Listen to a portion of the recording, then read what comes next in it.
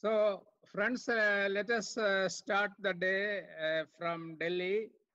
Of course, we had the inaugural session and another session from US.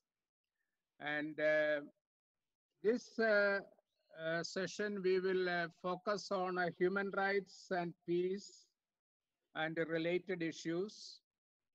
And we have 5 speakers, and we will go up to 11 o'clock with a presentation and a question answer session. Our first speaker is Dr. Saida Hamid. I am extremely happy that Saida ji has joined us today. She's a very busy person and a great follower of Gandhi and association with Gandhi's ideals in many ways, and nationally and internationally part of many, many organizations. One special position she held was as a member of the Planning Commission of India, the top planning body in the country it was.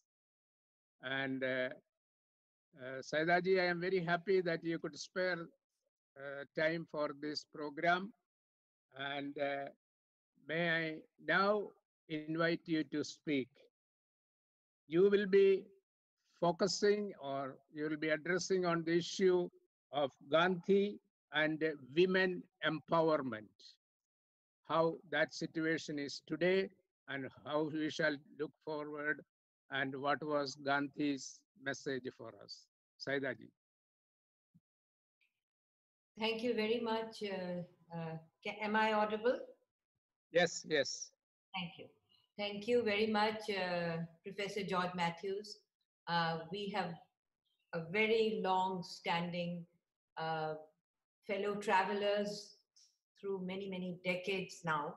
So it's an honor that you asked me to become part of this International Peace Conference 2020. I did come in for a little while at 7 o'clock in the morning to attend part of the inaugural session. And so I get a drift of what this conference is about, although I have some very serious family illness, so I may not be able to stay very long. But in any case, I will focus on Gandhi and women. I think the literature on Gandhi and women, there is huge amounts of literature which people, especially the people around this on this virtual platform, are well aware of, and they've read it and over again. But I think we need to recapitulate a few things which I just want to present to you. One is that Gandhi believed in the concept of Ardhanarishwara. And he expressed it by saying that, and I'm just quoting from him, that I have mentally become a woman. In this manner, I can steal into her heart. He was referring to his wife, Kasturba. And let me also say that all the great apostles of all religions have essentially been feminists. I can only speak for Islam because I have a little bit, I'm a student of Islamic studies, and I understand and I read and I practice the teachings of the Quran. There was no greater feminist than Prophet Muhammad. And Gandhi had deep understanding for what Islam really meant, peace and submission, and women, respect for women, and belief in the efficacy of women's empowerment was intrinsic to Islam, regardless of all the anti-gender epithets applied to it. And Gandhi was a great believer in it. So he said, and I quote again, most of what I'll quote will be from Young India. And when I say this because Gandhi to me is, like an apostle. And we have apostles in all religions. And there I feel that the essence of all religions is respect, regard, and belief in the empowerment of women. And we can have a huge discussion on that. But I quote from Young India, I could not steal into my wife's heart until I decided to treat her differently than I used to. So I restored to her all her rights by dispossessing myself of my so-called rights as her husband.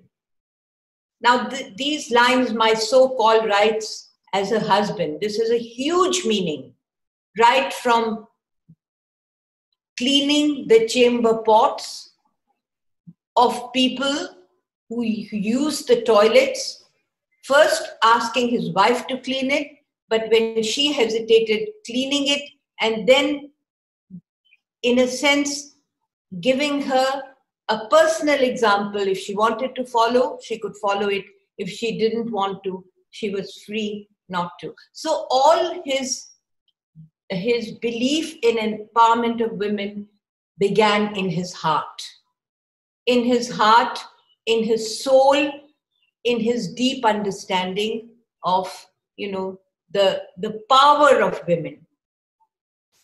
And then he goes on to say again in Young India, of all the evils for which man is responsible, none is so degrading, so shocking, or so brutal as his abuse of the better half of humanity, the female sex, not the weaker sex, quote unquote, from Young India.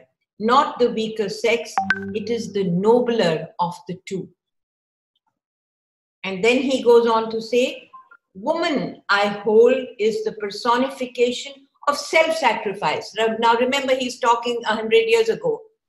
Woman, I hold, is a personification of self-sacrifice, but unfortunately, she does not realize what a tremendous advantage she has over man. And he concludes this by saying, as Tolstoy used to say, they are laboring under the hypnotic influence of man. So his whole mission was to bring women to the fore of the freedom struggle. And it is the historical role of women in the freedom movement, which is the gift of Gandhi. There were other leaders, there were other people who brought women in, but none with the kind of force that Gandhi brought. And that is evident in the participation of women in the Prabhat Pheris that we read about. And these women were there regardless of whether they were Hindus, Muslims, Christians, Sikhs. We have examples of people like Rehana Tayyabji, the daughter of Abbas Tayyabji, who was a companion of Gandhi, who had a beautiful singing voice and who used to sing hymns and bhajans to Gandhi. Miraben, whose the story of Miraben has been the subject of many books and epic films on Gandhi. Sushila Nair, and we all know the role of Sushila Nair, who was a freedom fighter, a companion of Gandhi, and a great symbol of the kind of force with which she brought women at the time that people came from the other side of the border and were homeless in the Sharnarthi camps. And there with the inspiration of Gandhi. I remember a personal incident which I would like to share with you.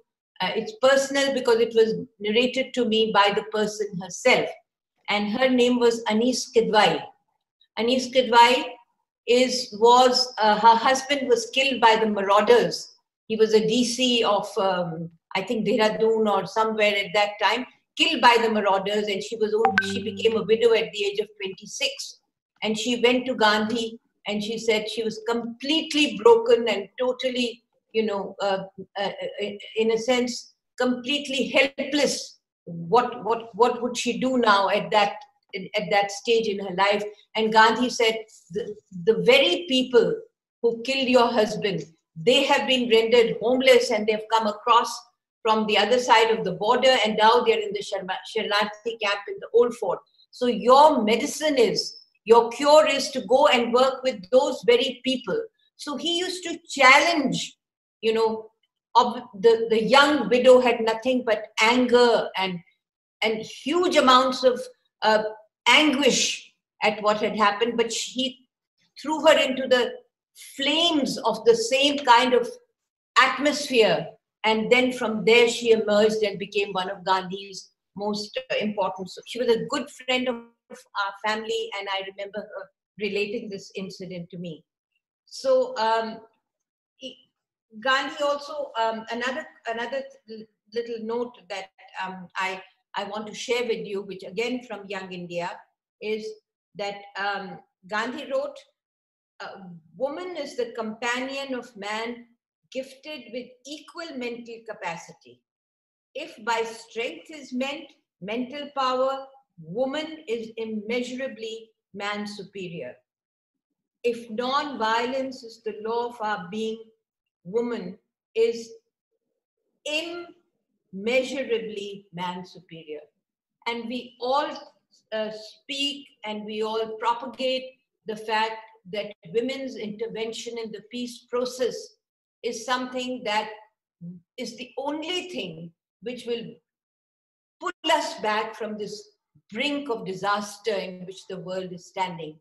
And we have all, and I see friends here in the gallery view who have spent their whole life in this struggle, and in that where women have taken the lead, whether it is in anywhere in the world, whether it is the United States, whether it's South Asia, particularly in South Asian countries about which I know a little more, whether it's Pakistan, Bangladesh, Sri Lanka, Nepal, India, Afghanistan. It's women who have come forward in this peace process.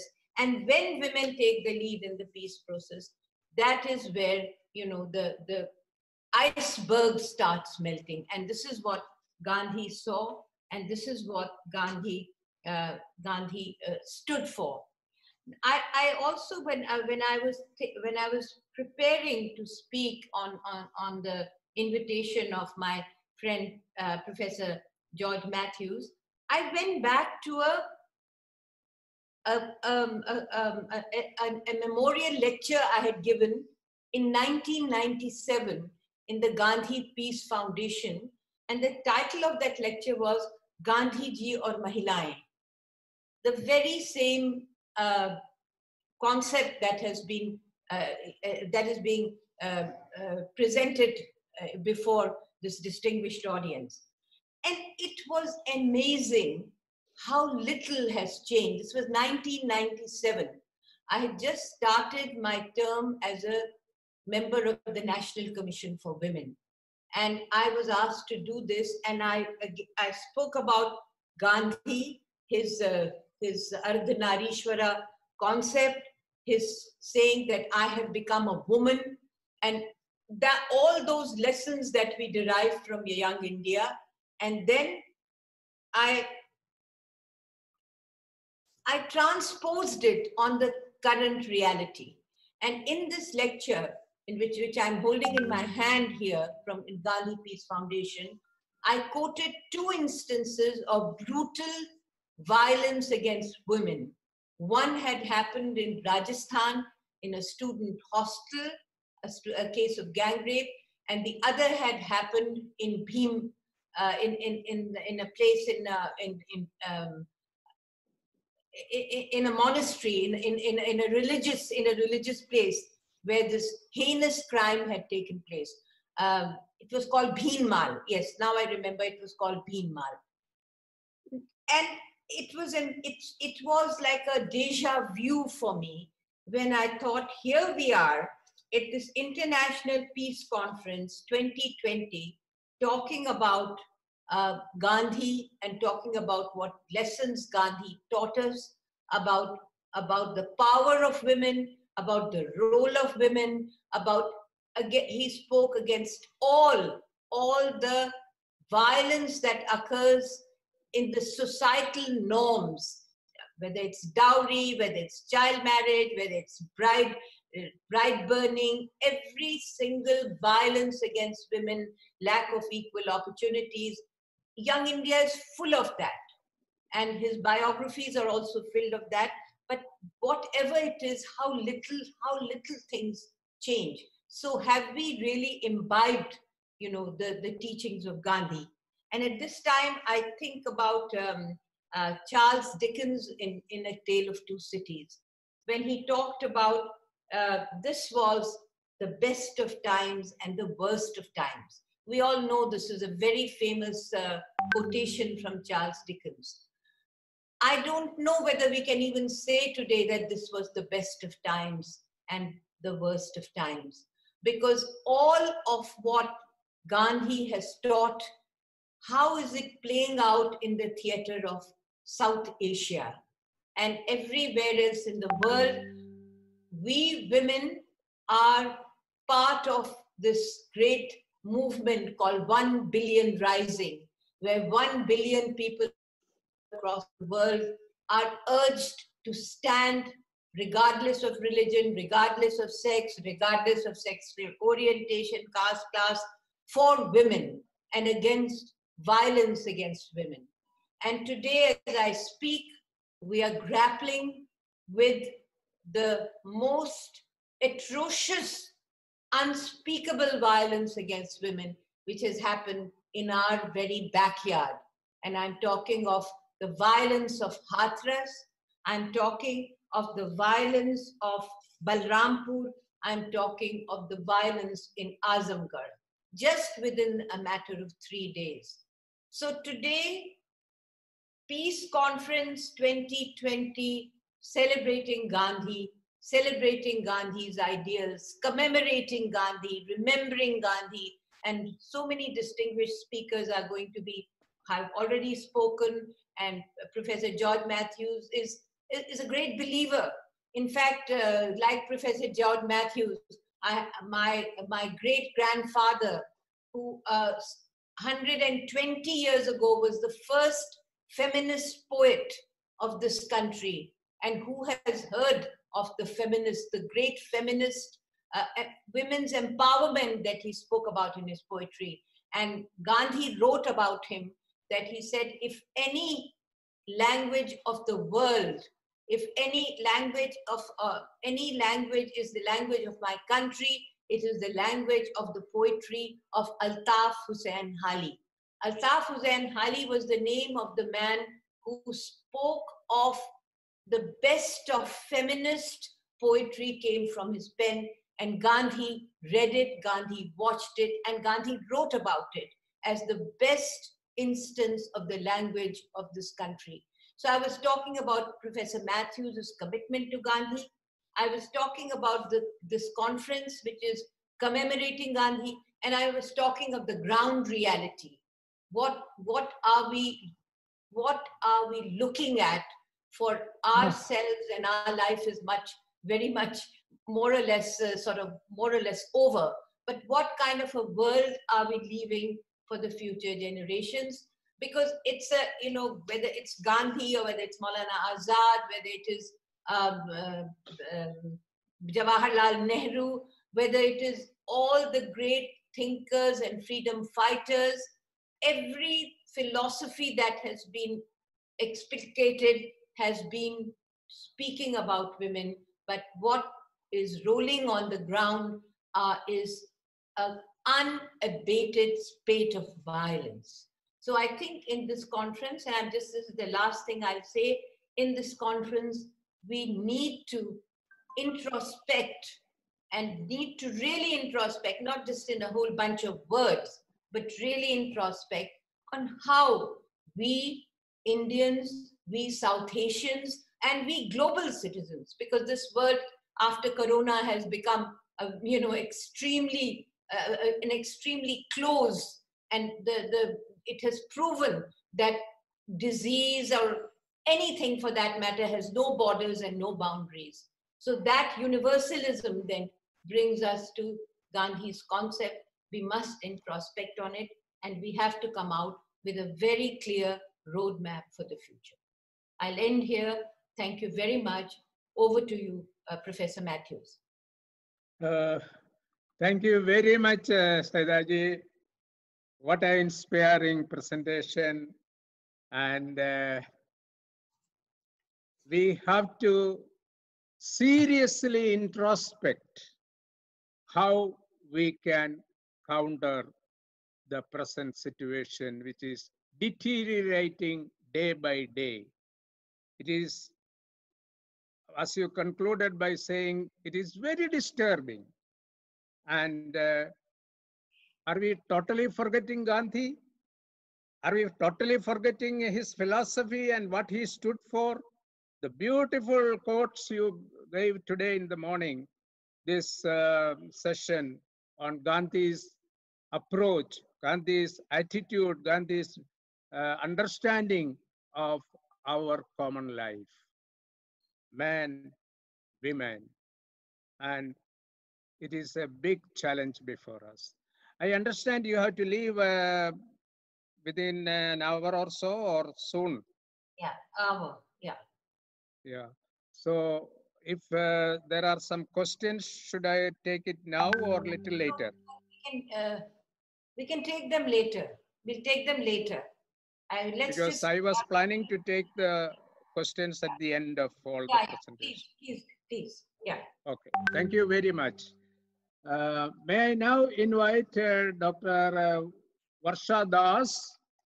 Okay, thank you. As all of you know, Varshaji was the director of Gandhi National Museum and a dedicated Gandhian. And for years and years, we are working together. And what an inspiration for all of us in the Institute of Social Sciences.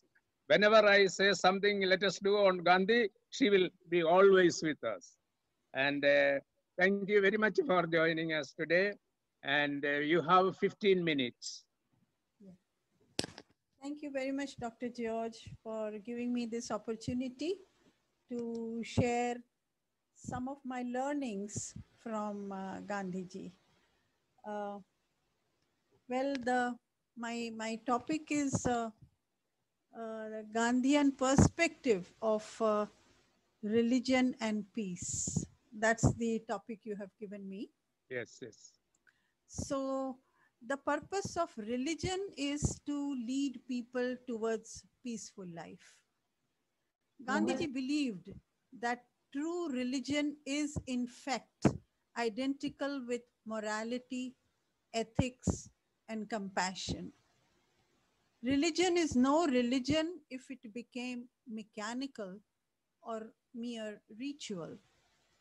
In Hind Swaraj, Gandhiji has said that religions are different roads converging to the same point. What does it matter that we take different roads so long as we reach the same goal? Wherein is the cause for quarreling? Bhagavad Gita had become Gandhiji's dictionary of daily reference. He turned to it for solace and guidance whenever he found himself confronted by doubts and difficulties, trials and troubles. It became his infallible guide of conduct. Gandhiji has mentioned in his autobiography, and I quote him here, "I understood more clearly in the light of the Gita teaching the implication of the word trustee. I understood the Gita teaching of non-possession to mean that those who desired salvation should act like trustees who, though having control over great possessions, regard not an iota of them as his own. It became clear to me as daylight that non-possession, that is aparigraha, and equability, that is samabhava, presupposed a change of heart, a change of attitude, unquote. So such an insight shows that Gandhiji was inspired by the books which made a person better human being, where a person is thinking about others' well-being as well. Such an attitude towards religion would certainly lead to peaceful coexistence. Gandhiji has said that not to believe in the possibility of permanent peace is to disbelieve in the godliness of human nature. And further, he says that my experience, daily growing stronger and richer, tells me that there is no peace for individuals or for nations without practicing truth and non-violence to the uttermost extent possible for men. The policy of retaliation has never succeeded, unquote. At another place, Gandhiji gives an example of a family. When a father slaps his delinquent child, the latter does not think of retaliating. He obeys his father not because of the deterrent effect of the slap, but because of the offended love which he senses behind it. That, in Gandhiji's opinion, is an epitome of the way in which society is or should be governed. He further says that what is true of the family must be true of society, which is but a larger family. What I understood from Gandhiji's perspective of religion is that it teaches moral and ethical way of living harmoniously in the society. It has no miracles or superstitions. It does not divide people of different culture, language, or even religion because it recognizes fundamental goodness in all. The purpose of understanding religious philosophy is for its application in one's life for self-improvement. It is a lifelong process. Gandhiji has spoken about his own continuous evolution. I would now like to talk about Gandhiji's favorite devotional song, Vaishnavajan, which was written by Narsi Mehta in the 15th century saint poet of Gujarat. Its first two lines are Vaishnava janato tene kahiye je peed parai jane re, par dukhe upakar kare toye mana abhiman na aane re, which means that a person who understands the pain of others is known as a Vaishnava. He helps others who are suffering but never boasts about it. The word Vaishnava literally means a devotee of Lord Vishnu. And in each line of this poem, Narsi Mehta defines a true Vaishnava. So these are basically the qualities of a good human being. This song was often sung during the morning and evening prayers at the ashram. A number of outsiders used to visit Gandhiji at the Phoenix settlement in South Africa. One of them was Joseph Royappan. He was a Christian and was good at music. He loved singing Vaishnavajan song. And as written by Gandhiji in his letter to one of his nephews in September 1930, he says that once, instead of Vaishnavajana, Royappan sang Christianajana, and all joined him instantly. I could see Joseph's joy knew no bounds. So a good human being can be of any religion from any part of the world. In the same letter, Gandhiji also mentioned, and again I quote Gandhiji, that late Dawood Seth's son, late Hussain, often stayed at the ashram. He used to join the prayers quite enthusiastically. In a very sweet, melodious voice, accompanied by an organ, he used to sing, Ye Bahare Baag Duniya Chand Roz. This spring in the garden of the world is but for a few days. We all learnt to sing that devotional song, and it was often included in the prayers. It has been recorded by the historians that just as Joseph Royappan had replaced Vaishnava Jana with Christian Jana, Imam Sahib had replaced it with Muslim Jana. Gandhiji raised a pertinent question in his letter to his nephew that why do we need so many religions? We know that there are many religions. There is only one soul, but there are innumerable human bodies. Masses of human bodies cannot be avoided even if you want to. Just like in the tree, there is only one root of religion, but its leaves are innumerable. So Gandhiji always explained religion to his family and family members and ashramites, but he never forced it on anyone. I think a person who respects others is a true teacher of religion and peace. 13th century Buddhist sage from Japan, Nichiren Daishonin, said that when you bow in front of the mirror, the image bows back to you. So I think this correlation of religion and peace is mutual respect, live in harmony, and live happily. Thank you very much. Over to you, sir. Thank you very much, Varshaji. And how much important is it today when we are all fighting in the name of religion? And as you correctly said, why are we quarreling? Why can't we have peace? And are we today, you raised the idea, trustees.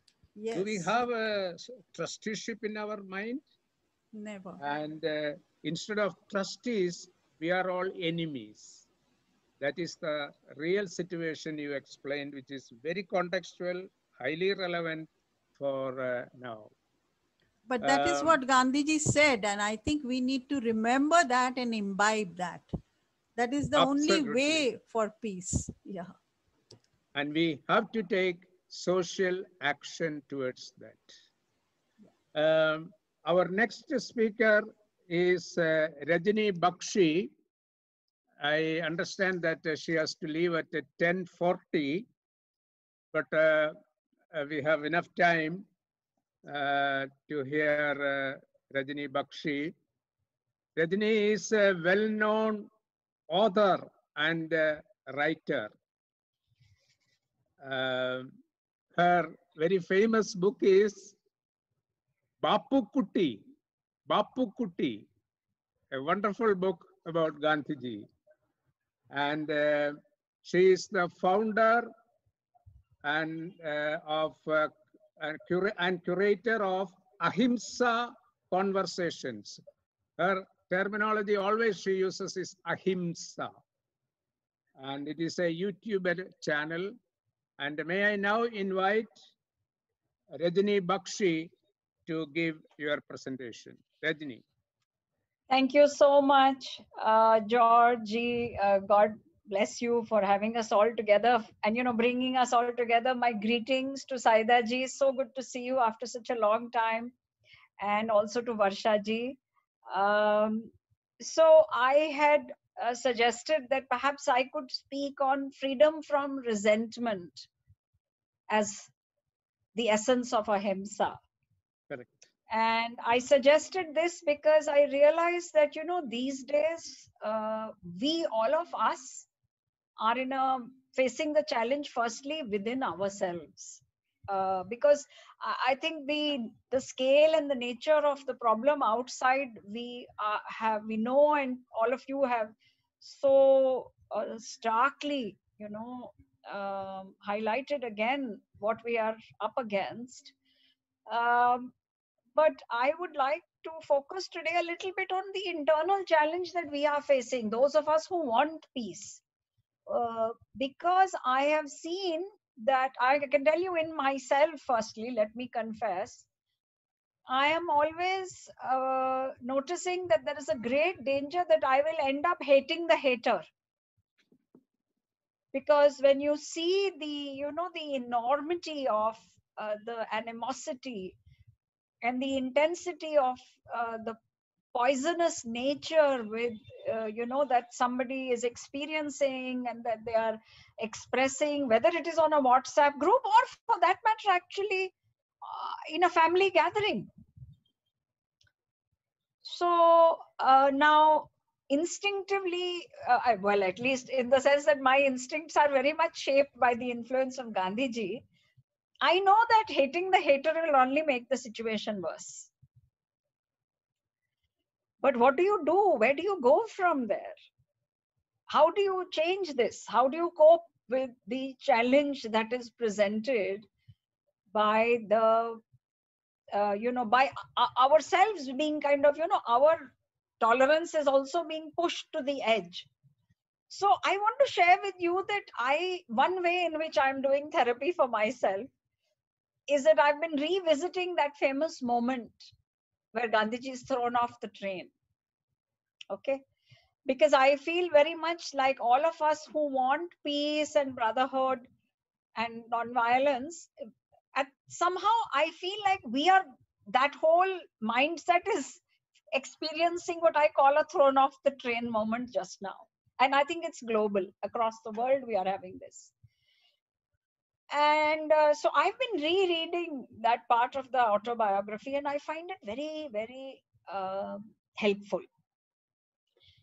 So the first thing that I feel maybe we can learn from that is that despite repeated experiences of being ill-treated by white people, because just before Gandhiji went to South Africa, he had quite a traumatic encounter with the British resident in Rajkot, which shook him quite badly actually, because without reason, that man was rude to him and had him physically removed from his office. So the experience of humiliation was not new on that night when he was thrown off that train. In addition, it doesn't end with that being thrown off the train. The next day, Gandhiji, when he reaches well, actually it's 2 days later, because that night he waits 24 hours for the next train to come by. And finally, he reaches the station where he was destined, and he has to go by horse carriage onwards. And in that journey also, there is a very traumatic experience. In fact, in that case also, he is physically manhandled. Now, here's what I am reading that made this a historical incident. One, that somehow Gandhiji was able to depersonalize it. If you will forgive me, you know, in Bombay language, in Bombay film language, we have a very evocative phrase. It says, "Ke dil pe mat le yaar." Now, this is to most people who want very good progressive social change find this very offensive, because we think, we have been taught politically, we have been taught to believe that, oh, only if we stay angry and only if we really, you know, hate what the other side is doing, only then we'll have the energy to work for positive change. But Gandhi has proved otherwise, and I think he did it. This is my guess. I mean, we need to hear from maybe psychologists and psychoanalysts. What was the crux? So he immediately, to nahi, but in that long cold night, by the way, it was bitter cold. And he is so upset by the whole incident. So I really want to emphasize how terrible that moment was for him. He can't even work up the courage to ask for his suitcase back, because the station master has taken away his luggage, and his overcoat was in the main luggage. He only had his little handbag with him. He's not even able to work up the courage because he's afraid कि अब मैंने coat मांग लिया तो वो फिर मेरी बेइज्जती ना कर दे. How is he able to depersonalize this? And instead of thinking of it as, oh, this has happened to me, I am traumatized, I will now bear this psychological scar for the rest of my life, he sees it in its widest context. He says, no, the problem is not that white man who had me thrown off the train. The problem is color prejudice itself. And we must all fight to change that. And this desire for the larger change, for what would make a good society, is the exact opposite of some wrong was done to me and I must settle that score. It's the exact opposite of that. And this is the energy also that you find in Baba Sahab. I must confess that I am not a serious student. I know Baba Sahab through friends who are helping me to understand his work. So I confess, and I put that in the public domain, that I have no right to talk about Baba Sahab's work. But I know this much with confidence, that his central preoccupation is what will make a good society.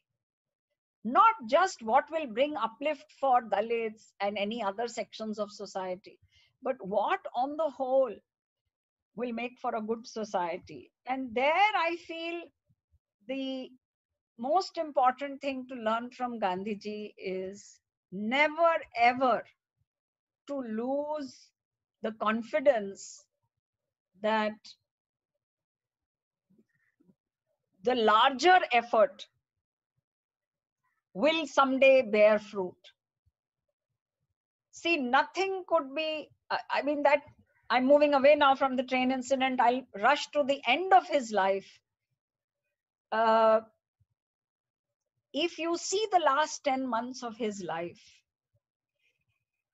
when he's receiving bags and bags full of hate mail, you don't think that this was, hate mail or trolls were invented yesterday because of social media. At a time when people had to take pen to paper and find a stamp and put a letter in the post box, thousands of people were sending him hate mail. Actually, some of the letters said drop dead.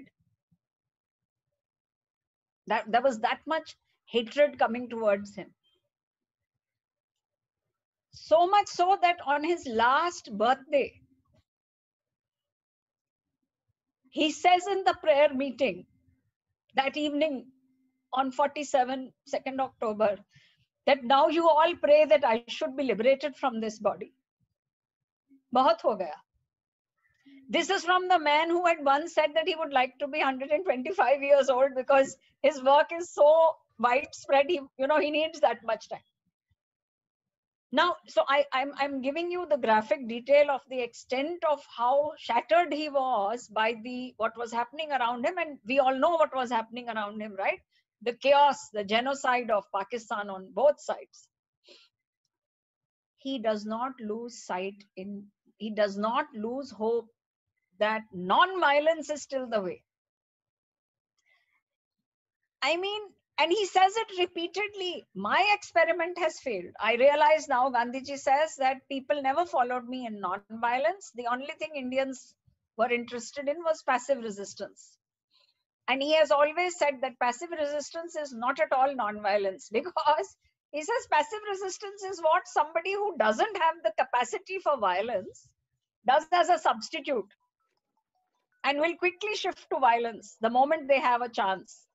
So he says that's all people agreed towards. They didn't follow me in non-violence.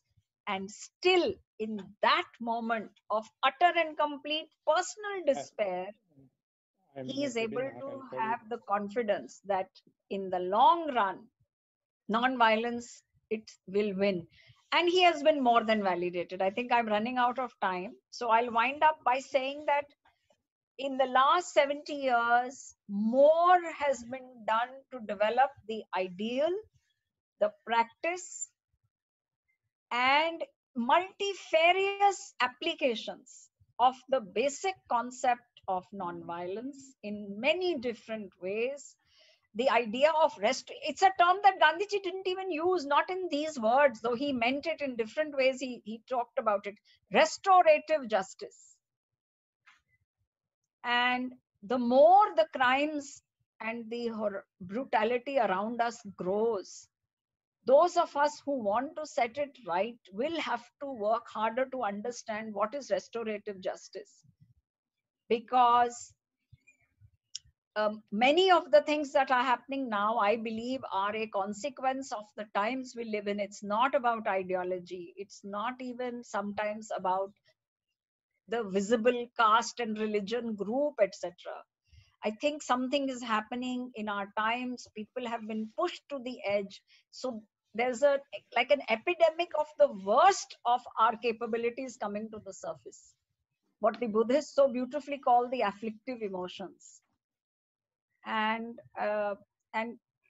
it's true that the only answer eventually is that we all find small, medium, gigantic ways of, it's a process. Non-violence is a process. It's never going to be a destination. And the work is never going to be done. So since I'm in Bombay, I'm allowed to do this. It has to be lage raho.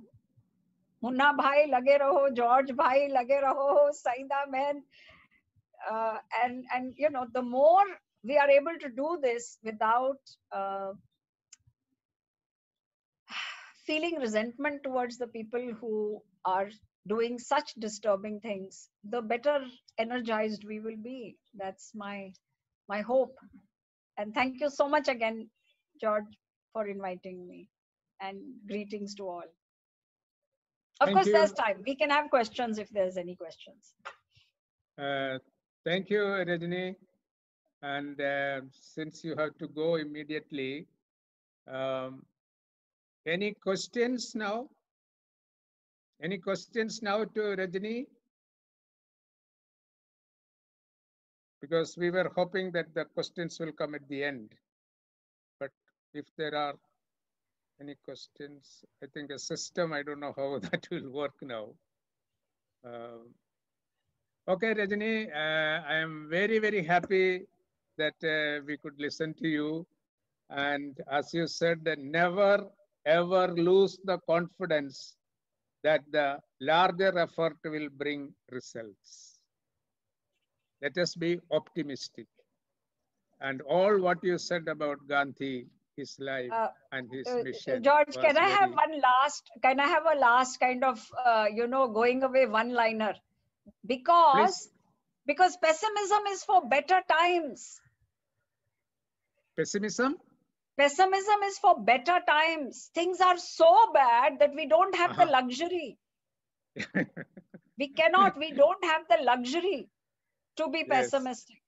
And so we must, magnify and glorify every single glimmer of light.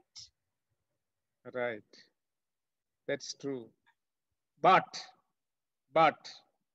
non-violence is still the way. Of course. No, it's the only way. In fact, if I may, Mohan Hirabhai Hiralal was last week's speaker in Ahimsa Conversations, which is a series that I'm doing on YouTube. And his Ahimsa conversation ends on a very beautiful note. He says, the debate between violence and non-violence was settled long ago. That debate is over. Non-violence is the only way. He says the only thing we are discussing now is the how of it in different and specific situations. The only thing we are debating is how to apply and in what ways we have to calibrate it and adjust it and, reconfigure it to suit specific situations. That's the only debate. Okay, thank you very much. And we'll continue. Thank you. And I apologize. Okay. But I made a promise to some other friends here. Okay, Thank you. you. Namaskar. Namaskar. Namaskar, Saida ji. Namaskar, Varsha ji. Okay. May I now invite Shri VTV Damodaran. Damodaran is from Abu Dhabi and president of Gandhi Sahitya Vedi. And he established that Gandhi Sahitya Vedi in Abu Dhabi. And he is a socio-cultural and humanitarian activist and winner of several awards for fighting for this cause which we are debating today. May I now invite VTV Damodaran, and he will be speaking on socio-cultural and humanitarian issues and Gandhi and issues in Gulf countries, Gandhi in Gulf countries.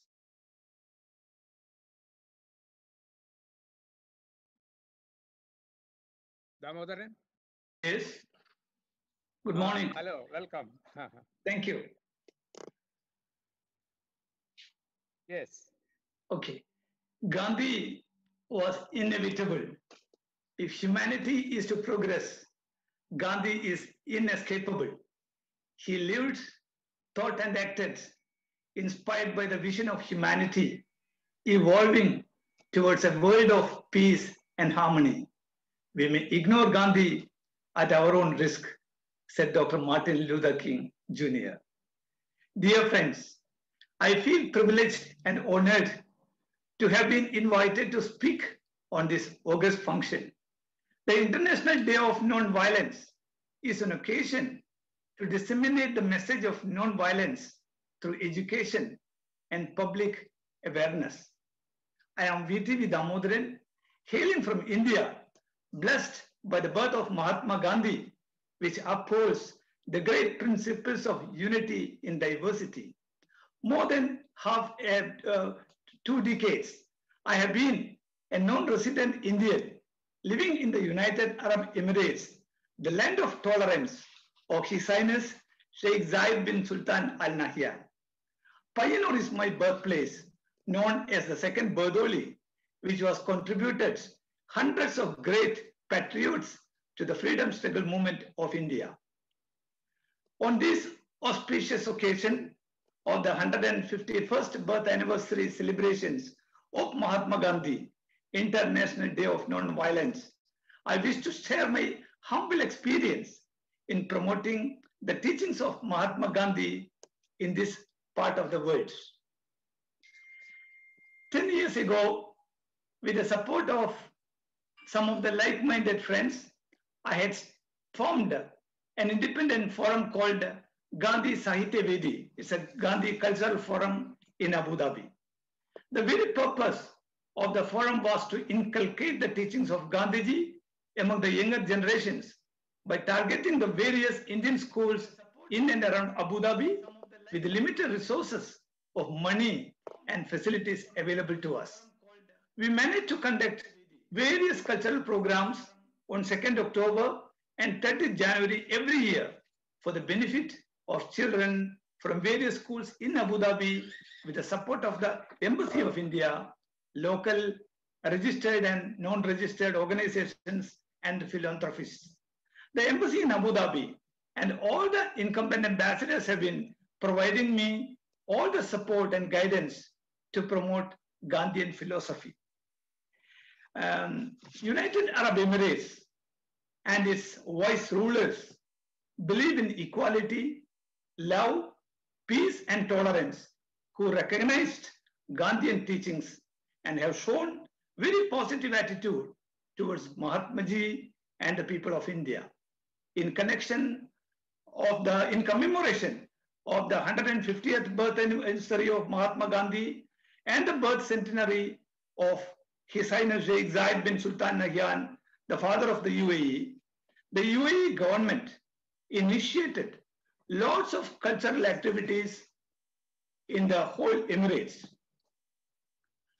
The life and work of Mahatma Gandhi and the founding father of the UAE, Sheikh Zayed, were celebrated by the soft launch of a digital museum last year. The museum attracted thousands of people from different nations. The museum's interactive digital control content showcased rare photos, videos, and objects representing the life and works of the philosophies of both renowned leaders. The digital exhibition reaffirmed the historical ties and shared the values of peace, tolerance, and sustainability between the UAE and India. Both Mahatma Gandhi and Sheikh Zayed impacted innumerable human lives through their vision and leadership, adding that the museum will be a reflection of similarities they shared, the influence they wielded, and the changes they brought about the world. My long cherished dream of installing the statue of Mahatma Gandhi at the main entrance of the prestigious building of the India Social and Cultural Center in Abu Dhabi, one of the biggest Indian social cultural centers outside India, was fulfilled on 1st of February 2018, when His Excellency Navdeep Singh Suri, the then Ambassador of India, unveiled the statue in the presence of thousands of people. This was the first time in the history of the United Arab Emirates a statue of Mahatma Gandhi was installed. It has become a common practice now that all distinguished guests and ministers visiting Abu Dhabi to pay homage to Mahatma Ji by offering their floral tributes. On 4th of December, I remember, on 4th of December 2018, our former Foreign Minister of India, our beloved late Mrs. Sushma Swaraj, visited Abu Dhabi and paid a floral tribute on the statue of Mahatma Ji and commented, I have seen hundreds of statues of Mahatma Ji the world over, but the one installed here is so unique that instilled the real spirit. Subsequently, I brought a charka, the spinning wheel, one of the symbols of Indian independence movement, and installed at the entrance of the Embassy of India on 26th of January last year, 2019. And during the week-long program organized by the UAE in connection with the Year of Tolerance last year, the Foreign Minister of the UAE, His Highness Sheikh Abdullah bin Zayed Al Nahyan, visited our Indian pavilion. When he saw the charka, he overwhelmed with joy and commented, "Oh, our Gandhi."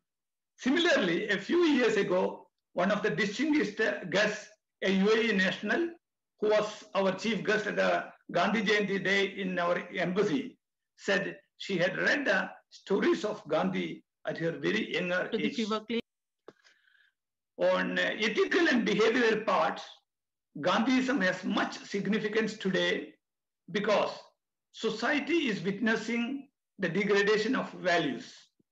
Gandhian virtues of self-control is much needed in a materialistic world driven by the desire to achieve and acquire more. Social values have degraded to such an extent that people do not hesitate to kill someone for the gratification of their own needs. Respect for women is one of the major ideas of Gandhian philosophy, and the world is witnessing the increased level of violence against women. Gandhian dream of a safe country necessitates safety for women, and that will come from the virtue of self-control. Adding more to the list of moral qualities of Gandhiji are punctuality, duty boundness, and honesty, etc. And all these have to be the essence of administration for good governance and perfect service delivery to the last person standing in the queue as proposed by the philosophy of Mahatma Gandhi. The name of Mahatma Gandhi transcends the boundaries of race, religion, and nationalities. Gandhiji preached non-violent protests, tolerance, and peaceful coexistence of people from divergent religions, races, and classes. His imperishable teachings will always be abided by us. The light in him, which is from the divine flame of truth and love, cannot be put off. We are the unfortunate victims of an unprecedented pandemic, which is playing havoc. COVID-19 has upended communities around the world, forcing unimaginable change in daily routines to recognize the fragility of life and exposing the deep injustice and violence. The impact of the pandemic is felt the world over, which crossed the political, geographic, economic, social, religious, and cultural boundaries, powerfully illustrating the reality of a global interdependence. We must act positively to convert this opportunity in improving world peace by way of practicing non-violence that will lead to a sustainable, better tomorrow. Let us pray God to give us a bit of courage that Mahatma Gandhi possessed to fight for what is right and aim to become responsible citizens to make the whole world a great place for peaceful living. Gandhiji is our past, he's our present, and also future. Many of his principles and ideologies that he spoke and wrote of, some of them far ahead of their time, and some are even more relevant today. Gandhi said there are 7 social sins. They are politics without principles, wealth without work, commerce without morality, education without character, pleasure without conscience, science without humanity, and worship without sacrifice.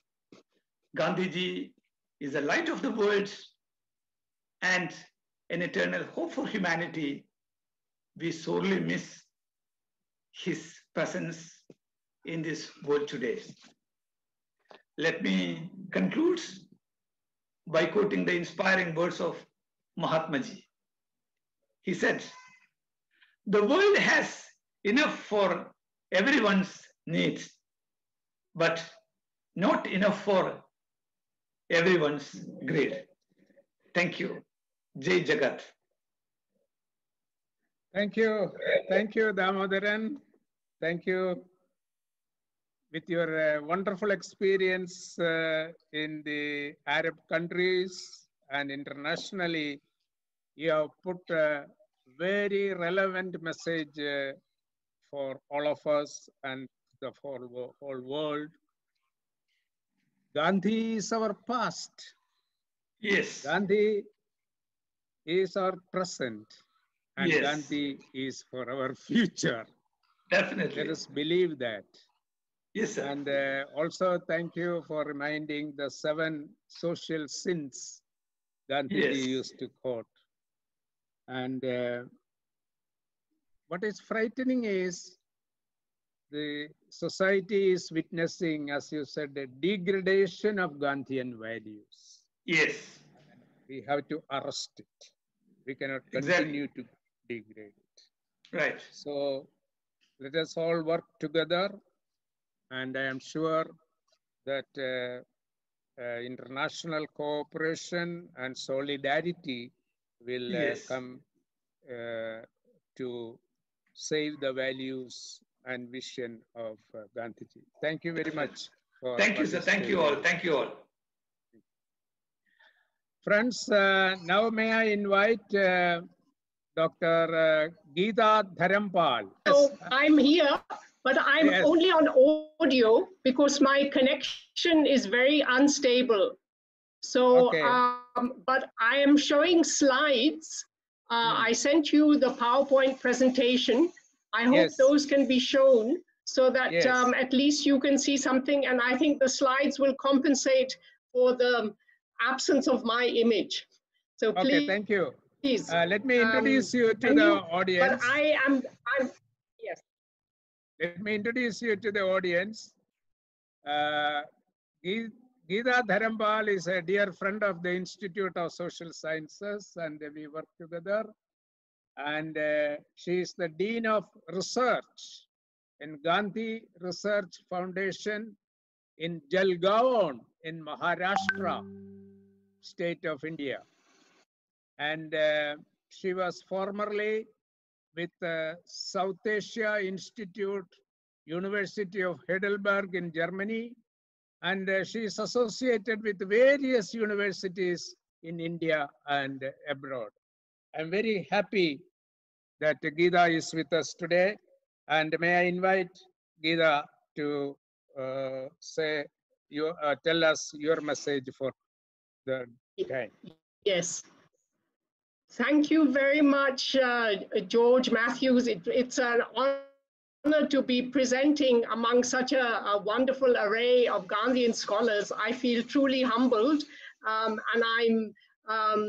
I'm sorry that I'm invisible. But I will compensate for this through by showing you some interesting slides. I hope this works so that you have the visual experience which relates more to Gandhi, and I think you can forego seeing my image, which would be very blurred, and then perhaps you wouldn't even be able to hear me.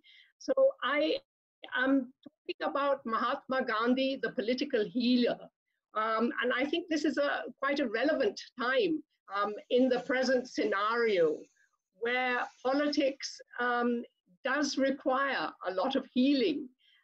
One wonders what Gandhi would have done today. Maybe by the time I finish my presentation, you will perhaps see, maybe be able to visualize or consider how Gandhi could inspire us today. Please, could you start with the slide presentation? So you see the famous cartoon by Ranga on the screen. Ranga, that's N.K. Ranganath. And this slide, this cartoon that presents Gandhi as the father of the nation, was released as the Rashtrapita Gandhi Bharat map as a 3 rupee stamp to celebrate the Indian Republic Day in the 50th anniversary of Indian Republic Day on the 27th of January 2000. Now, as you see, it shows Gandhi and India, those contours of the map of India merge. There's a perfect symbiosis. And this represents Gandhi, who inspired the birth of the Indian nation, but also that he received his inspiration from the Indian people. For as he often said, he just gave voice to what was in the hearts of the ordinary Indians. And I think this is very important. Gandhi is articulating what he understands are the wishes, the thoughts, the desires of ordinary Indians. Now, the fact that Gandhi has his back turned towards us, to the nation that he fathered, is problematic. And maybe it's a troubling, painfully troubling aspect, which I have gone into at another junction. I won't go into this now, but maybe you can consider why Gandhi perhaps is not so satisfied with the nation that he fathered, in a way that the nation that came into being in 1947 and then 1950 was quite contrary to his deepest convictions. And so the epithet, father of the nation, is in a way replete with sad irony. But I would like to explain why I have used the title Gandhi, the Political Healer. I'm in the process of conceptualizing a book on this topic, and I think it is very important because Gandhi is known as a reformer, social reformer, political activist, a spiritual guru, but this healing aspect has been ignored or marginalized to a certain extent. And I feel that besides the iconic lodestars that influenced his work, were with him throughout his life, Ahimsa and Satya, there are other two important concepts that he derived from the Indian Hindu traditions, which were equally important, namely Karuna, which signifies compassion in action. And this is because he recognized that there was a oneness between all living beings. In a way, all living species in our biodiversity, and therefore one should show compassion towards the suffering of one's fellow human beings, and also take care of of nature. The other aspect that I would like to underscore is the notion of dharma. It could be translated as justice, as right conduct.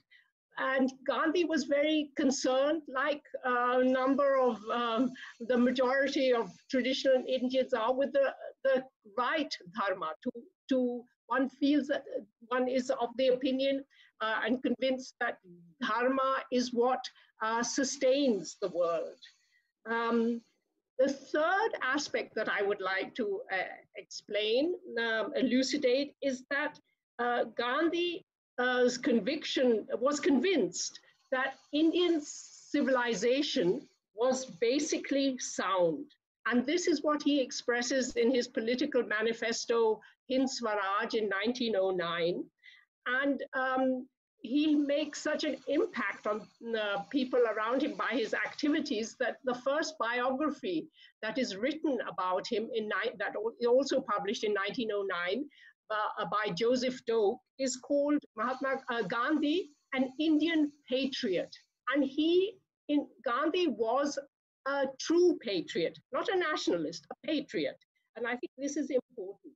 And so Gandhi sees the situation that India is in under colonial rule.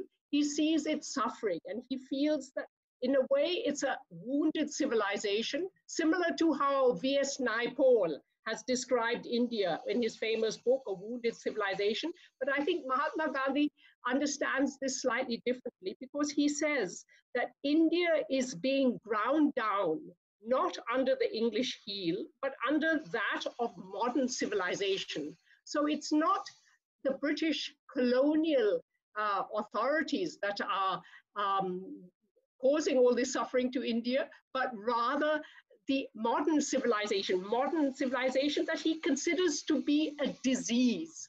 And this disease has to be healed, has to be cured. India has to be cured of the effects of this disease. And this is where his political healing comes in. Also because Gandhi is basically on a spiritual quest. He's in search of moksha, that's salvation, or the unity with the Godhead. But he didn't want to achieve moksha while being a recluse in a Himalayan cave doing tapasya, but rather to achieve it through service to his fellow human beings. And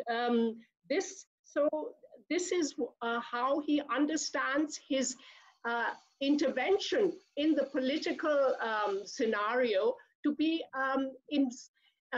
to have an impact of healing and to, in the end,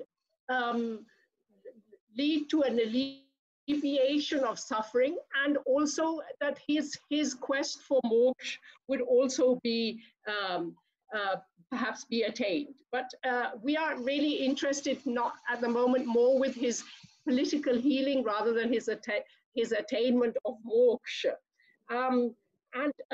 He was in he started his career as a political healer in South Africa, where soon after his arrival there in 1893, in May 1893, he's thrown off the train at Pietermaritzburg. Everybody knows this story, where, because he's sitting in a first-class compartment and has a valid ticket, and he's, I mean, deeply insulted, but he doesn't take this as a personal insult. He sees that this is part of a wider, what he calls as racial prejudice, but he calls this the disease of color prejudice. And his aim is to remove, to cure the European authorities, colonial authorities, the British and the Dutch, the Boers, of this disease of color prejudice.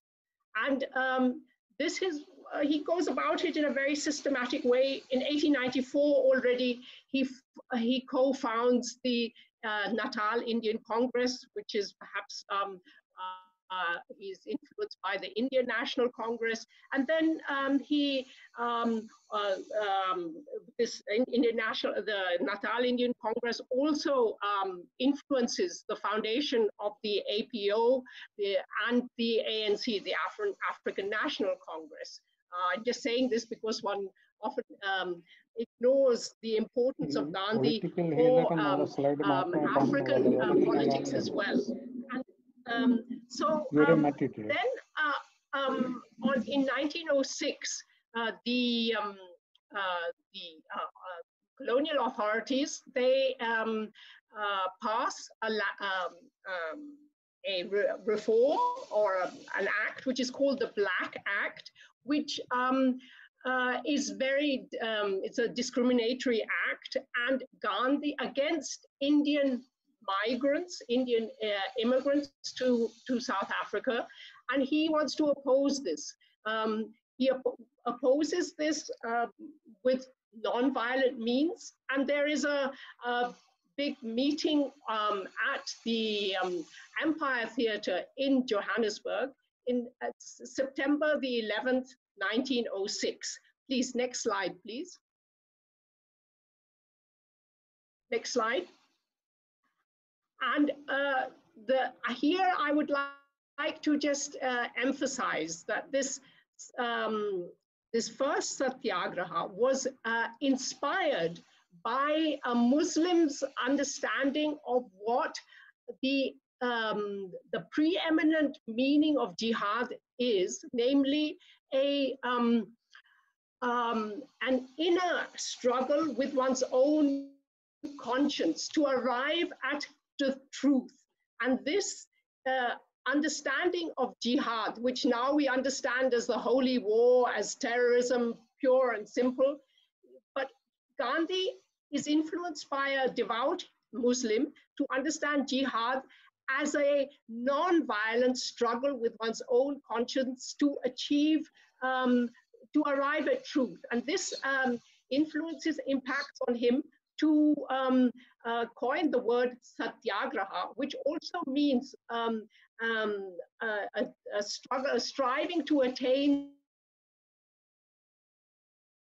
the 9/11 of 1906 and the 9/11 of 2001 are diametrically opposed. One is a non-violent jihadic satyagraha, which is synergized by the belief in Khuda and Ishwar, the Hindu concept of God, as a source of inspiration, whereas 9/11 2001 is the Frankenstein monster that is violent and creates more violence. So this, I feel, is a very important aspect that we need to take into consideration of Gandhi using his understanding of another religion, Islam, which he sees as the religion of peace and non-violence, to bring about, to structure his campaign of non-violence and non-violent protest, which he uses to mobilize the Indian community. Next slide, please.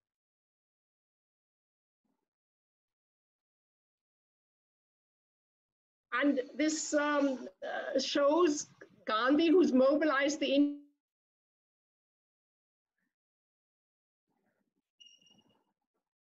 self-assured community, represented by the smiling elephant with Gandhi perched on top. The steamroller, that's the governmental apparatus, versus the elephant. The elephant sat tight and the steamroller exploded. So with the resolute opposition, non-violent opposition and resistance of the Indian community, the Boer government just cannot do anything, is paralyzed. So this is the impression and the understanding that the British have of this the non-violent resistance movement being directed by Gandhi. And it's, as you see, it was published in the Sunday Times at the beginning of 1907. Then next slide, please. We should go quite quickly, otherwise I have 12 slides in all. Next slide. Yes, so this, when he leaves South Africa, he returns to India, then where, I mean, in South Africa, he's achieved quite a lot. He returns to India in January 1915, and within a few years of his return to India, there's a radical transformation that happens in the political scenario. The debating, the INC, which was really a westernized debating club, is transformed into a mass movement. He's able to bring about a transformation among the people. He brings about an indigenization of politics. People become more self-assured, they're less afraid. He introduces Swadeshi, the revival of the Charkha. He brings about a reduction of discrimination against the Dalits, the emancipation of women, and especially the Hindu-Muslim unity. Hindu-Muslim friendship is greatly furthered by him. And this is done through movements of civil disobedience and non-cooperation by using his understanding of Satyagraha. And this was a cartoon that was published in Kladderadatsch. This is a German, very humorous German journal, which is similar to the Punch, that shows Gandhi astride the Indian elephant again, leading the nation towards the attainment of Swaraj. And there you see his stature on the elephant, contrasted with the colonial police, who are puny figures. They just can't reach out. They are really ineffective. So this also shows the way he is able to bring about a healing in the political scene, the political constellations, and he is able to pursue this until then. The next slide, please. This is in the 1930s. With the he decides that there needs to be a big campaign after the non-cooperation movement, and that this is the civil disobedience campaign, the Salt Satyagraha, Namak Satyagraha, where it was an important decision and not a spontaneous, it wasn't an impetuous decision. He'd been talking about the exploitative nature of the British monopoly on salt since his time in London. He published his first article on this in 1891 in the Vegetarian magazine. And an important product. India was the largest producer of salt in the world, producing more than 1 million metric tons per year at that time. And then in 1923, the salt tax, the really exploitative salt tax is doubled by Viceroy Reading. And so Gandhi feels that what is happening, the people who are really suffering from this because the poor who do not have the means of buying salt, there's a salt deficiency, which also leads to the increase in the number of increase of leprosy, among other things. He decides on this salt march, which is a magnificent stunt, one could say, where he goes from Ahmedabad, from his ashram in Ahmedabad to the Dandi coast on the Arabian Sea, and takes almost a month to reach there. He could have done it much faster, but it's bringing about a transformation in the rural population that he passes through. He spends nights in villages. So, and there he wants to bring, he says, I want world sympathy in this battle of right against might. This is his handwritten note that he hands over to a journalist in Dundee on the 5th of April, 1930. Next slide, please.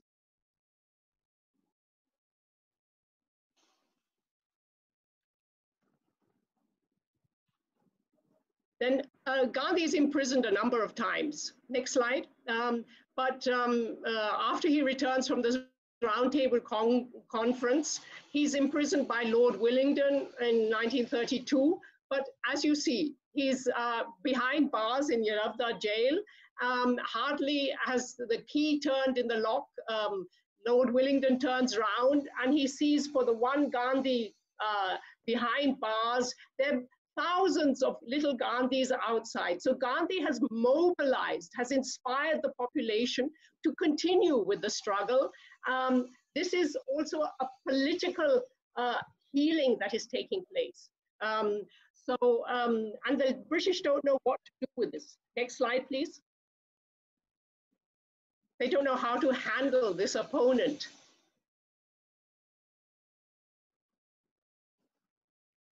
And Gandhi conceived of politics as a lot of you will have heard of his metaphor of the oceanic circle, and this is the context from which it comes. He's thinking of a decentralized order, political constellation. And he says, in this structure composed of innumerable villages, there will be ever widening, never ascending circles. Life will not be a pyramid with the apex sustained by the bottom, but it will be an oceanic circle whose center will be the individual in the community, in the village, from the village to the district, and so forth. So he feels that the least interference from the central government, the better. All important decision-making should be taken at the grassroots, at the panchayat level. For George, this is an important aspect. Of course, you know all the details, but he wants to bring about a new ordering of society. It's, in a way, a reinvention of the political order. Next slide, please.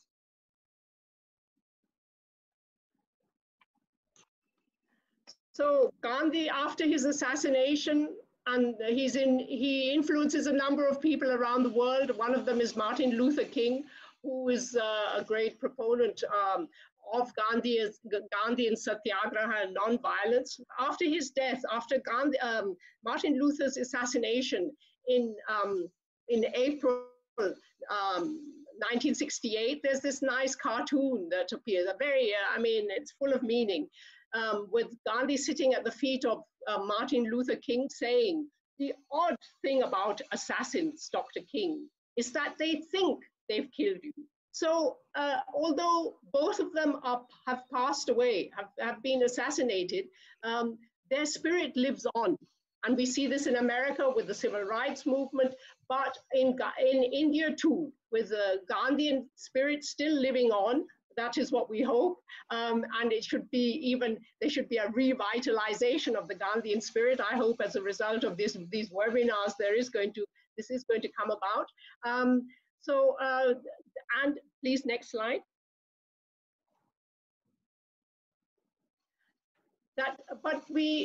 I think what we need to do, if we want Gandhi's relevance to, especially to impact on the younger generation, then we have to de-fetishize Gandhi. You have the three monkeys, see no evil, hear no evil, see no evil, speak no evil, but nobody said anything about blogging. And in a way, there are other cartoons where it says that Gandhi, if there had been internet during his age, he would have been the blogger of the nation, not father of the nation. We need to remove the straitjacket from Gandhi's to allow him to impact upon our understanding of how politics should be conducted, how life in general can be more egalitarian, more just, more compassionate. Next slide, please.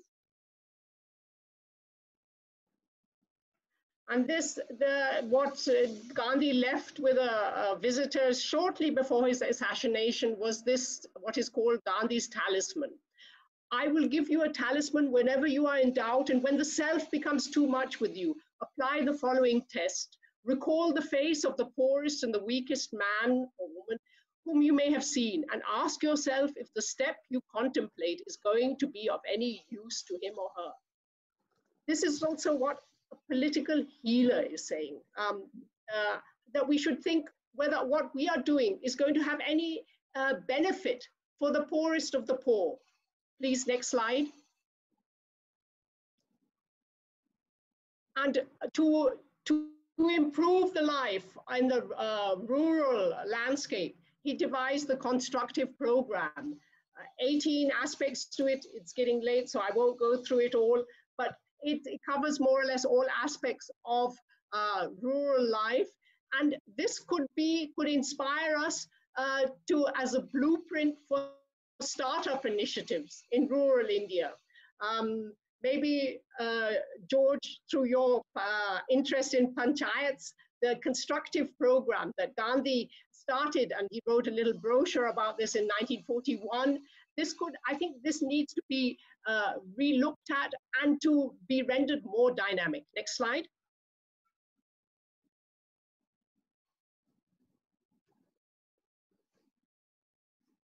Next slide.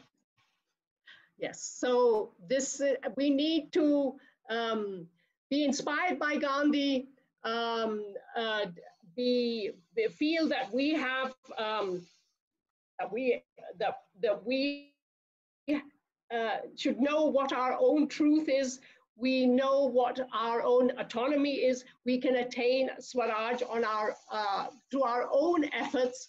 So we have to be the change you want to see in the world. And this is by showing compassion, karuna, especially in times of corona, to our fellow citizens, and not look upon them as this social distancing should not be taken too much. You can have physical distancing, but not social distancing. And the healing aspect of our influence in society, for this we should derive inspiration from Gandhi. I think I will end here. I've probably taken too much time, but I thank George, Matthew, for being so liberal and patient. Thank you very much, and for organizing the showing of the slides. Thank you, and I wish the webinar all the very best. Thank you, Geeta. I have no words to thank you. It's a wonderful presentation, and the slides were extraordinary.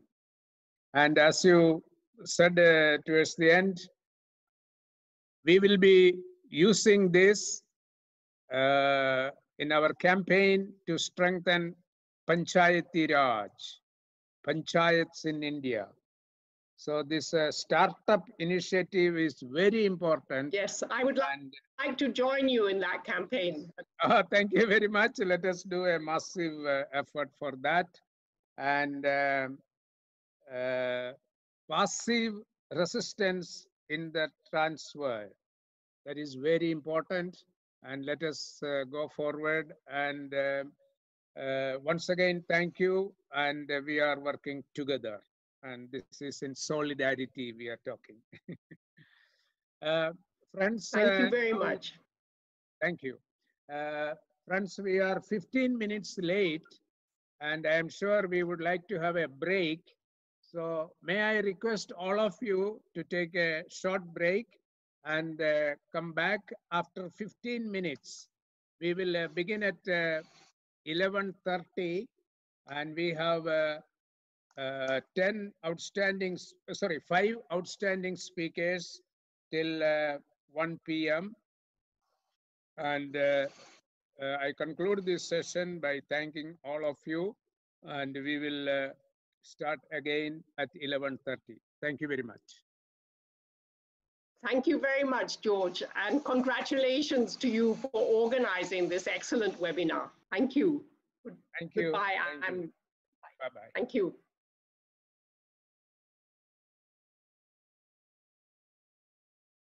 I'm very delighted to participate in this International Peace Conference. Gandhiji is the global icon of peace, non-violence, and I must say, sustainable development. And his enduring legacy is his perennial relevance to the world. Actually, Gandhi is the fire we long to burn inside. The revival of Gandhi is the way forward. He is the sunlight and the most precious gold we have found on earth. I will speak briefly on 3 aspects of Gandhi's relevance for the present times. First, the power of no. Second, Gandhi, the most radical dissenter of the 20th century. And third, his philosophy of doing more with less. We are about to enter the 3rd decade of the 21st century. Today, humanity faces multiple crises like never before. We are confronted with what could be called crisis fatigue. That is, we have no sense of an ending for the multiple crises that we are facing. And certainly that includes COVID-19.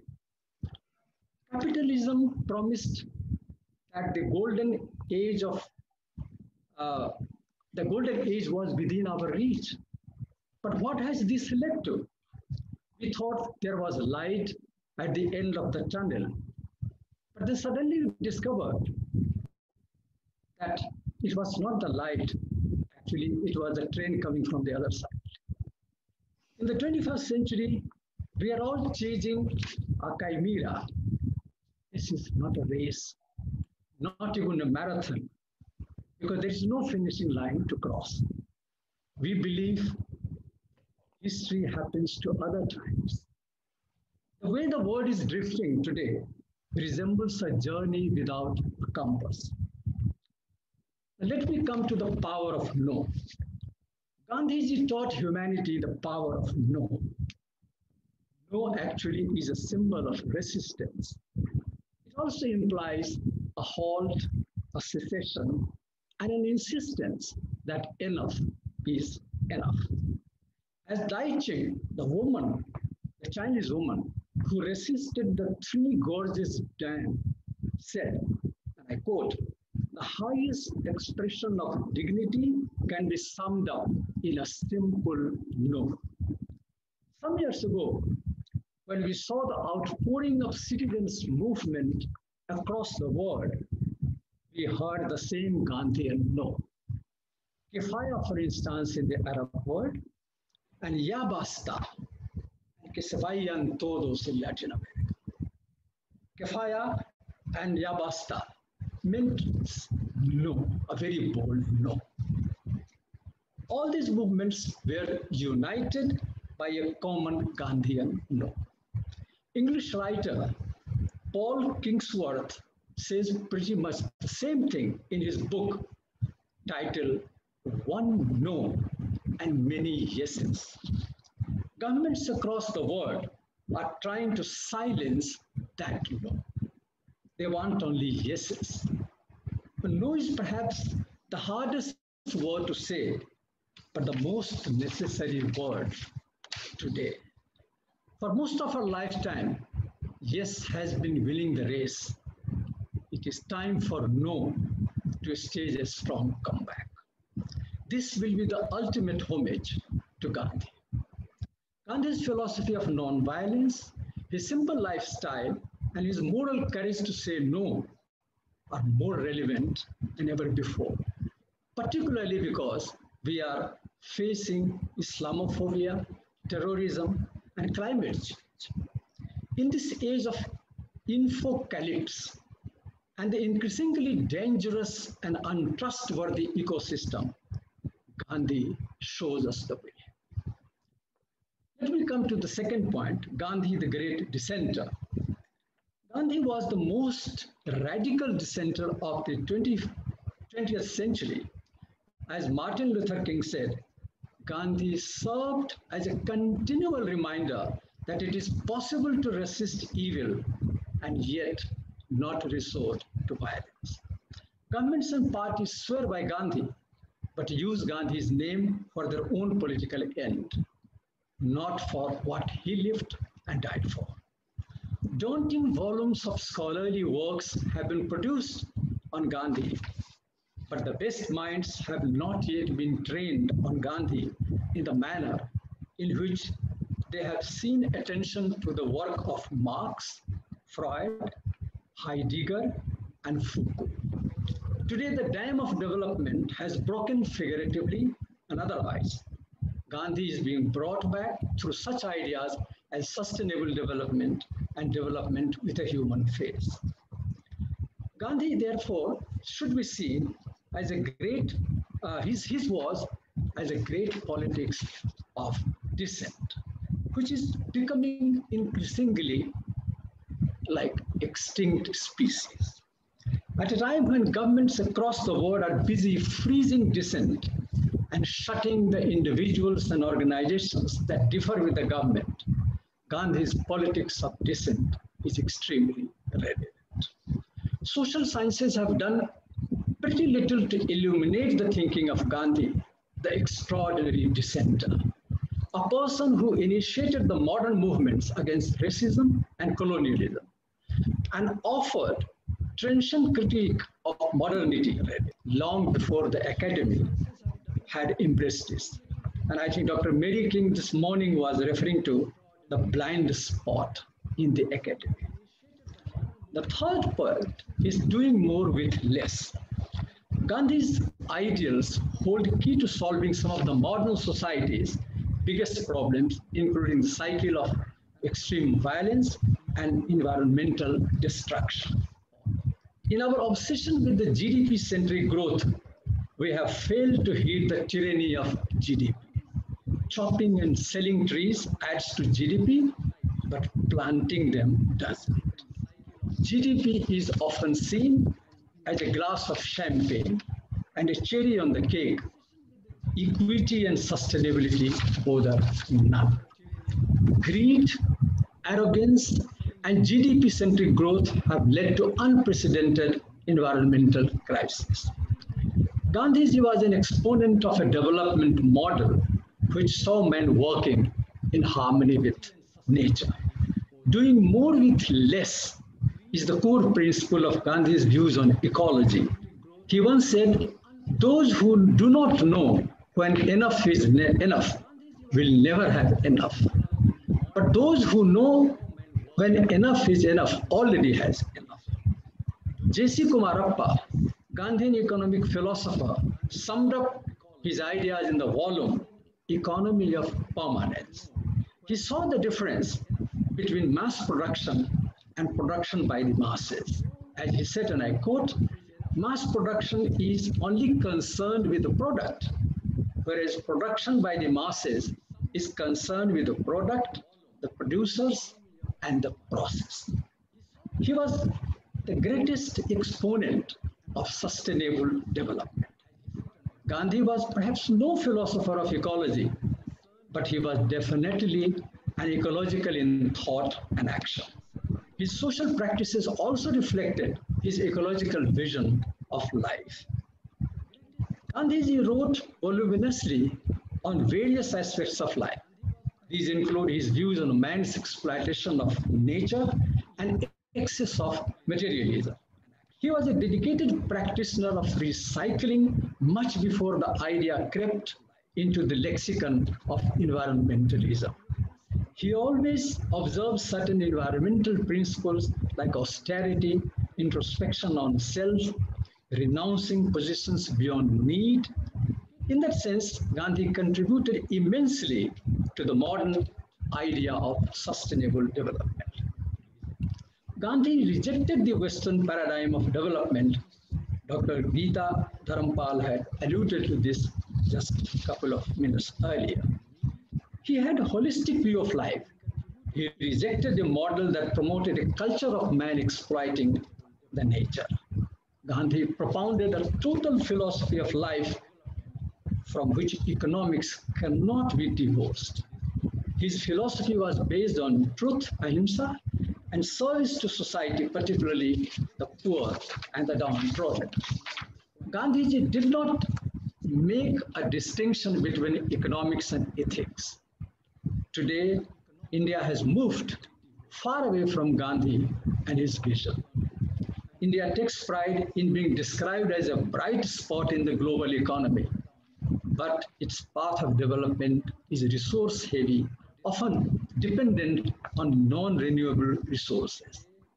India is no exception to the global phenomenon of environmental degradation brought about by the development activities, rapid industrialization, growing urbanization, insensitive cultivation, and other developmental activities, coupled with increasing biotic pressure, have had a very adverse impact on India's environment. Gandhian worldview offers us much to learn from. The present GDP-centric growth is leading us to a race to the bottom. More than half of the world cannot sustain that kind of growth. Getting us rich is actually making us poor. The endless growth on our limited planet is unsustainable. Let me conclude by saying that we need a new paradigm and new lifestyles. Many of Gandhian critics would do well to realize that turning back on the clock would be the redemption of the future.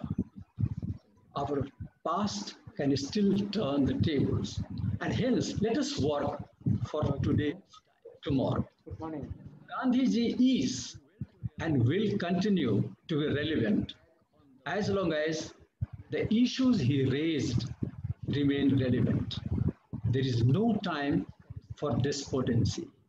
For Gandhi said, and I quote, first they ignore you, then they laugh at you, then they fight you, then you win.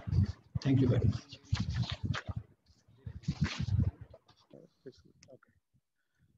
Thank you, Ash. As always, you have brought in many highly relevant issues to the forefront. And your title, Radical Dissenter, was excellent also. And how can we have a development with a human face is the critical question everywhere we have to ask. And also you coined a very important term today, tyranny of GDP. Everything is GDP, GDP, GDP from morning till evening. Where are we heading towards in terms of our life and future? And another point you made was also very striking. Mass production versus production by the masses, what Gandhiji had in mind. So many other issues, and I wish you could speak in Latin, as in Spanish. Then many of our listeners would have understood you much better. You know Spanish much better than Hindi. Wonderful. So may I now invite Dr. Jeevan Kumar to take the stage. Jeevan Kumar will be speaking on Gandhi and sustainable development, very key issue. And he is the Jeevan Kumar is the honorary professor, Karnataka State Rural Development and Panchayati Raj University in North Karnataka, Dharwad, and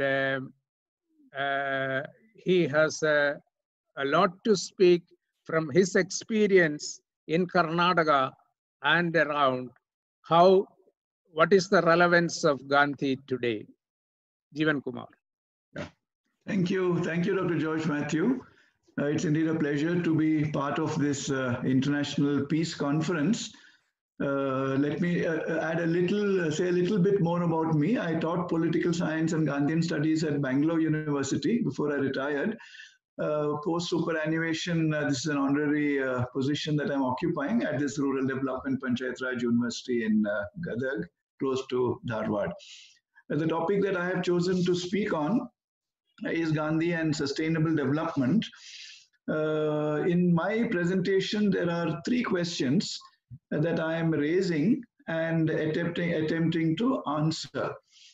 These 3 questions are as follows. The first question is as follows. How would Gandhi describe the current model of development? That's question number 1 that I'm raising. The second question is as follows. Would Gandhi have accepted and approved the Brundtland paradigm of sustainable development and the UN SDGs, the United Nations Sustainable Development Goals, which are currently being pursued? That is question number 2 that I'm raising and trying to answer.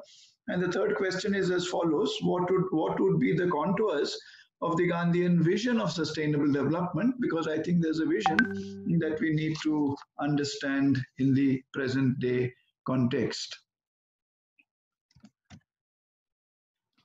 Let me begin with the first question. How would Gandhi describe the dominant model of development? Gandhi in his writings, particularly in Hind Swaraj of 1909, critiques the model of development being pursued in the West. Gandhi anticipated more than a century ago that this model of development would lead us to planetary ecological collapse. This is precisely what we are seeing today.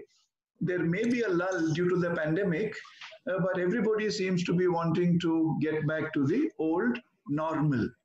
Almost 3 centuries of accelerating economic development have revolutionized science and technology, right from the first industrial revolution all the way to the current 4th industrial revolution, the age of artificial intelligence. And in the process of these 4 industrial revolutions, man has revolutionized not only civilization, but also culture, and also perhaps human life itself. So how would Gandhi describe this model of development? I think Gandhi may not have used the following terms, but I think the labels are all there in his writings. To Gandhi, this model of development is ethnocentric, it is technocentric, anthropocentric, materialistic, fiercely competitive, and insatiably consumptive. This model of development worships mammon, the god of wealth. It worships capital and believes in profit at any cost. One may recall Gandhi's prophetic words where he said, an economics that inculcates mammon worship enables the strong to amass wealth at the expense of the weak, a false and dismal science, it spells death. This is what Gandhi said somewhere. Gandhi also stated that a technological society has two choices. First, it can wait until catastrophic failures expose systemic deficiencies, distortions, and self-deceptions. Secondly, a culture can provide social checks and balances to correct systemic distortion prior to catastrophic failure. So I'm recalling two important quotes of Gandhi in this context, and this leads me to the second question that I'm raising in my presentation. Would Gandhi have accepted and approved the Brundtland paradigm of sustainable development and the UN SDGs currently being pursued? My answer is, I'm sure he would not. Why not? Let me attempt to answer this question, why Gandhi would not have accepted and approved the Brundtland current paradigm of sustainable development. Because this concept of sustainable development, which appears on the surface to provide the balance between economic development and environmental protection, has been framed within this dominant ideology and model of development and mainstream economic theory. And therefore, Gandhi would not have accepted this model is one answer I'm giving here. Sustainable development is essentially concerned with the sustainability of capitalist growth and profitability, what was referred to as the relentless pursuit of GDP. Sustainable development is essentially concerned with the sustainability of this model of development and only subsequently with the sustainability of the ecosystem. Therefore, Gandhi would not have accepted this. The third point I'm making is as follows. The contradictory concepts of economic expansion, environmental protection, poverty reduction, and the free market. And all of these are contradictions according to me. They're all merged into an awkward, unsustainable policy in the form of sustainable development. Therefore, this also would not have met with Gandhi's approval. Then I'm stating that the Gandhi's fundamental point is this, that maximization of capitalist profit and environmental protection simply cannot be achieved simultaneously. They are two contradictory endeavors. Therefore, what would Gandhi do today? Gandhi would firstly reject the dominant capitalist model of development. Secondly, Gandhi would reject the economic model of growth and development. Thirdly, Gandhi would reject the consumptive model of development. Fourthly, Gandhi would want us to comprehend the link between preservation of nature and survival of the planet. It's a very fragile planet that needs our help in ensuring its survival. Fifthly, Gandhi would also want us to comprehend the link between capitalist development, the development of underdevelopment, and structural violence and cultural violence. Gandhi would want us to appreciate the link between all these terms. I don't have time to go into explanations here, but if there are queries, I could always answer them. And lastly, Gandhi would also reiterate the industrialize and perish. So this ends the second part of my presentation. The last part, where I'm asking the question, okay, all this is fine. Gandhi would not have accepted what we are doing today in the name of development. Gandhi would have rejected the model of sustainable development, the Brundtland paradigm, and the current pursuit of the SDGs and so on. A more important question, perhaps the most important question that would be on everybody's minds would be this: well, what then is the Gandhian vision of sustainable development? According to me, it is an alternative model of development, which would have the following three essential characteristics. The first characteristic of this Gandhian alternative vision of development would be ecologism. In ecologism, you would find ecological wisdom, you would find ecological integrity, you would find respect for diversity, you would find ahimsa, you would find Swadeshi, and much more. What exactly would Gandhi want us to do? By doing development according to ecologism, Gandhi would want us to respect earth and life in all its diversity. Gandhi would want us to care for the community of life with understanding, compassion, and love, to secure the earth's bounty and beauty for present and future generations, to protect and restore the integrity of the earth's ecological systems with special concern for biological diversity. Gandhi would want us to prevent harm as the best method of environmental protection, and when knowledge is limited, Gandhi would want us to follow the precautionary approach. Gandhi would want us to adopt patterns of production, consumption, and reproduction that safeguard the Earth's regenerative capacities, human rights, community well-being, and so on. And Gandhi would want us to advance the study of ecological sustainability and promote the open exchange and wide application of the knowledge acquired. So all of this Gandhi would want us to do in one of the characteristics in his vision of sustainable development, which I've described as ecologism. The second characteristic in his vision of sustainable development would be justice. And if one is to expand his notion of justice, it would be as follows: social, economic, and environmental justice. In this notion of Gandhi's notion of justice, you would find trusteeship, you would find Sarvodaya, you would find Antyodaya, and you would find much more. Here, what would Gandhi want us to do? Gandhi would want us to eradicate poverty as an ethical, social, and environmental imperative, ensure that economic activities and institutions at all levels promote human development in an equitable and sustainable manner. Gandhi would want us to affirm gender equality and equity as prerequisite to sustainable development and ensure universal access to education, to healthcare, and to economic opportunity. Gandhi would also want us to uphold the right of all without discrimination to a natural and social environment supportive of human dignity, health, spiritual well-being, and so on and so forth. The last characteristic, according to me, in the Gandhian vision of sustainable development would be democracy. What kind of democracy? Let's qualify it. Let's be very clear. It would be participatory democracy. It would be deliberative democracy. It would be decentralized democracy. In this Gandhian vision of democracy, one would find Gram Swaraj, one would find Panchayati Raj, and one would find many more concepts. Here, what would Gandhi want us to do? He would want us to build truly democratic societies that are just, that are participatory, that are sustainable and peaceful. Gandhi would want us to strengthen grassroots institutions that enable decisions to be made directly at the appropriate levels through Gram Sabha, for example. Gandhi would break down inequalities of wealth and power that inhibit democratic participation. Gandhi would want us to strengthen democratic institutions at all levels, right from top to the bottom. Gandhi would want us to provide transparency and accountability in governance, inclusive participation in decision making, and access to justice. Gandhi would want us to ensure that all elected representatives are committed to the principles of transparency, truthfulness, and accountability in violence. And Gandhi would also want us to promote a culture of tolerance, non-violence, and peace.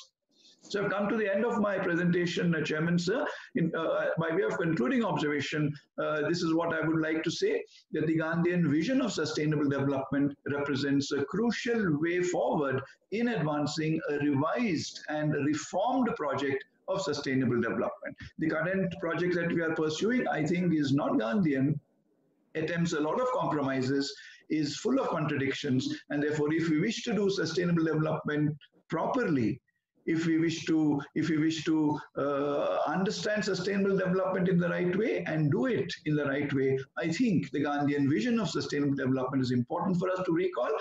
This vision is a revised vision. It's a reform project of sustainable development that we all have to not only understand, but we also have to adopt and follow to the best extent possible.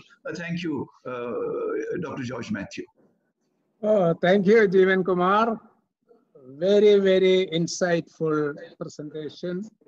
And I know that you have done very in-depth research in these areas.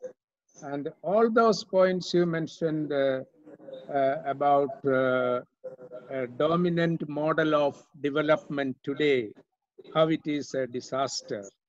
And the argument that Gandhi would not have accepted these sustainable development goals, which we are talking every day, everywhere, SDG, and how it will work for a future. And what is most important is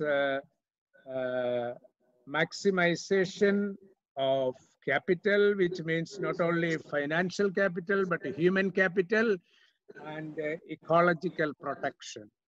I'm very grateful to you for presenting all these critical issues, and we will take up all this in the discussion as well. Yes, sir. Thank you, sir. Thank you very much. My pleasure. May I now invite Professor John Verghese He is the principal of St. Stephen's College, and he is a well-known scholar, and I am very happy that he could spare some time for us in this discussion. Even in the college, I understand there is a program going on this Gandhi Jayanti day, and you have taken out time to be with us. Deeply grateful to you, John Verghese. And what the topic you are going to discuss, I give the freedom, whichever area you are going to focus on. Okay. Thank you, Thank sir. you. 15 minutes. Sure. Thank you so much, Dr. George Matthews, sir. I'm very grateful for this opportunity which you have given me. Greetings, everybody from St. Stephen's College, Delhi. I'd like to formally place on record my thanks on being asked to join for this program.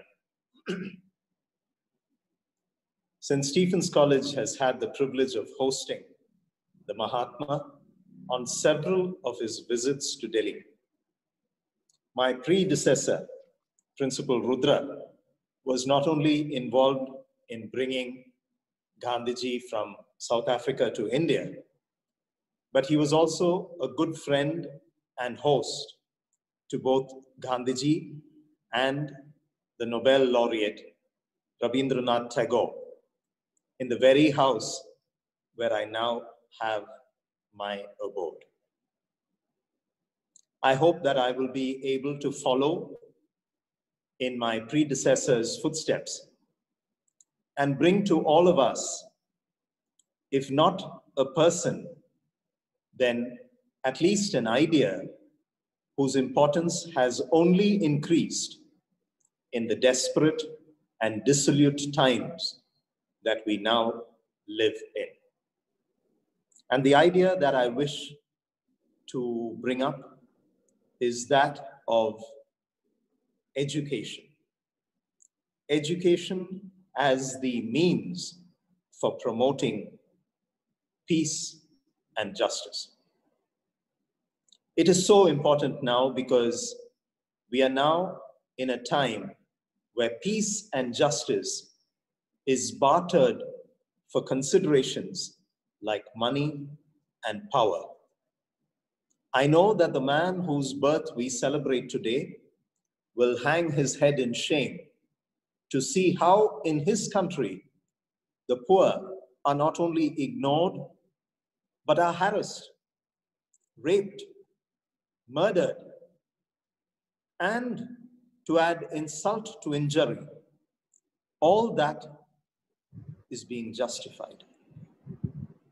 In the country where that great soul lived, it is such a shame. And we have to introspect. And we have to put in place steps so that this shame will be removed. In the words of Rudyard Kipling, the Mahatma's words have been twisted by knaves to make not somebody else, but to make us fools. By tolerating the injustices that we see in our world, and by being silent participants in a world that loves war and promotes injustice, we are letting ourselves be fooled. But enough, no more of that. We must resolve to go actively after peace and justice.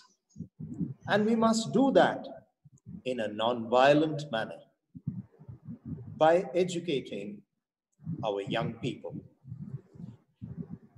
Educational institutions have a very crucial role to play in bringing about peace and justice. Not only in words and speeches, not only in their textbooks and assignments, but in the real lived world, which our young people will go not only to inhabit, but the world which they will lead. And that education must begin in our homes. It must begin in our schools and in our colleges and in our universities. Only then will we be able to raise up a generation that reveres peace and justice and puts them into practice. If we look around, we will see many leaders whose lack of a sound education is demonstrated in the way they go about their work. Mere speeches and beating their breasts may impress a crowd a couple of times, but soon their empty words and lack of sincerity and going away from the paths of peace and justice will prove them to be false prophets, wolves in sheep's clothing, and a disaster to not just their countries, but to the whole world itself. To avoid this, we must educate our children, the future generation, in the ways of peace and justice. Dr. George Mathew had just mentioned that there is a program going on in college, and we have had the privilege of having Mr. Gopal Krishna Gandhi speak to us. And one of the things he told us was that we need to introspect, not with a sense that we are great and they are criminal or anything like that, but in the humility that we too can be wrong. I propose a way in which we can teach our children the ways of peace and justice. We must hold up to our children in our homes, in our schools, in our universities, and in every educational institution, examples of poor leadership. And that leadership could be ours as well. We should let our children know the mistakes that have been made and which continue to be made even today, so that they will learn from our mistakes and that they will learn the paths of peace and justice, so that our children will understand that there is always a choice between good and bad, and that they should always only choose that which is good. Unfortunately, we have today several examples of those who are not good leaders, who strut around mouthing platitudes and do nothing else. And if we are guilty of that, then we too should be held up as examples to be avoided. Then, and only then, will our children know the difference between right and wrong and know the paths of peace and justice. Today we celebrate and remember a man whose life was his message. Education is very important. A sound education can show the way towards peace and justice. Our generation, my generation, may have made mistakes, but the next generation must move away from those mistakes and follow the paths of peace and justice. We must educate them in our homes, in our schools and colleges and universities. We must educate them in the ways of peace and justice. Thank you very much. Thank you very much. I am very, very happy that you could join us. It is a very special occasion because the principle of well-known educational institution, St. Stephen's College, which was visited by Mahatma Gandhi. And John Varghese, we are very grateful to you for reminding us what are the deficits, where are we heading to, and where we must lead our future generation. As you correctly said, we are living in a desperate and dissolute times. And what is important is education Absolutely. to promote peace and justice. Absolutely. And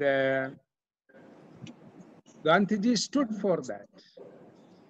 But we cannot be silent participants of this unjust system. Very beautifully you have narrated it.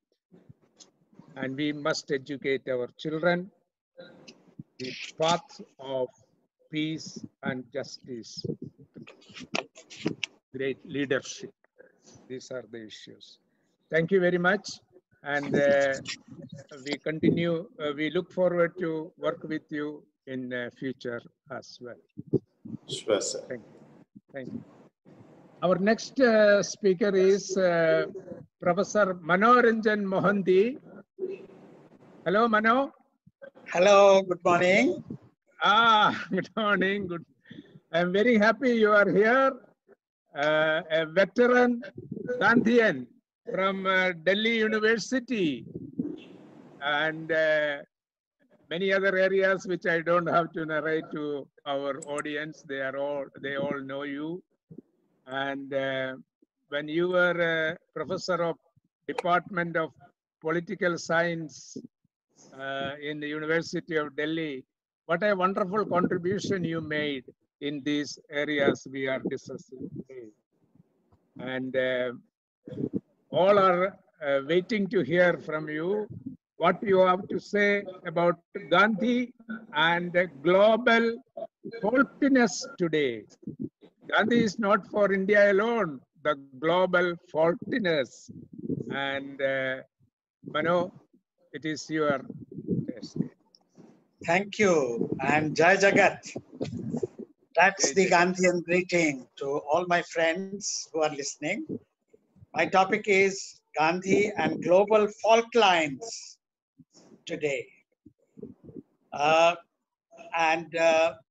You know, the point I want to make is that when we are celebrating the 151st, in fact, today would be the 151st birthday of Mahatma Gandhi. We are at the end of the 150 years of celebrations. All of us participated in numerous celebrations. We had the joint international conference on Satyagraha in the 21st century. You participated in that, and so many of our Delhi University, JNU, Jamia, and many global institutions participated in that. So I can see that several people from those institutions are present today. So I want to take this occasion to thank them. When we are celebrating Gandhi today, in the midst of a pandemic, because the height is still not seen. I mean, 1 million deaths in the world out of the COVID-19 pandemic already, and nearly 100,000 deaths in India, and 200,000 plus, something like 205,000 in US, and so on. I mean, the magnitude of this crisis is well known. And I want to relate it to three fault lines, three great tendencies which are shaping the world for many decades, at least 3 decades since the neoliberal economic development took place. And they have become most conspicuous, most obvious, and most spectacular during the pandemic. And pandemic is warning us that unless we address those fault lines, the world is going to be more turbulent, more violent, more insecure, more filled with alienation among people. Therefore, we have to address those fault lines, and Gandhi recognized those fault lines and had some answers to them. What are those three fault lines?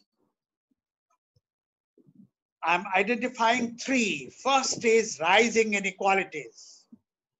Rising inequalities in income groups, racial groups, gender, caste groups, regional disparities, various kinds of disparities among nations all over the world. And these disparities, these inequalities in countries and among countries are growing and growing and not reducing. And there has been some talk, like the cost of inequality and so on by Stiglitz, but that talk, or even the two references in the SDG, in number 5 and number 9, they are marginal references, while the neoliberal overall growth strategy, and I'm so happy that Dr. Asnarayan Rai, Professor Jivan Kumar, and Principal Kurian, all of them talked about this theme, and I'm carrying on that theme forward. That this GDP-centric, growth-centric approach is so direct, so preoccupying our leaders of India, China, US, Europe, Brazil, many countries, that we are not paying adequate attention to the trend of rising inequalities.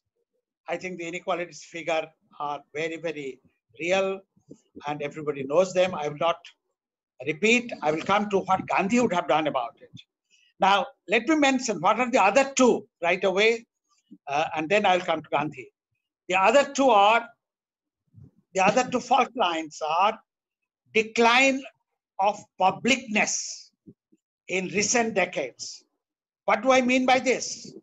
Decline in the commitment of community, society, and state to invest resources in things that are of common welfare, like health, like education, like environment.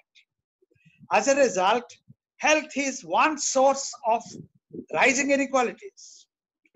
And this was proved so abundantly during the pandemic, because in all these countries, there is no universal, freely accessible health care at the village level, at the ward level in the city. And that lack of health care was so evident that the COVID victims became very, very serious. And please remember, the poor people did not bring this disease. The rich people, the well-to-do travelers from abroad brought the disease. Poor people who served them carried them. And when the lockdown came and the migrant labor were forced to be on the street and go towards their village, they carried the infection further to the rural and tribal areas. So poor people were made to be even more victimized, not only from job losses, but also getting infections and suffering much more today. Even though, you know, there are rich people who are also victims, but many, many times more poor people, Dalits, women, Adivasis, unorganized worker, above all the migrant worker. The migrant labor crisis illustrates the inequality. And health inequality is very, very direct. Similarly, educational inequality. The public investment in education has declined so badly that the new education policy in India has abandoned the RTE practically and is promoting a new education which is going to privatize education more and more. It doesn't have a program of really making the commitment of 6% of GDP to education actual year by year. It doesn't have that plan. And please remember that when education and health inequality grows, it has viral effects on all forms of inequality, in employment, in status, in every sphere of life. Same with public investment in environment. As a result, you have as a result of this decline of interest, during the last 3 months, we have had a number of measures. They all are about privatization and incentives to industry. The new environment impact assessment law, which has been passed, first an ordinance, now it has been passed. It has relaxed environmental norms, making mining easy, making polluting industries easy, making deforestation easy. Similarly, the Forest Rights Act has been diluted because of this. Similarly, the anti-farmer laws, the anti-worker laws are also for industry, for corporate agriculture and corporate industrialization. Therefore, and health is a good example. It's now insurance-based health, whether it is in US or Ayushman Bharat in India. It is insurance-based health, not direct access to health. The third fault line is over-centralization and decline of democracy, which has actually become far more effective tool in the hands of our elite, particularly so-called charismatic leaders in India, China, US, Europe, and Turkey, and so on, to use electronic communication, computer surveillance to suppress dissent, harass people, arrest people indiscriminately, and also directly reach millions of people through the electronic media to become popular among the people. So institutions of democracy have been subverted by the Silicon media, Silicon state, and Silicon capitalism. Now, what Gandhiji would have done on all these three things? Number one, on inequality. Gandhi had a serious interest in reducing inequality. What he meant by Antyodaya and Sarvodaya is completely misunderstood today.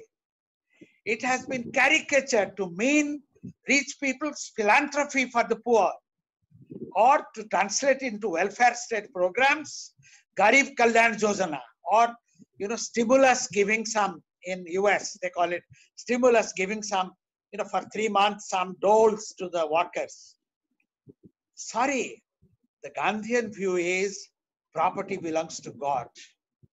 And the trustees must start a new economy so that the community owns it.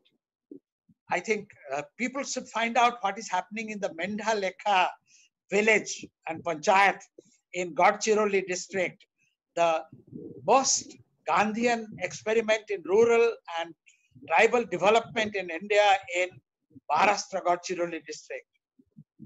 And therefore, it is about community owning all resources, all land, all forest, owned by the community, and community as a whole decides what to do. This is exactly what is the message from Pathargadi movement. Pathargadi movement is not a Naxalite movement. It is basically a Gandhian movement and a socialist movement which aims at earmarking by stone marks the village people's collective ownership of the village resources and asserting what I call from Gandhi, right to earth.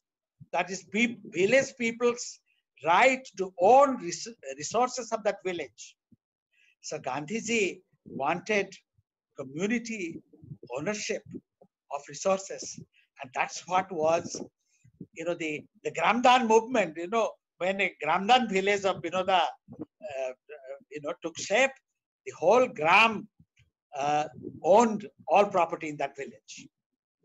So similarly, on the question of publicness, very important. Gandhi's Nai Talim was about universalization of education. Gandhi's ashrams illustrated how indigenous medicine and Western medicine all should go together. Don't poo-poo, colonial state disparaged indigenous medicines, whether it is Unani, Ayurveda, all these things. People's knowledge has to be respected because people's knowledge and people's education was closer to nature, as Professor Jivan Kumar pointed out, Asnaran Rai pointed out. closer to nature is the paradigm of Gandhi. And education was meant to bridge this gap. Whereas industrial revolution capitalism during the last 300 years has taken humanity away from nature. And pandemic and many viruses, SARS and Ebola and now COVID-19, they're all results because of deforestation and depletion of the habitat of the animals. As a result, whatever they carry, now humans are carrying them. As a result, you have the viruses. Climate change is directly connected with the pandemic. Gandhi would have used health, education, and economy to bridge this gap between nature and education, nature and health, nature and economy. Finally, about democracy. Gandhi's democracy is Swaraj and Gram Swaraj. The Swaraj theory of democracy is that every self, every swa, treats the other within quote as also swa, also as self. And the contradictions among different selves, if there is an exploitative relation between man and woman, landlord, peasant, owner and labor, then it has to be transformed into a relationship of Swaraj, so that, and this is where I would bring in Mandela. I know George Matthews' office has, the lecture hall has these three portraits, Mohandas Gandhi, Nelson Mandela, and Martin Luther King Jr. Mandela's Ubuntu concept, Mandela and Desmond Tutu took the Zulu language concept of Ubuntu, which means I am because you are.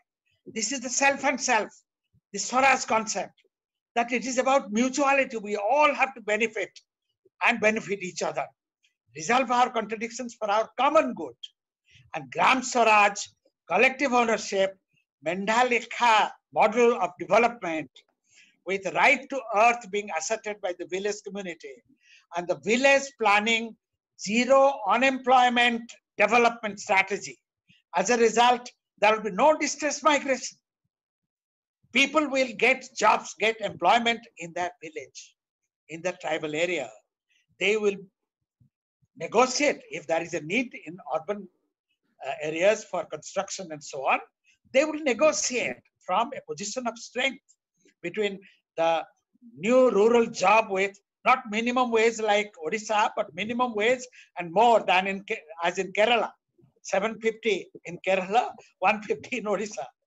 Not like that. It should be dignified living wage, equal wage for men and women, irrespective of caste and gender and so on. And therefore, it is the new economy of Gram Swaraj. That is the new concept of democracy, the Swaraj concept of democracy that Gandhi, Mandela, and Martin Luther King had. Therefore, friends, Gandhi is most relevant today, and this is where I'm as much a Gandhian as an Ambedkarite and a Marxist and a feminist and an environmentalist.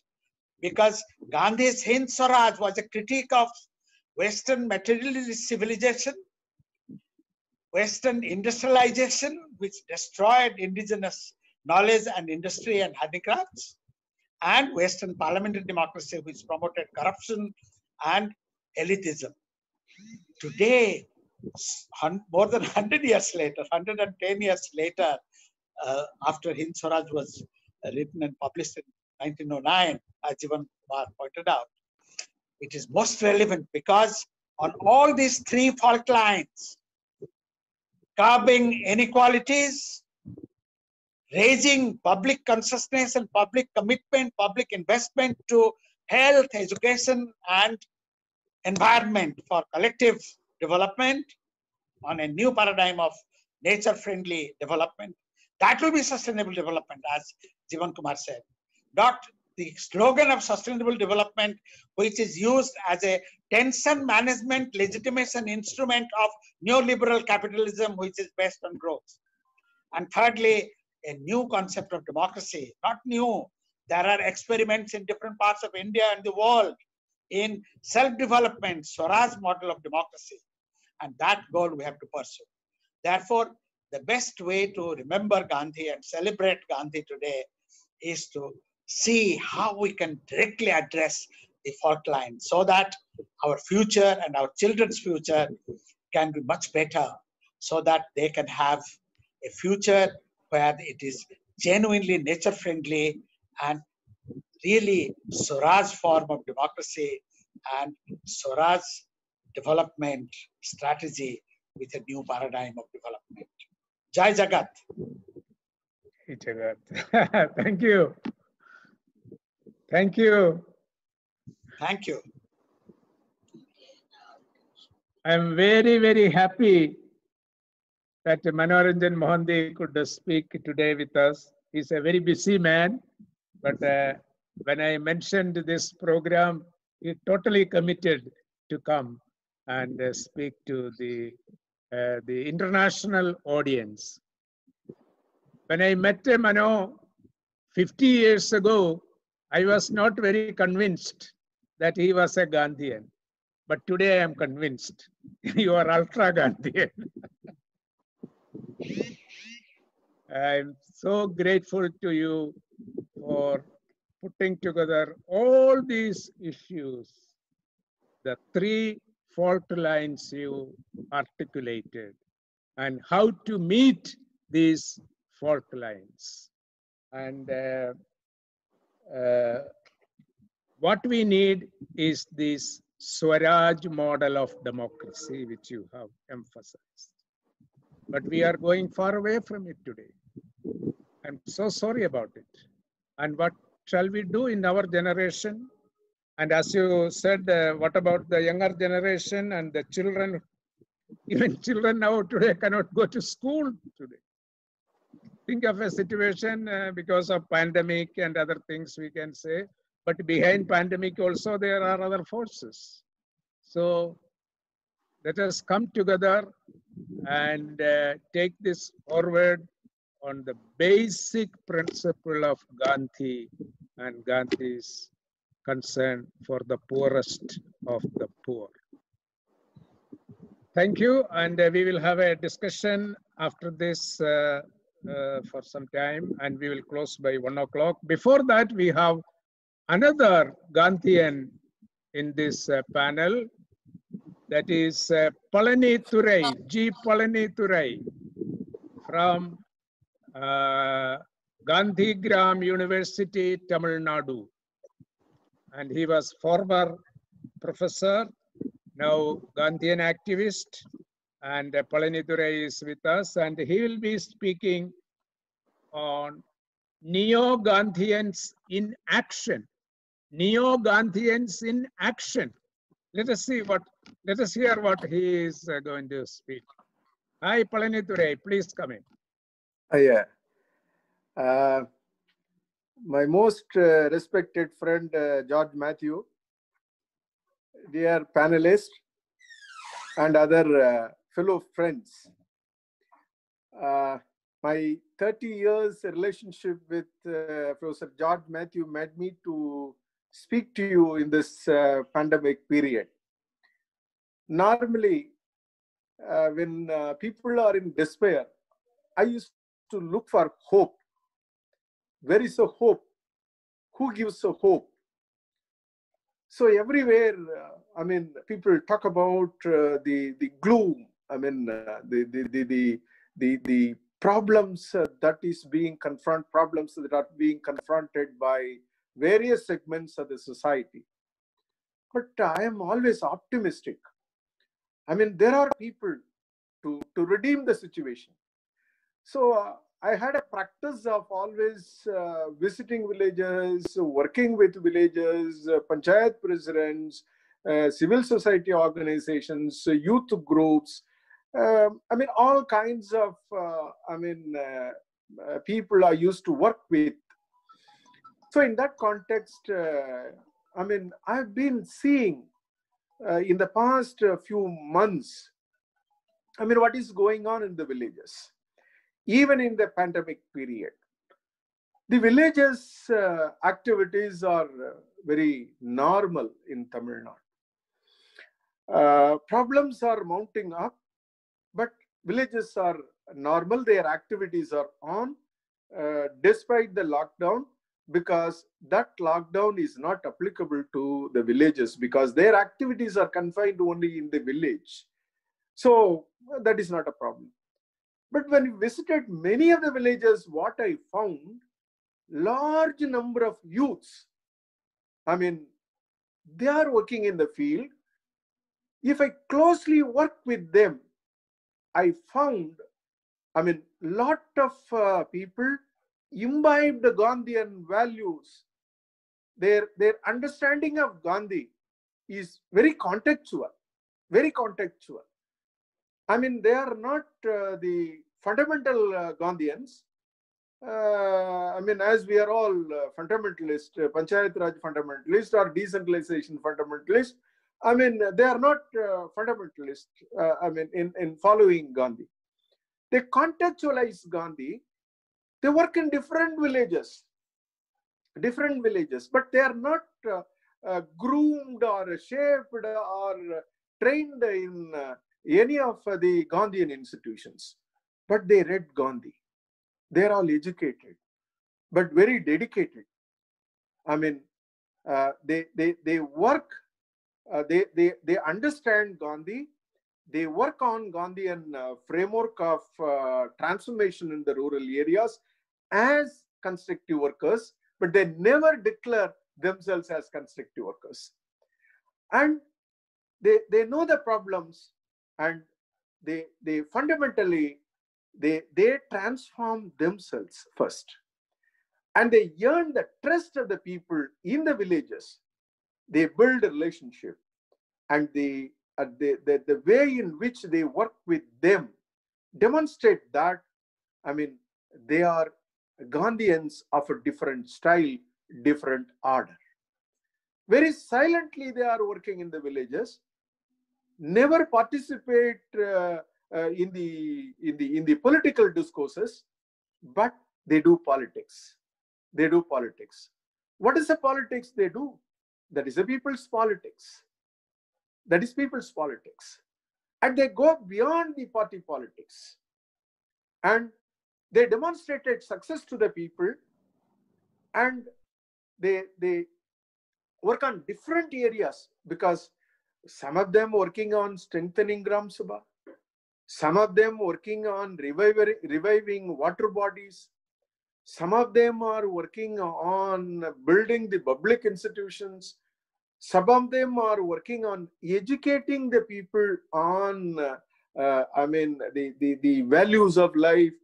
All they have taken from Gandhi. Never they used Gandhi in any public platform, because they know pretty well that the moment you use in a conventional sense Gandhi, it won't appeal to them. So they have taken everything from Gandhi, contextualize. I mean, so what they do, how to nurture nature. I mean, how to work on environment. I mean, how to revive water bodies, how to save water. So all kinds of educational activities are going on throughout Tamil Nadu. That one has to understand. And they always work with institutions also, because they are all ordinary workers, never proclaim that they are going to bring change, no such a kind of proclamation. And I mean, their style of functioning is, I mean, they adopted the Gandhian way of actually reducing them as zero, and they facilitate people to work, and they go and work with the people, and they are all highly educated, highly informative. And the way in which work, I mean, they demonstrate that, I mean, the outcome the people are seeing because of their actions in the villages. As a result, people are believing them.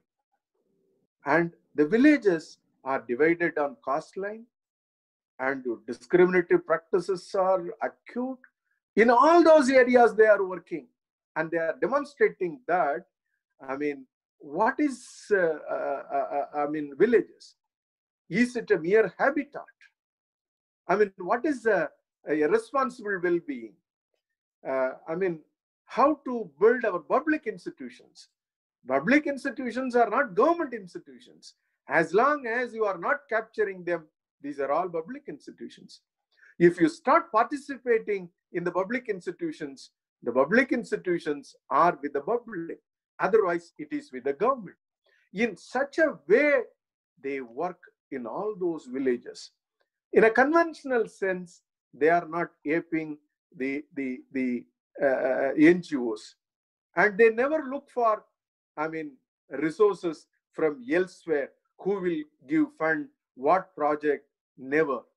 I mean, they have a concept. They go to the villages, they work with them, earn the trust, and resources are coming, and they are not touching the resources also.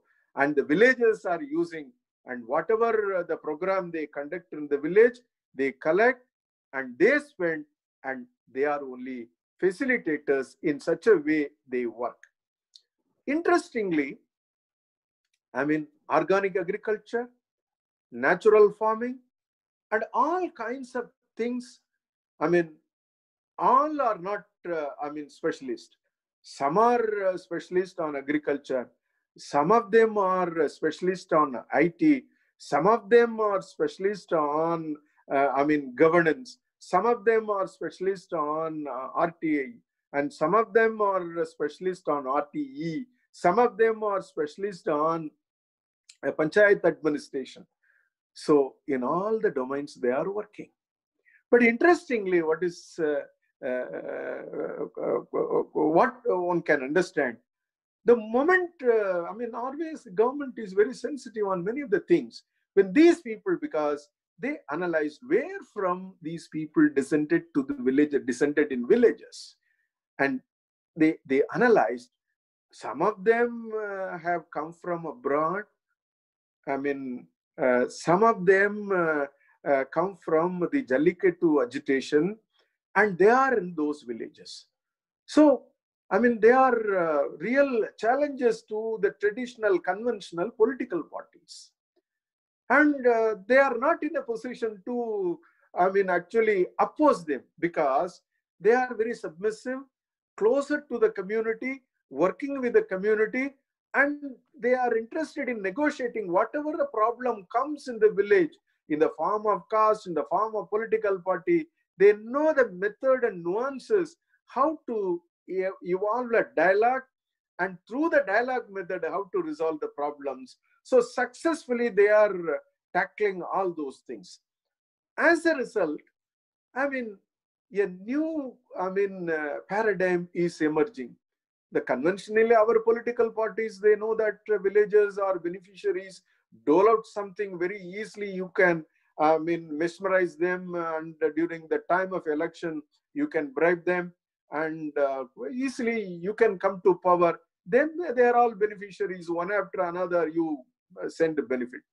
But now the situation is, if you give money, they will receive it. But there is no assurance that, I mean, to whom they are going to give vote. So what is to be done? So the government is also initiating a move to make them as village volunteers to help the panchayat. Let them work with the panchayat, because they have enough knowledge and perspective, understanding.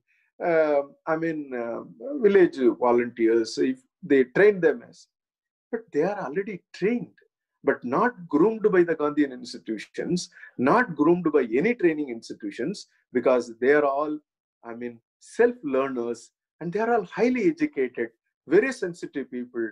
And I mean, their financial condition is not so poor, not so poor. They are not, I mean, depending on anybody else for their livelihood, because already, I mean, they have enough money in their savings, and because they have earned elsewhere. And now they have determined that, they have come to a conclusion that Tamil Nadu is going to be completely urbanized, because they have crossed, I mean, 50%, and it is an urbanized state and industrialized state. In the name of industrialization, in the name of privatization, globalization, and liberalization, I mean, the resources, village resources are being plundered and being exploited, that is to be arrested. And with that motto, they have come.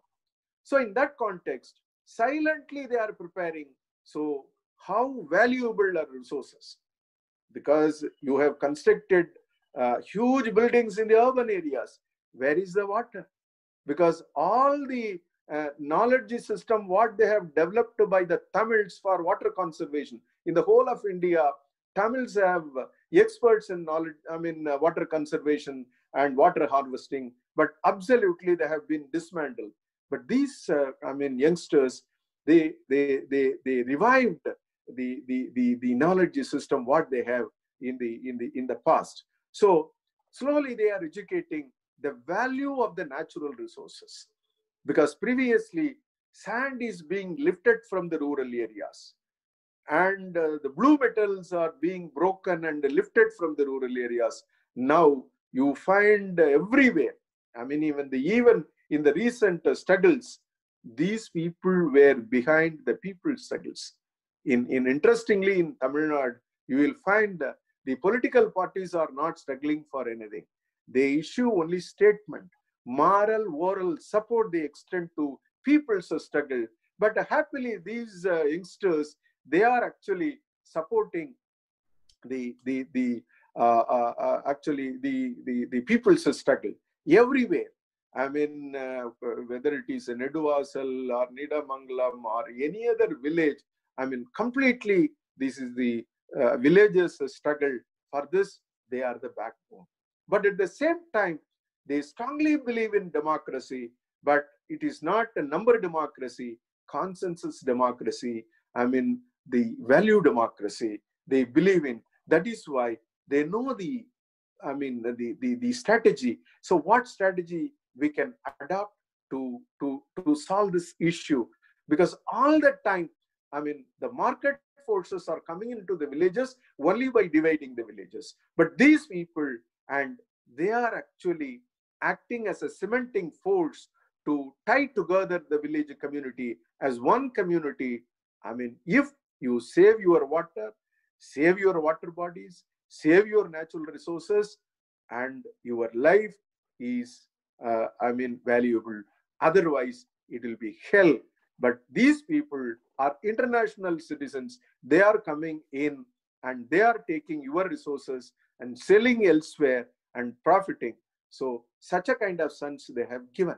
That is why I consider them as a new Gandhians, and imbibing Gandhian values, understanding Gandhian framework of development, contextualize all those values to the context, and working with the villages. Never they work for them, they work with the villages. All the activities are done by only the villagers. They are behind the scene. In such a way, in all those places, they are working. One small example I will give, with that I will stop. In one particular panchayat, a few of the youths, they are not very rich, but to moderately, they are good in earning their livelihood. And they started reading the power of the Gram Sabha. In Tamil Nadu, all powers have been given only by government orders, not by act. As per the 73rd Amendment, they have not given power because of the, through only government order they have given power. That is why today Gram Sabha has been announced but withdrawn, because government passed an order yesterday night. It is to be withdrawn. So they know the power of the Gram Sabha. What are the powers given? They read it. They educated the people. These are the people's parliament.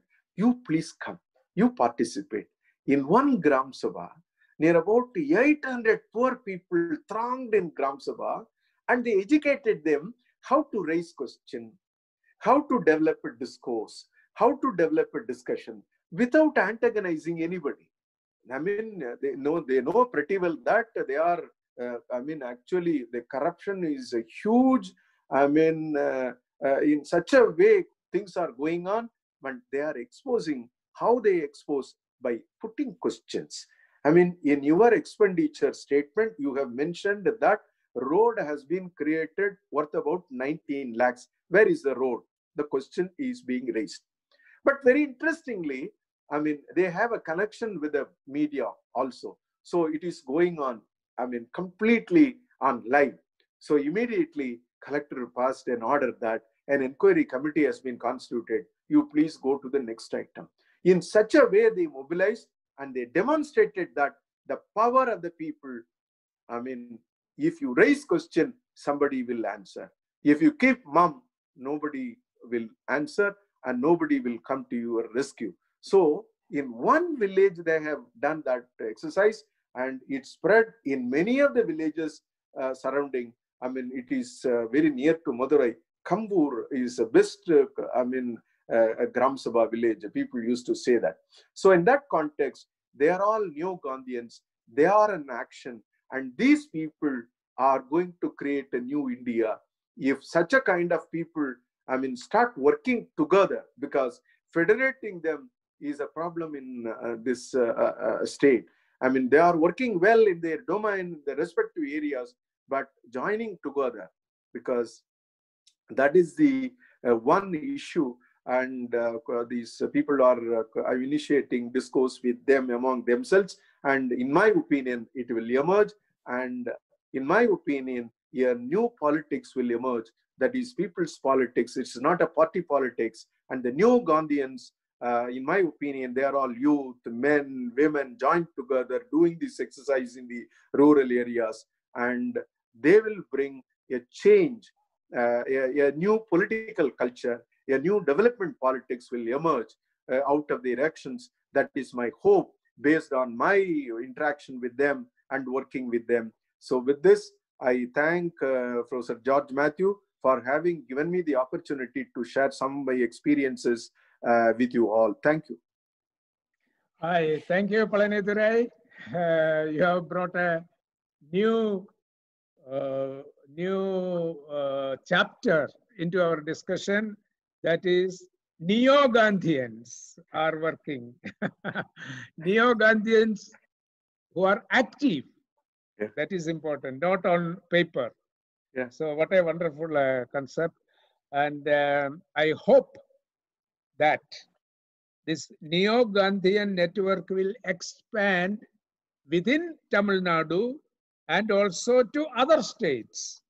And perhaps that will open a new chapter, because we have theories, we have ideas, everything, but how it is coming into action, that is the question. I think you can, if there are questions, you can explain more. We have a time, only a few minutes. I got see in this modern system, how do we get the questions and answers? Any questions? There are two questions. The two questions in the chat box. Chat box, sir. There are two questions on the chat box. Okay. The general question. Can you see that? Yes, I can see it. Shall I read it out, sir? Read it. Read it. That Okay. will be Now easy.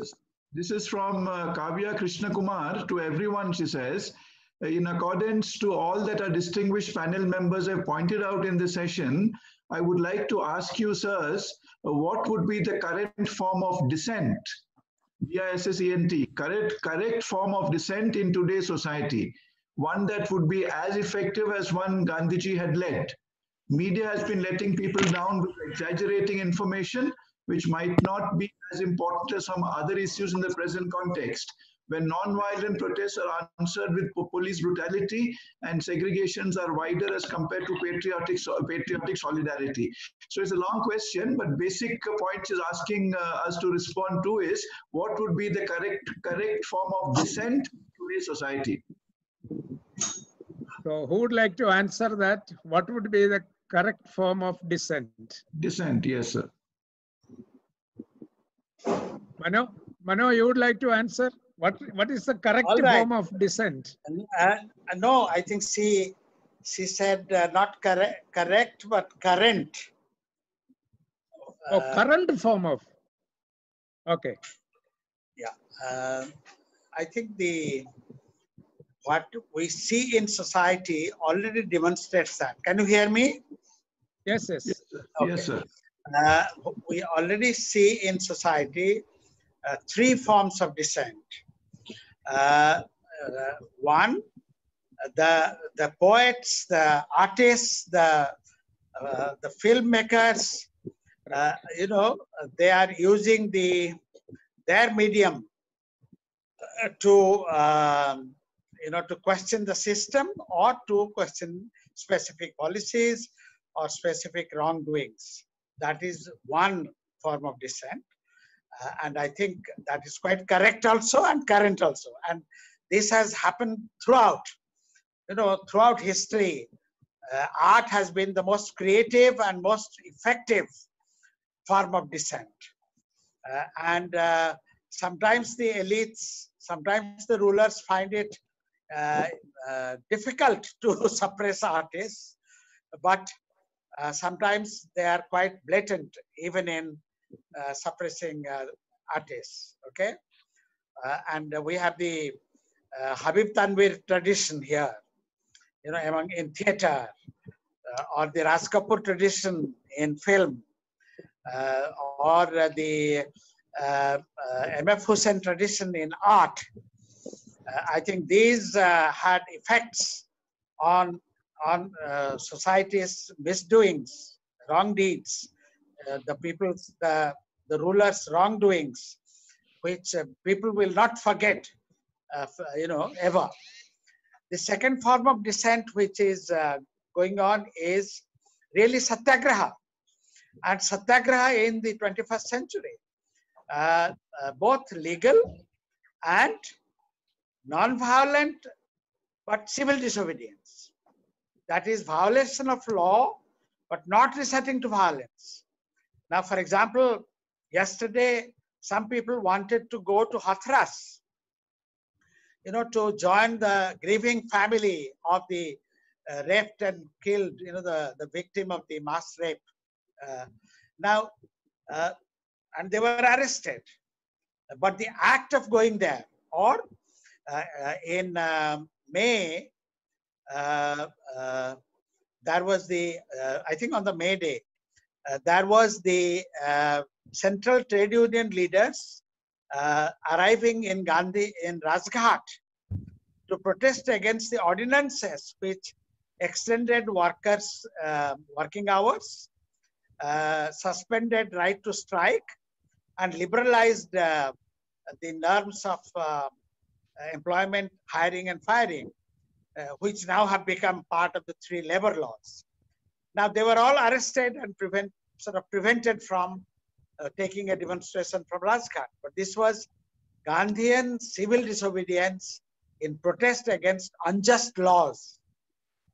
And there will be many protests like that. This is number 2. Number 3, many people in desperation go for the path of violence.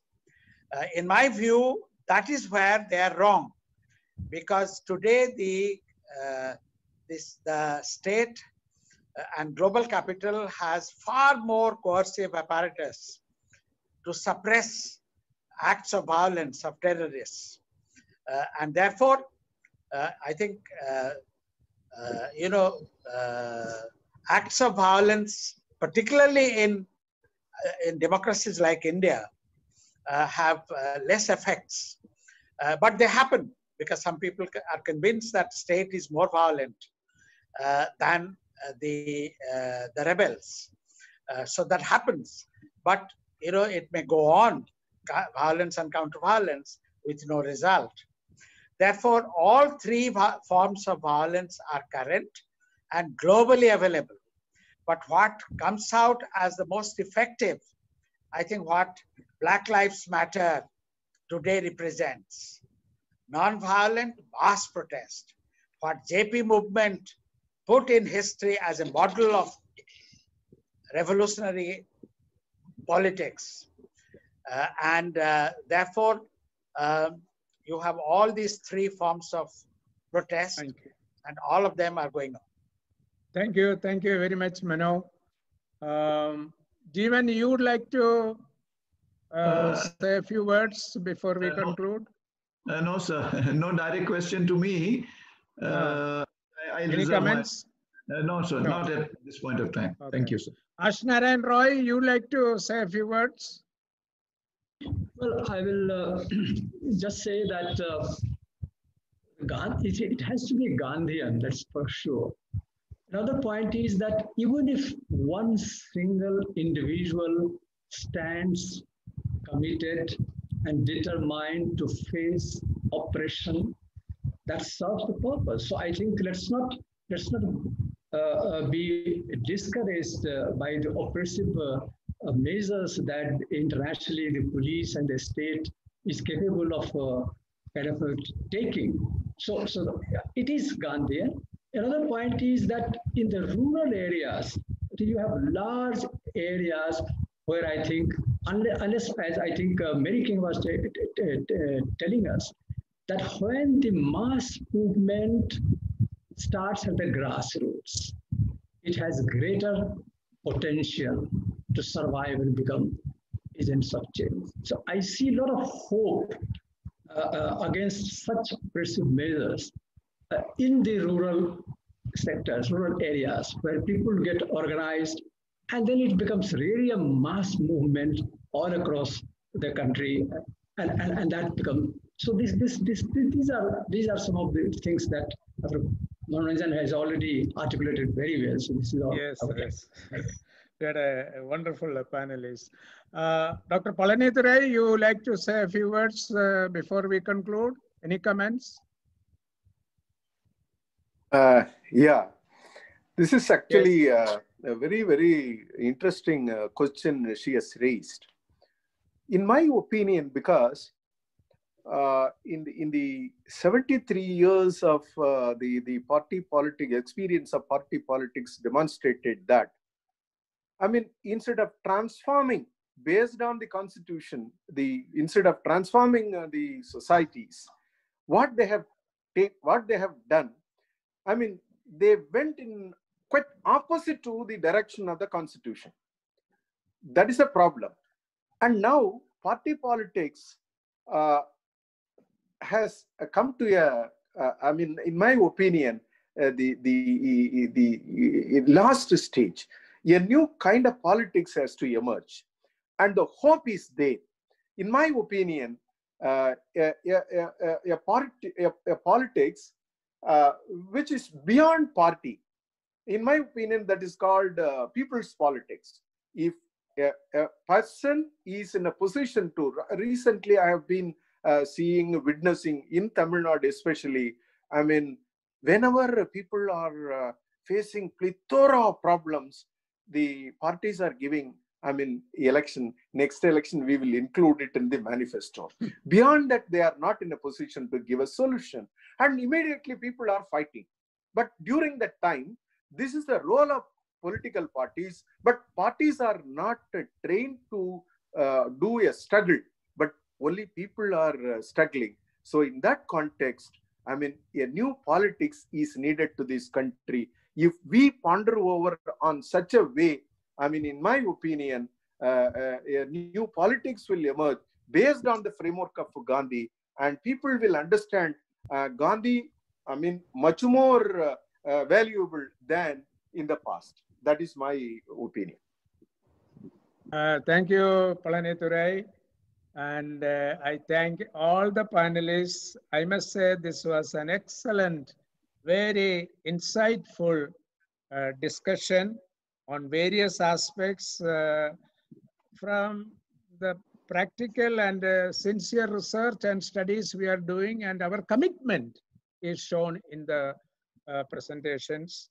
And I am sure we have to take it forward in many ways in the country, and I can go on speaking about it, but let us have another opportunity for it. Now it is lunch time. Our next session will be at 3 o'clock, and there will be 5 speakers at that time, and we will conclude in the evening around 4:30, 5 o'clock. Thank you very much once again. Thank you. Thank you, Professor George Mathew. Thank you.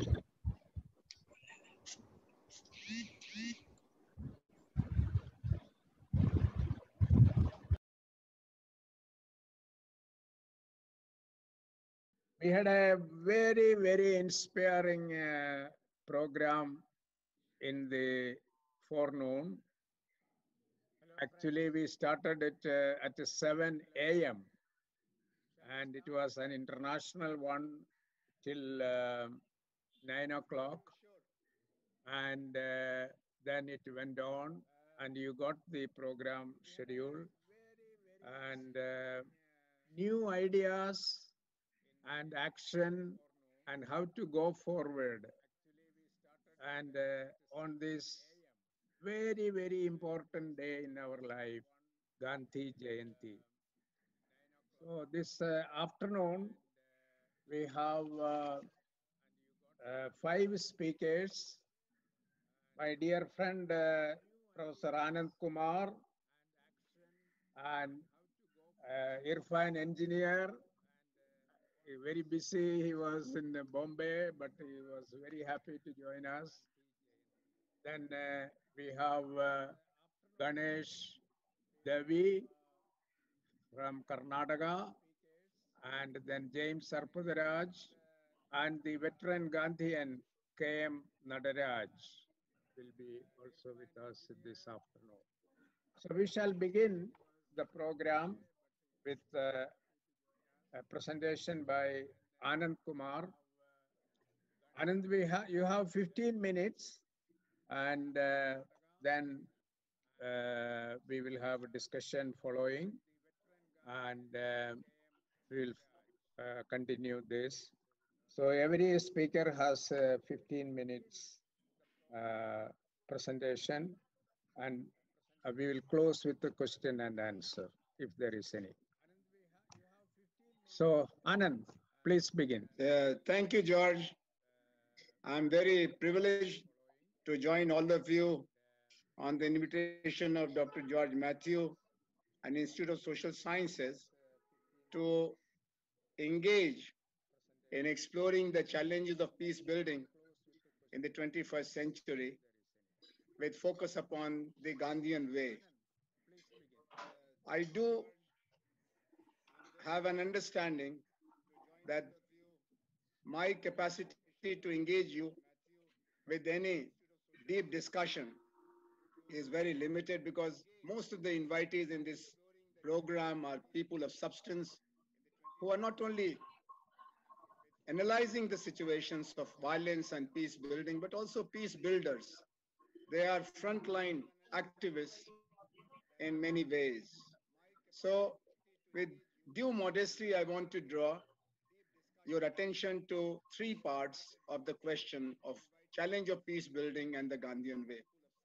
First part is the roots of violence and challenges of peace building in our life.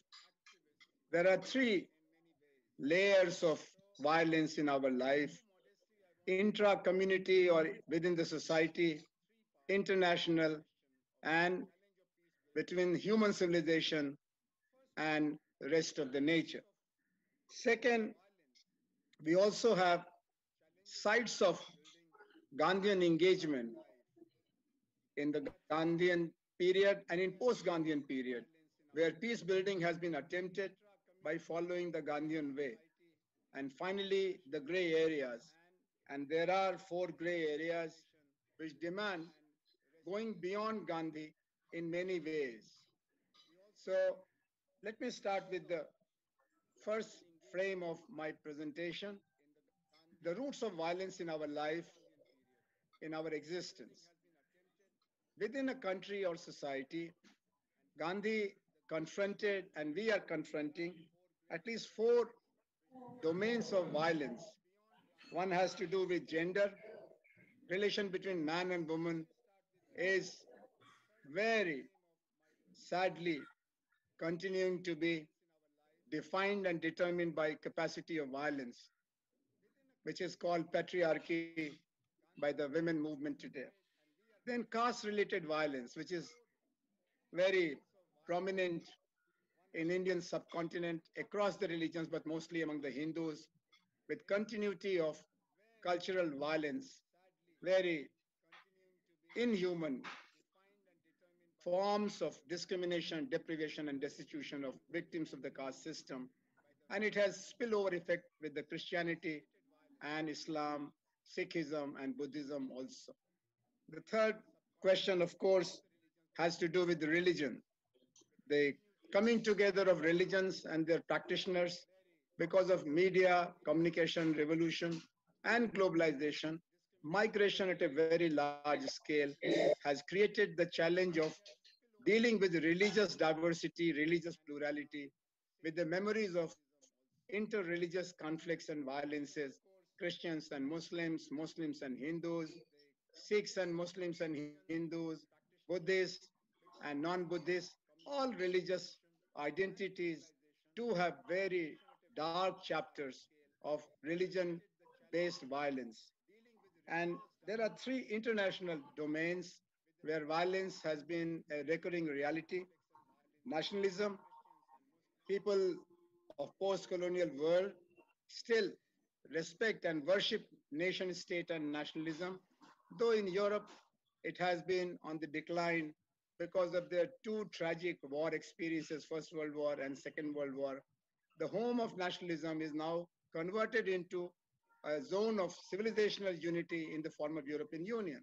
But Asia, Africa, Latin America have refused to learn the lessons through European window, and they are still engaged in international violence with great passion from both sides of the dividing lines. And then, of course, racism, which began as a colonial reality, and it has now a spillover effect.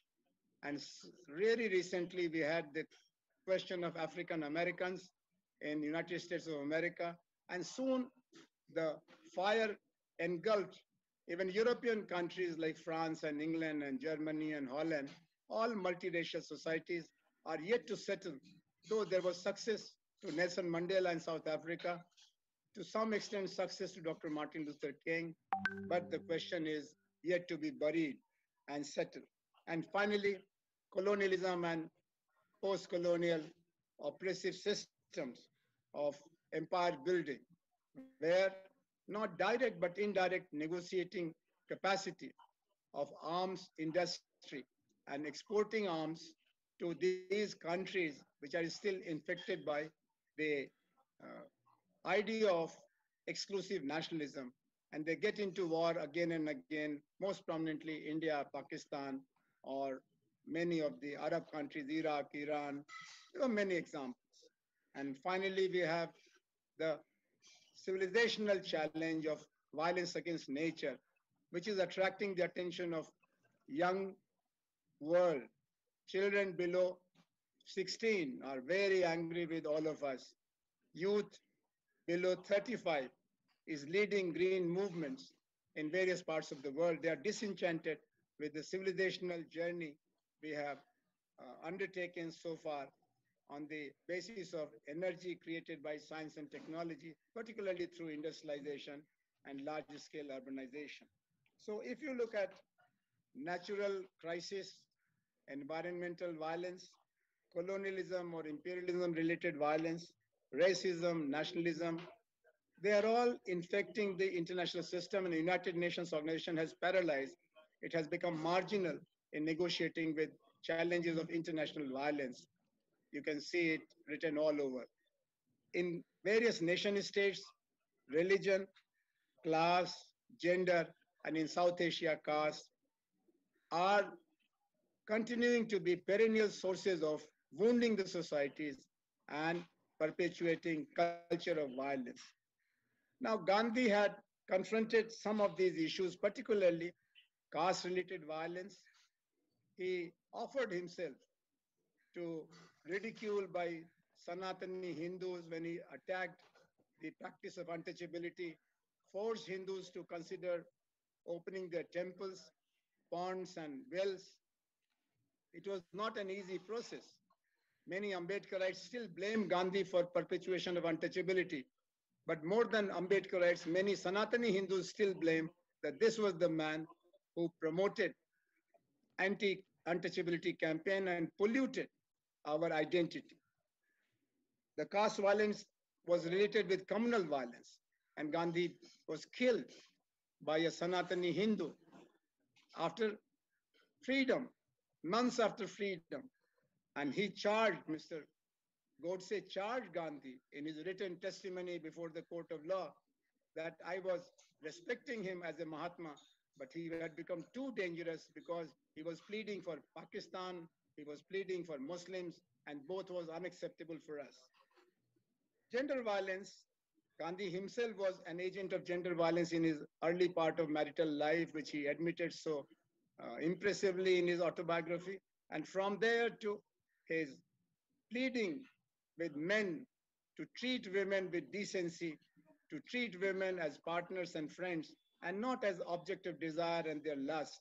But as you know, we are continuing to live with fear as a woman.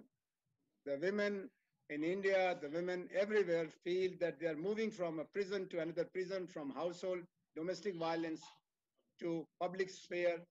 And this whole recent Me Too movement exposed that most ugly realities are there in our life.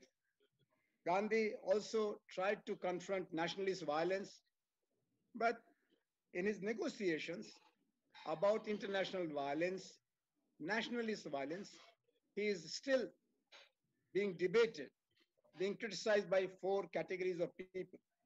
First of all, he had to confront the nationalists within India when he opposed killing of British people, British civil servants, British policemen and women, by patriotic Indians like Madan Lal Dhigra to Bhagat Singh.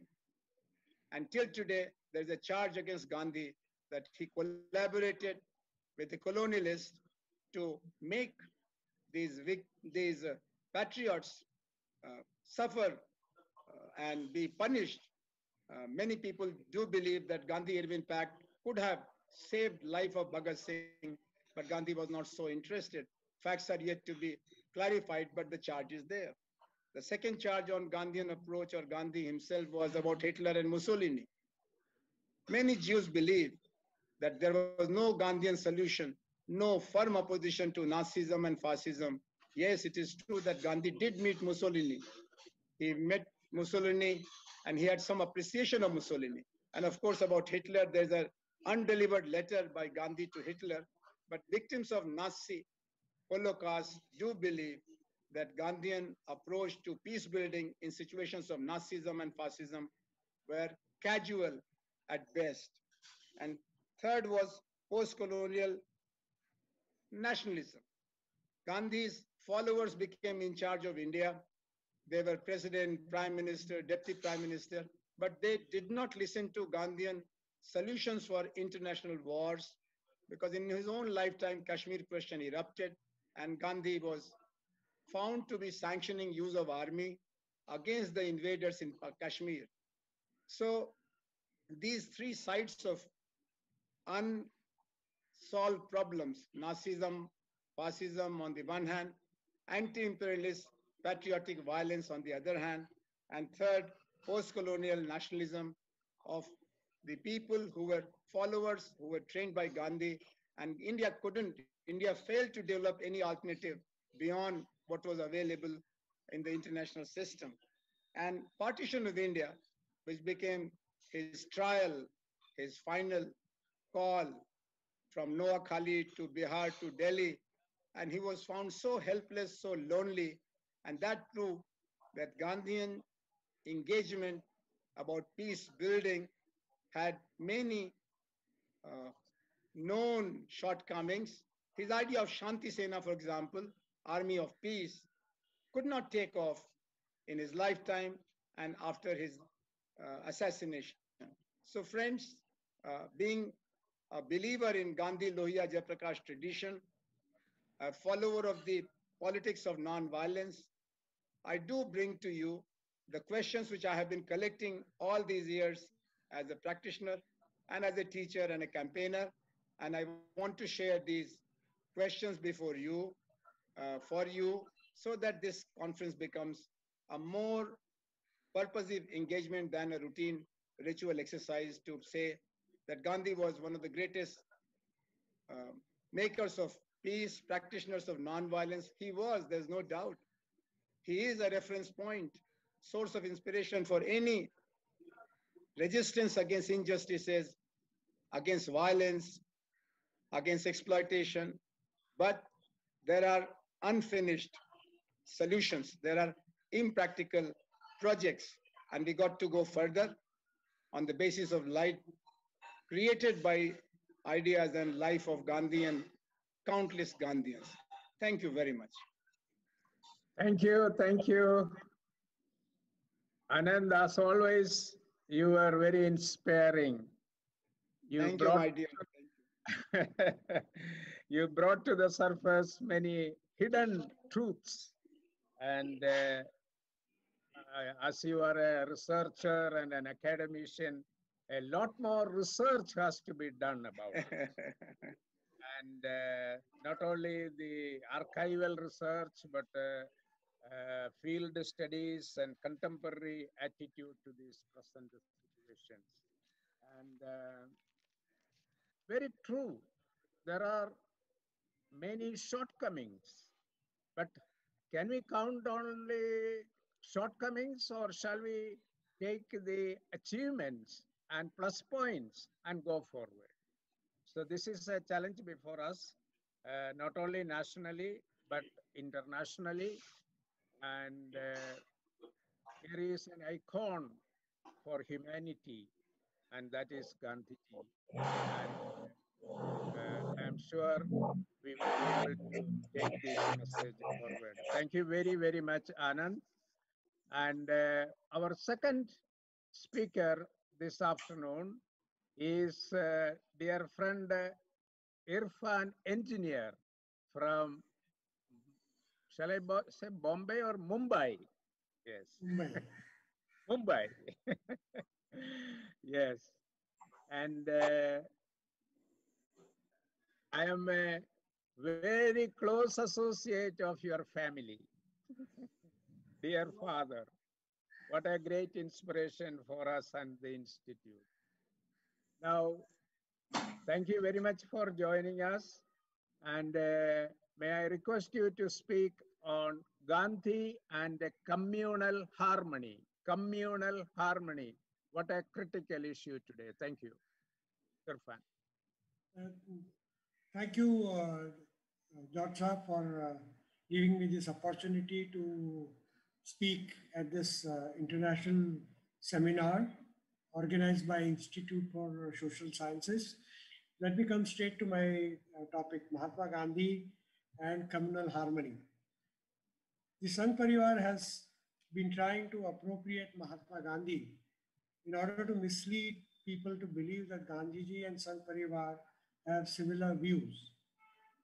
Mohan Bhagwat has often said this and tried to appropriate Gandhi. Nothing can be farther from truth. Prime Minister is also trying to reduce Gandhiji to an icon for Swachh Bharat mission.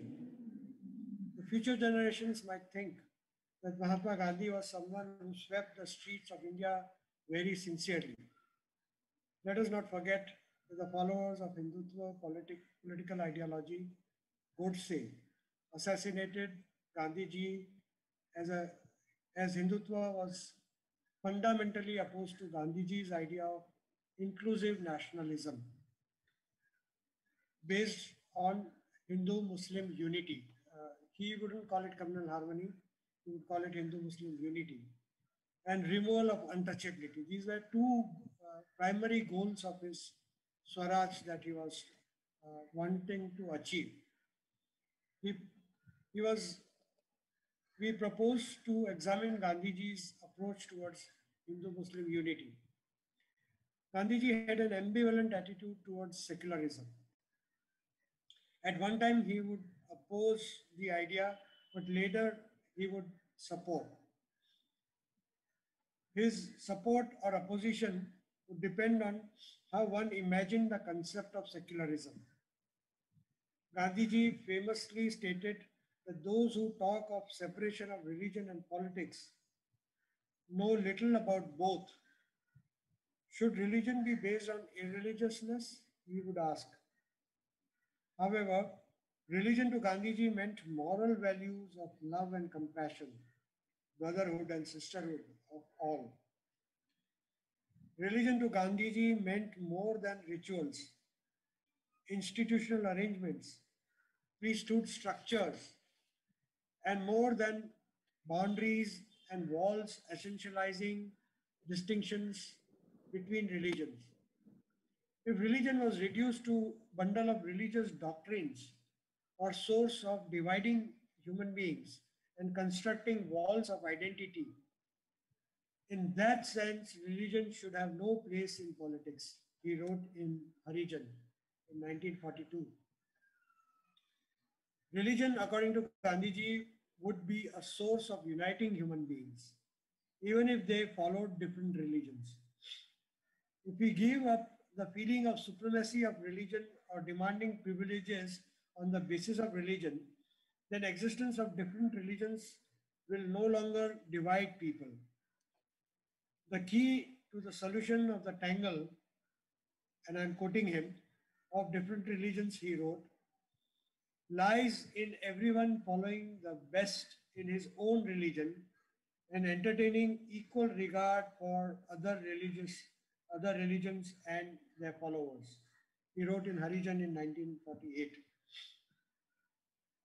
Hindu-Muslim unity requires the Muslims to tolerate not as a virtue of necessity, not as a policy, but as a part of their religion, the religion of others, so long as they, that is the latter, believe it to be true.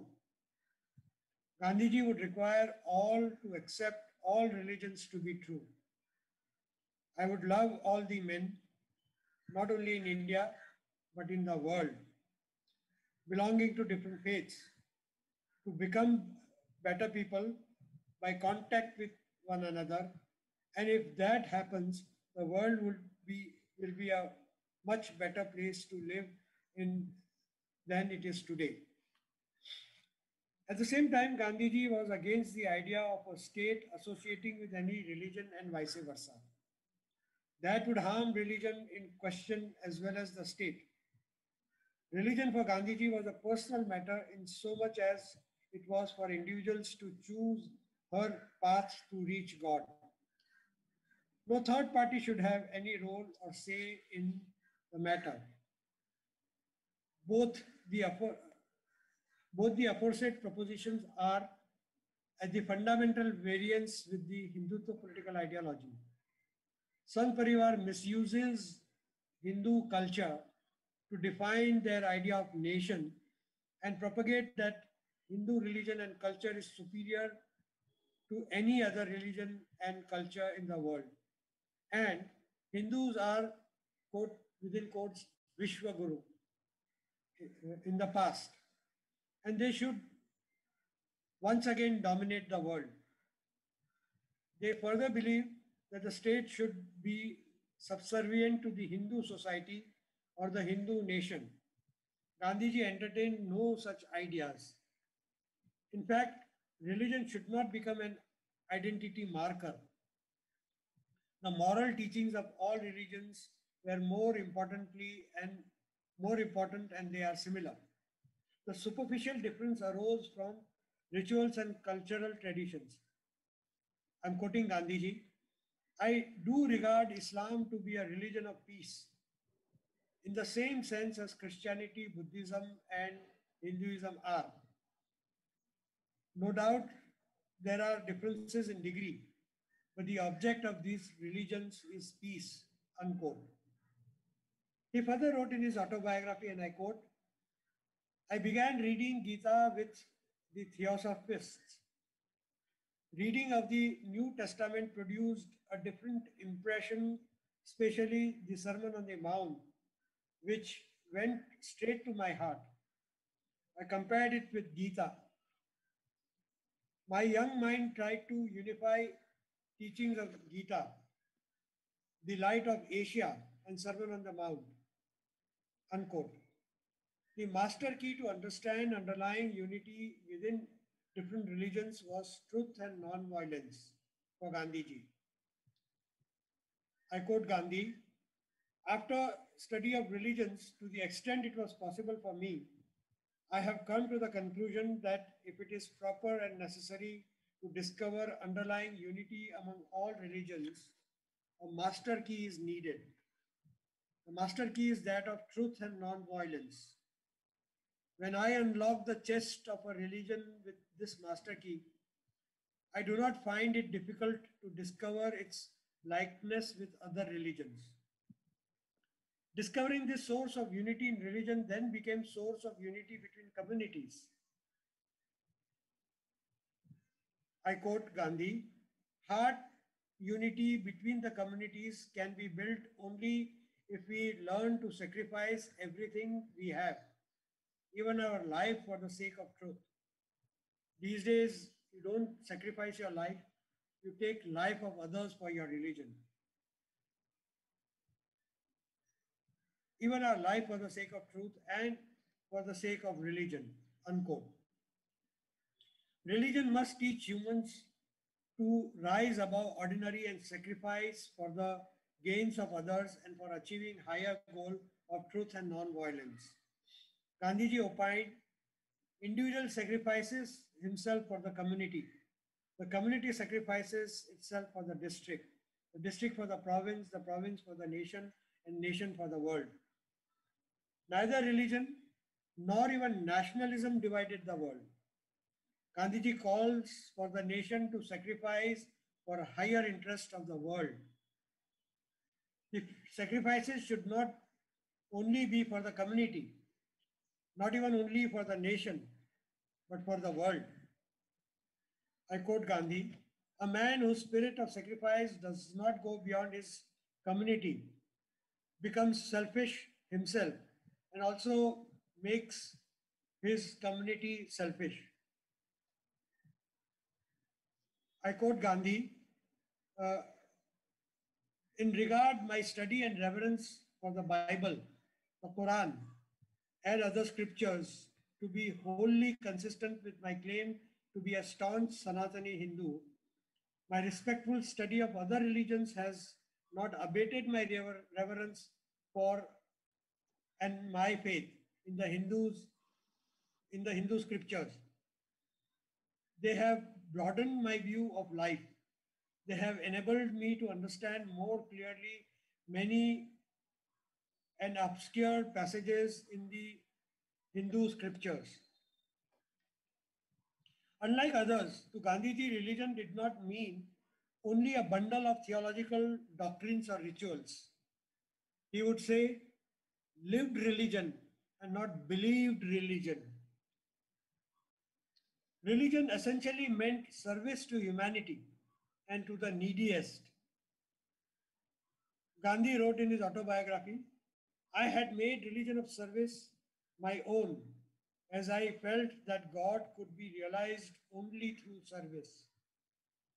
And service for me was service of India. Mine is religion of Tapacharya. To conclude, it is amazing that Hinduism, or for that matter, any religion, can produce such opposite poles. Hinduism in the hands of Gandhiji is a resource to build humane society. Gandhiji claimed to be not only a Sanatani Hindu, but also a good Muslim and a good Christian and a good follower of all religions. Gandhiji's Hinduism and his formula to discern underlying unity within all religions influence millions of Indians through freedom struggle. If India did not become Hindu Rashtra in 1947, even though Pakistan was created as a homeland for Muslims and became an Islamic state, Gandhiji's moral influence and his Hinduism played a predominant role. That is why followers of Hindutva political ideology had to eliminate Gandhiji. The one-man army against communal riots did his job fearlessly and lived his Hinduism.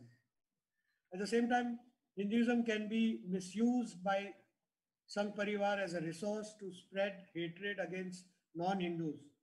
particularly Muslims and Christians, which it considers as foreign religions. Sangh Parivar's Hinduism is intolerant also of other Hindus who do not think like them. Followers of Hindutva ideology assassinated Gandhi and in recent times killed Govind Padsare, Narendra Dabholkar, M.M. Kalburgi, and Gauri Lankesh. It justifies caste hierarchy, which oppresses Dalits and treats women as second-class citizens. Religion has not yet lost its influence in Asian societies and will not anytime soon. In the context between religion and atheism, the former would win hands down. The contest has to be between religion as a source of moral values like love, compassion, forgiveness, justice, and equality, guiding of all religions to become better human beings on the one hand, and using religion as a resource to shape political state or justify construction of a society which accepts hegemony of one community over others and one section of the society over others on the other hand. We are passing through a temporary phase, I believe. We'll soon triumph. Gandhiji's Hinduism and in fact the values of all religions of love, compassion, forgiveness, sisterhood and brotherhood will prevail in the world. Thank you for giving me this opportunity. Thank you, Irfan. Thank you. Very timely message. And all what you have researched and from your experience also, whatever you just said now is extremely relevant, and it gives an inspiration for all of us to go forward. In fact, the quotes several quotes, you did a wonderful research about it, like in 1942, what Gandhiji said, religion has no place in politics. And we added the term secular India. Wonderful, no? Where are we? Then religion should not become an identity marker. Very, very important. We are citizens. We are human beings. We are living together. So some of these issues which you have brought to the limelight is very important, and a lot of research has to be done. And our younger generation, the next generation, the following generations must take it up seriously. We need a harmonious society, and we have to live as better human beings. And that should be our motto. Thank you very much, Irfan. And we look forward to working with you. And thank you very much. May I now invite Ganesh Davi? Good afternoon. Hello, Ganesh. Good afternoon. Good Thank afternoon. you. Thank you. Thank you. Dear friends, I am very, very happy that we have with us an outstanding person who is working with the marginalized, with the people. He will be explaining more about it when he is speaking. And based in northern Karnataka, but the type of work he is doing among the nomadic tribes, marginalized communities is a real message for us and a mission for us. Ganesh Davi is chairman of People's Linguistic Survey of India. And when I requested him and mentioned this program, he readily agreed in his busy schedule. Thank you very much, Ganeshji. And Ganeshji will be speaking on Gandhi and nomadic tribes, marginalized communities. Ganeshji. George sir, thank you so much for thinking of me for speaking to this very august gathering of scholars, practitioners, followers of Gandhians. I must confess that I do not understand Gandhi. You do not understand Not Gandhi. understand Gandhi. Gandhi is difficult to understand because he is easy to understand. But I understand one thing, that many people who have had no personal interaction with him or has read any of his works or had the benefit of schooling where somebody would tell them about his great work, think of him as probably one of the very greatest human beings in history. I'll begin with an anecdote. When I was a young lecturer working in Baroda, I had created a study room for myself outside the university. And I was working with beggars in Baroda at that time. They used to come to my office or study, meet me, eat with me, sit there, spend time.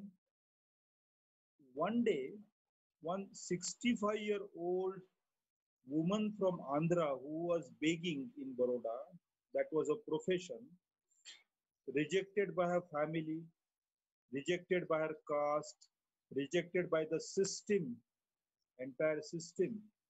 She was begging in Baroda. She came to my office. And just as George said, there is a photograph of Shakespeare behind you in your office. I had a photograph of Gandhi.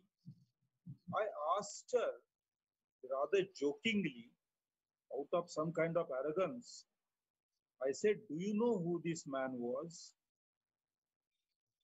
What she said brought tears to my eyes. She said that this is one person who has never told a lie in his entire life. His name is Mahatma Gandhi. A lady who had no benefit of school, had never read any book, had no discussion with political activists or intellectuals, knew about Gandhi, his ability to touch the hearts of millions without the benefit of large machinery of television, propaganda machine, such as Hitler had or such as Narendra Modi has. He did not have that. But his actions were such that they could touch the hearts of millions. I mean, we must accept that the Indian probably known the very best in the world is Mahatma Gandhi and none other. Probably Rabindranath Tagore comes the second closest in the second position, but none other. From where did he draw this energy, this strange chemistry, this peculiar magic?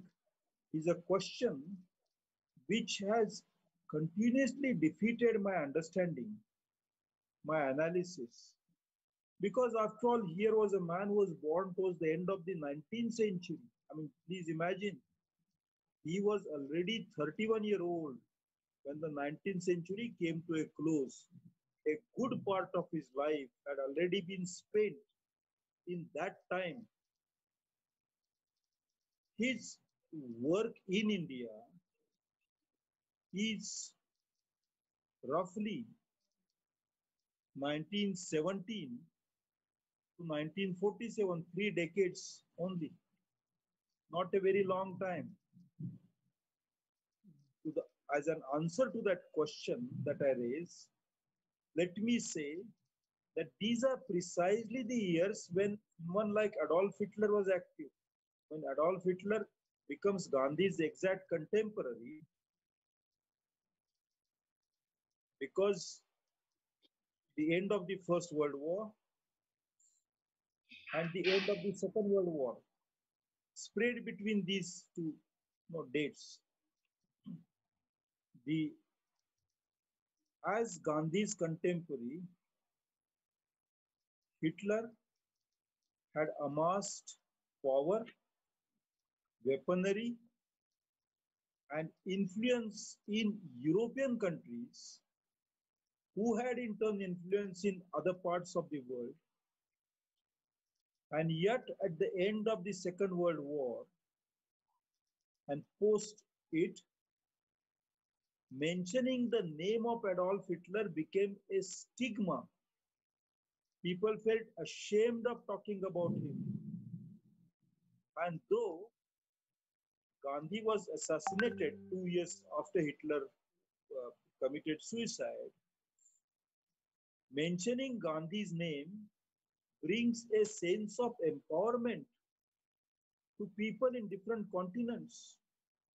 A man who had nothing as his personal property, who was never in a position of power, who did not try to control any other country.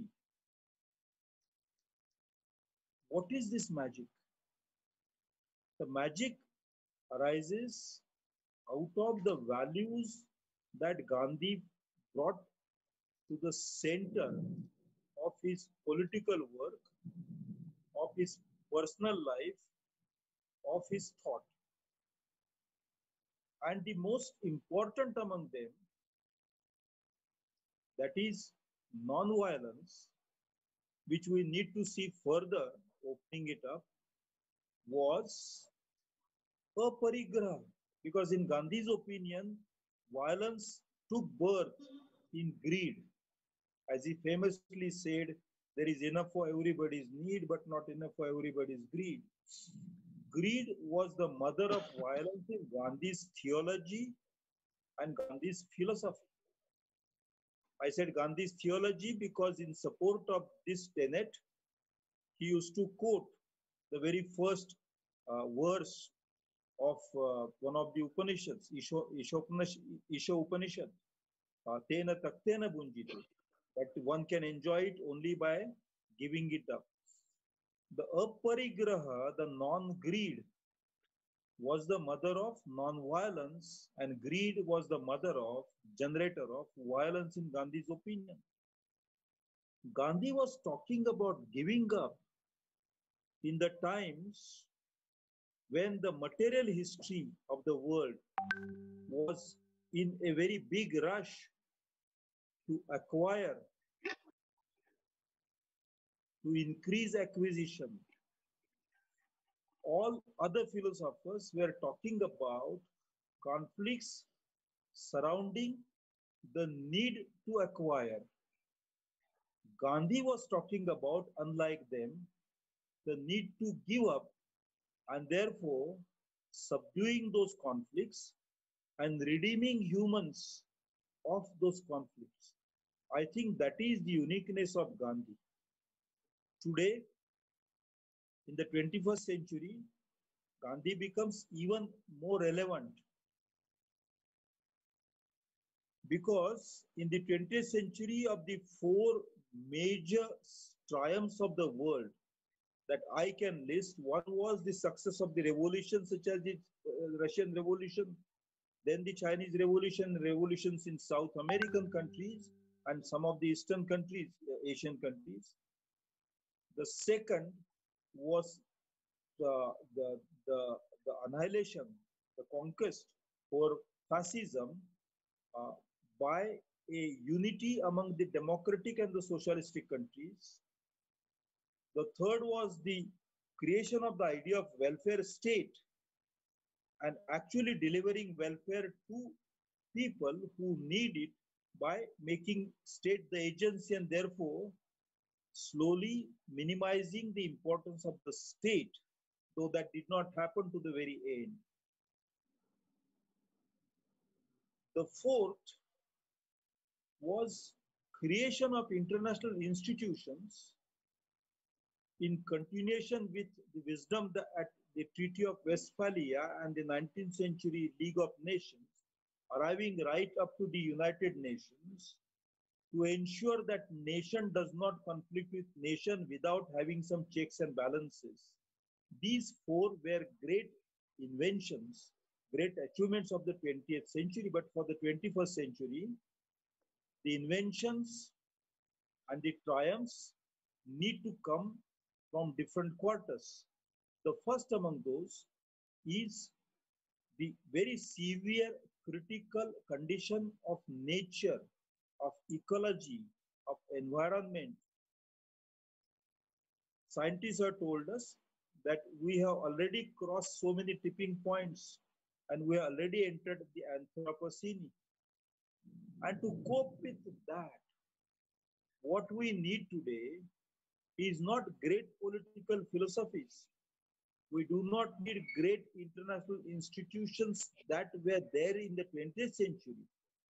We'll have to create new kind of alliances and institutions based solidly in the idea of a parigraha, giving up, restricting, reducing. It is then alone that humans might not just cope with, but also survive in the times of Anthropocene. Somehow the topic given reads that I will speak about denotified tribes. So that's a completely different topic. Denotified tribes are the people who are wrongly branded as criminal tribes. That was a colonial fallacy, and it has harmed the destinies of close to 140 million in India. Gandhi did not have enough knowledge about denotified tribes. These are not to be confused with tribes, not to be confused with Adivasis or the indigenous communities. These are communities completely different. They are the communities that were branded wrongly because of the British colonial failure of understanding complexities of Indian society, and were kept in soft prison called settlement and not released for 4 generations till 1952. The first law came in 1871. The release came de-notification. The annulment of the notification came in 1952 after 80 years. Gandhi did not have time to deal with this question, and therefore because I have worked with denotified tribes, but I treat Gandhi as my inspiration, there is no need to bring the two together. I think very often I and many others like me put too much burden on Gandhi's already bent back. We expect him to solve every problem of our time. Poor Gandhi. He did not make any such claim. He coped with problems of his time. He coped with them in the light of his conscience, his inner voice, and in the light of eternal values such as aparigraha and truth or truthfulness.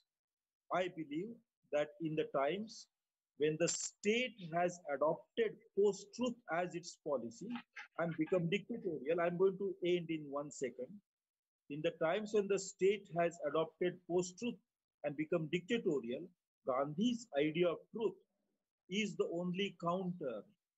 In the times when the world has entered Anthropocene, Gandhi's aparigraha and therefore non-violence emerging out of it is the only solution. To that extent, I find Gandhi will have a space and a place and relevance in the 21st century.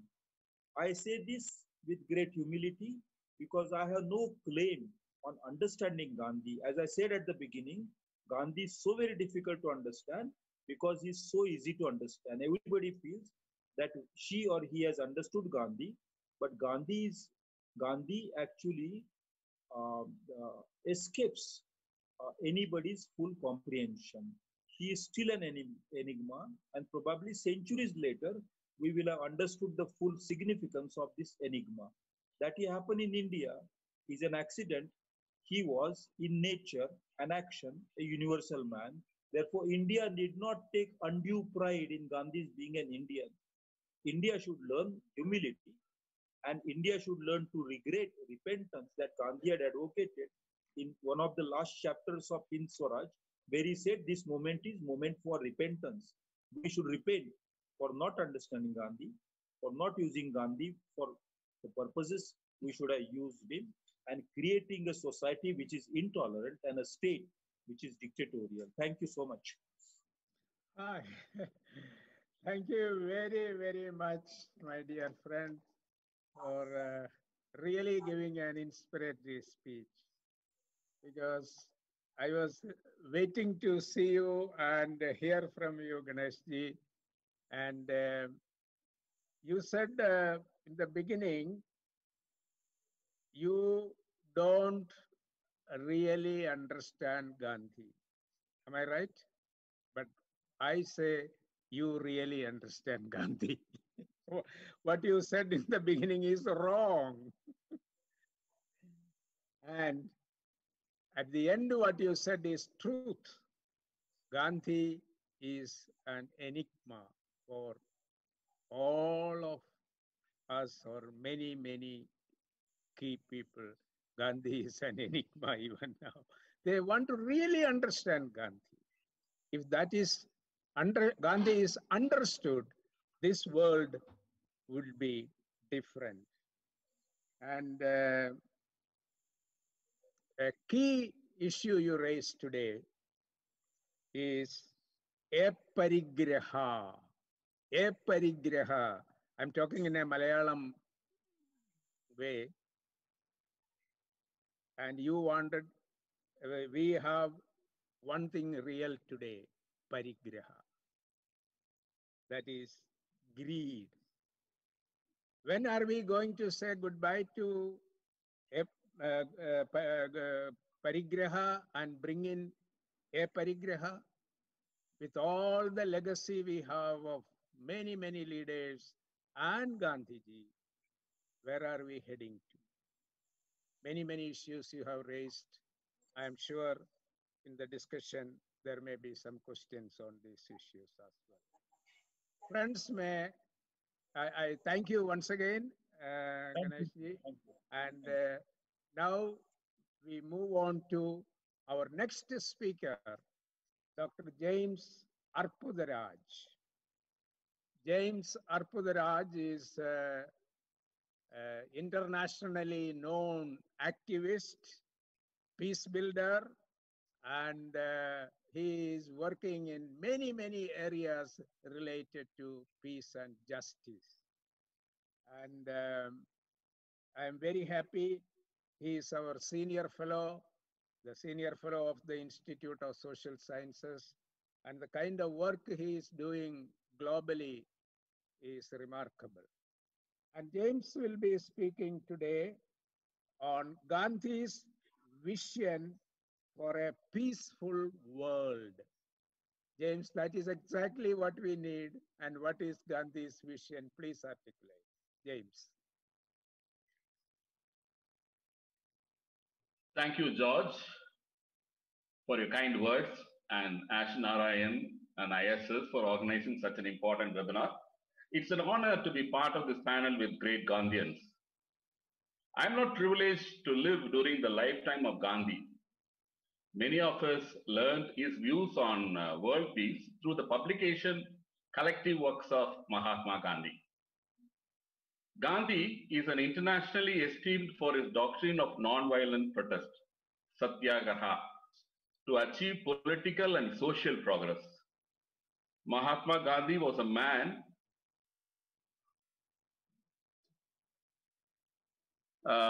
with the weapons of truth and non-violence, who is regarded as a messenger of peace and the actual follower of non-violence, had shown at many levels that only through non-violence and peace and brotherhood, togetherness be attained. The Times magazine in 1930 considered him as a person of the year. Gandhi's philosophy based on truth and non-violence has been admitted by statesmen of the world as a viable source of strength for resolving conflicts, not only in the present world, but also in the future. Due to this reason, Nelson Mandela once referred that the 21st century is going to be Gandhian century. It was also realized by scientist Albert Einstein in the early 50s that Gandhian philosophy would be the lighthouse for future generations. Dr. Mary Elizabeth King said this morning that more than 8 groups of Black Lives Matters in the US actually followed non-violent strategic approach. Gandhi diagnoses the causes of arms race, which is a cancerous growth among all nations, and puts humanity at the brink of death and doubt of survival. Nations harm themselves out of fear of each other and to guard their imperialistic possessions, Gandhi asserted in Hind Swaraj. Force was used when people were under the spell of fear, and what is gained through fear is retained only for as long as fear is present. One of the root causes of arms race, Gandhi observes, is the greed of nations. My previous speaker also mentioned that, which necessitates exploitation of any form. Therefore, he opined, I have no doubt that unless big nations shed their desire of exploitation and the spirit of which war is the natural expression and atom bomb the inevitable consequence, there is no hope in the peace in the world. More physical reduction of arms does not make disarmament realistic. On the contrary, it is based on law of love. Total disarmament, the only material safeguard for peace, should be the outward and visible sign of that inward mental disarmament on which alone outward peace can be constructed. Unquote. Gandhi propounded that disarmament can be achieved only through the adoption of non-violence. He was optimistic enough to advocate unilateral disarmament. If one great nation was unconditionally to perform the supreme act of renunciation, many of us would see in our lifetime visible peace established on earth. After Gandhi's death on 30th November 1948, at the end of the same year, in December 1st, President Jose Figueres Ferreira of Costa Rica abolished the military of Costa Rica after making peace with all its neighbors. In fact, last week, during the heads of the state of meeting in the UN, the Minister of Foreign Affairs called for disarmament in the world. The realistic Gandhi appreciated that with the establishment of a democratic world federation,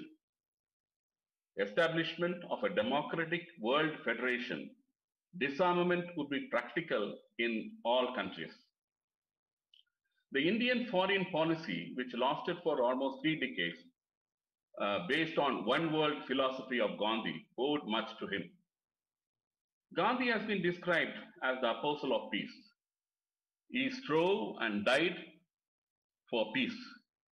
He saw peace as integrally related to justice. Peace is not mere cessation of hostilities. He did not share the diplomatic view of peace. Peace for him meant positive state of affairs. Peaceful conditions bring freedom from exploitation. In his opinion, only non-violent and just peace, could ensure lasting peace. Gandhi said, I quote, peace will never come until the great powers courageously decide to disarm themselves. Exploitation and dominance of one nation over the another can have no place in the world striving to put an end to war. In such a world, only the militarily weaker nations will be free from the fear of intimidation or exploitation. I have no doubt that unless big nations shed their desire of exploitation and inevitable consequence, there is no hope for peace in the world, unquote. Gandhi's saying is relevant today, as 90% of the global arms trade is dominated by the members of the Security Council for over a decade. If Gandhi was alive today, he would not have allowed India to become the 3rd largest buyer of weapons in the world and 19th leading exporter of weapons. This morning, Dr. Auchi made reference to Hiroshima and Nagasaki. Gandhi said at that time, I quote, it seems to me that the recent events must force that belief on great powers. I have an implicit faith that today burns brighter than ever after half a century of experience of unbroken practice that marked that mankind can only be saved through non-violence. One of the greatest admirers of Gandhi was Albert Einstein, who saw in Gandhi's non-violence positive attitude to the mass violence unleashed by the fission of atom. Unfortunately, Gandhi's India today is a nuclear weapon country without even signing the UN treaties on Non-Proliferation Treaty and Comprehensive Test Ban Treaty. Practice of non-violence in the international arena is the first and the foremost condition for world peace.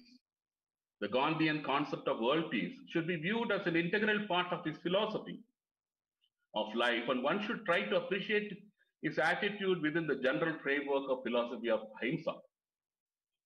Good means alone can lead us to everlasting peace.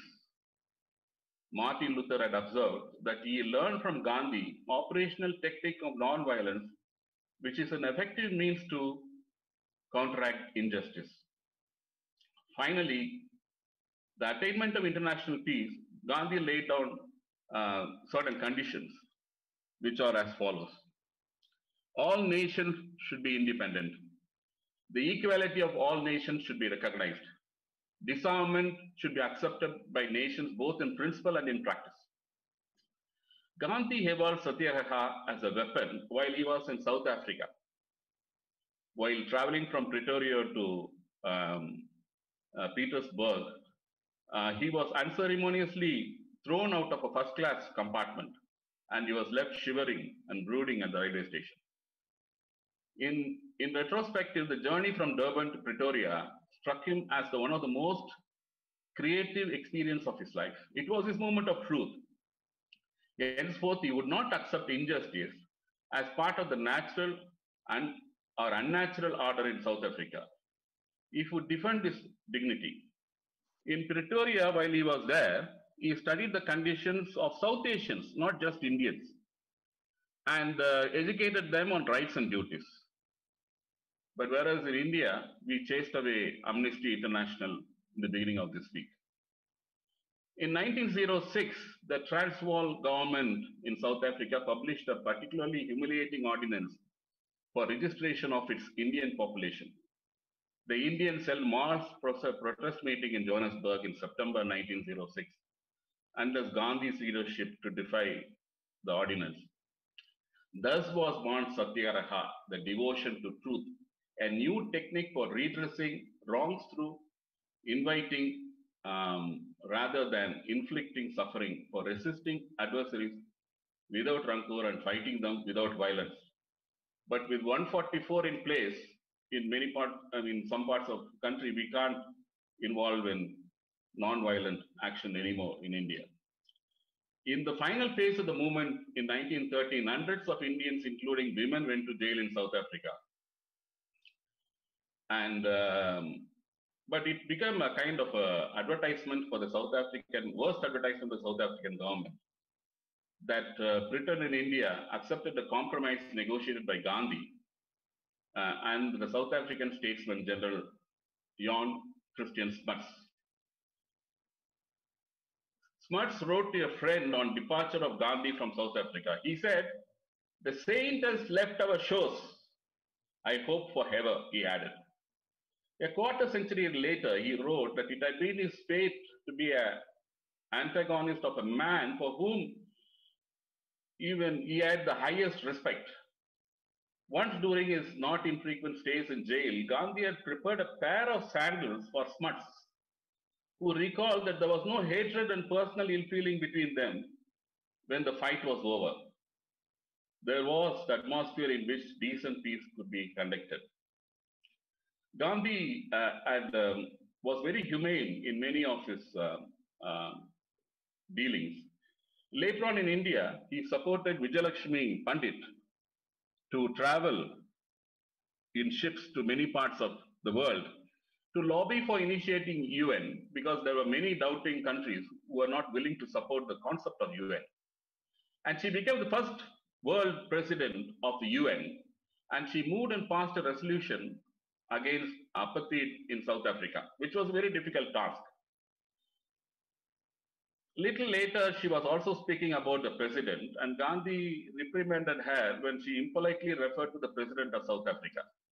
Gandhi told her, "We are against the apartheid policies pursued by that man. We are not against him as a person."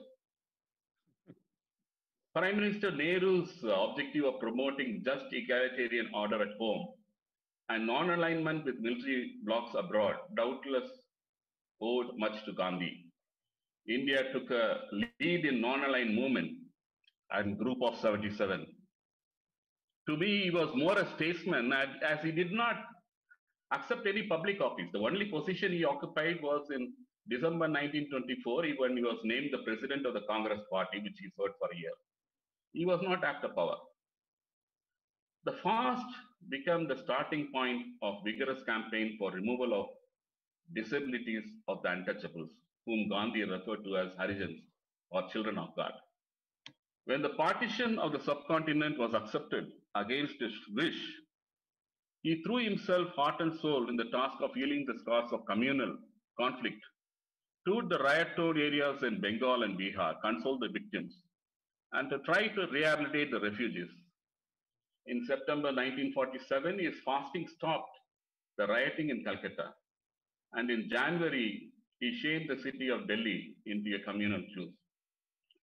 A few days later, on January 30th, while he was on his way to the prayer meeting in Delhi, he was shot down. I was wondering, what would Gandhi have done if he was alive in 1992? The moment he would have heard that the travel plans made by the Karsevaks, he would have rushed to Ayodhya and he would have called for a fast unto death, bringing the whole nation to a halt, and would have saved the demolition of the Babri Masjid. Gandhi studied religious books of all major religions and he respected.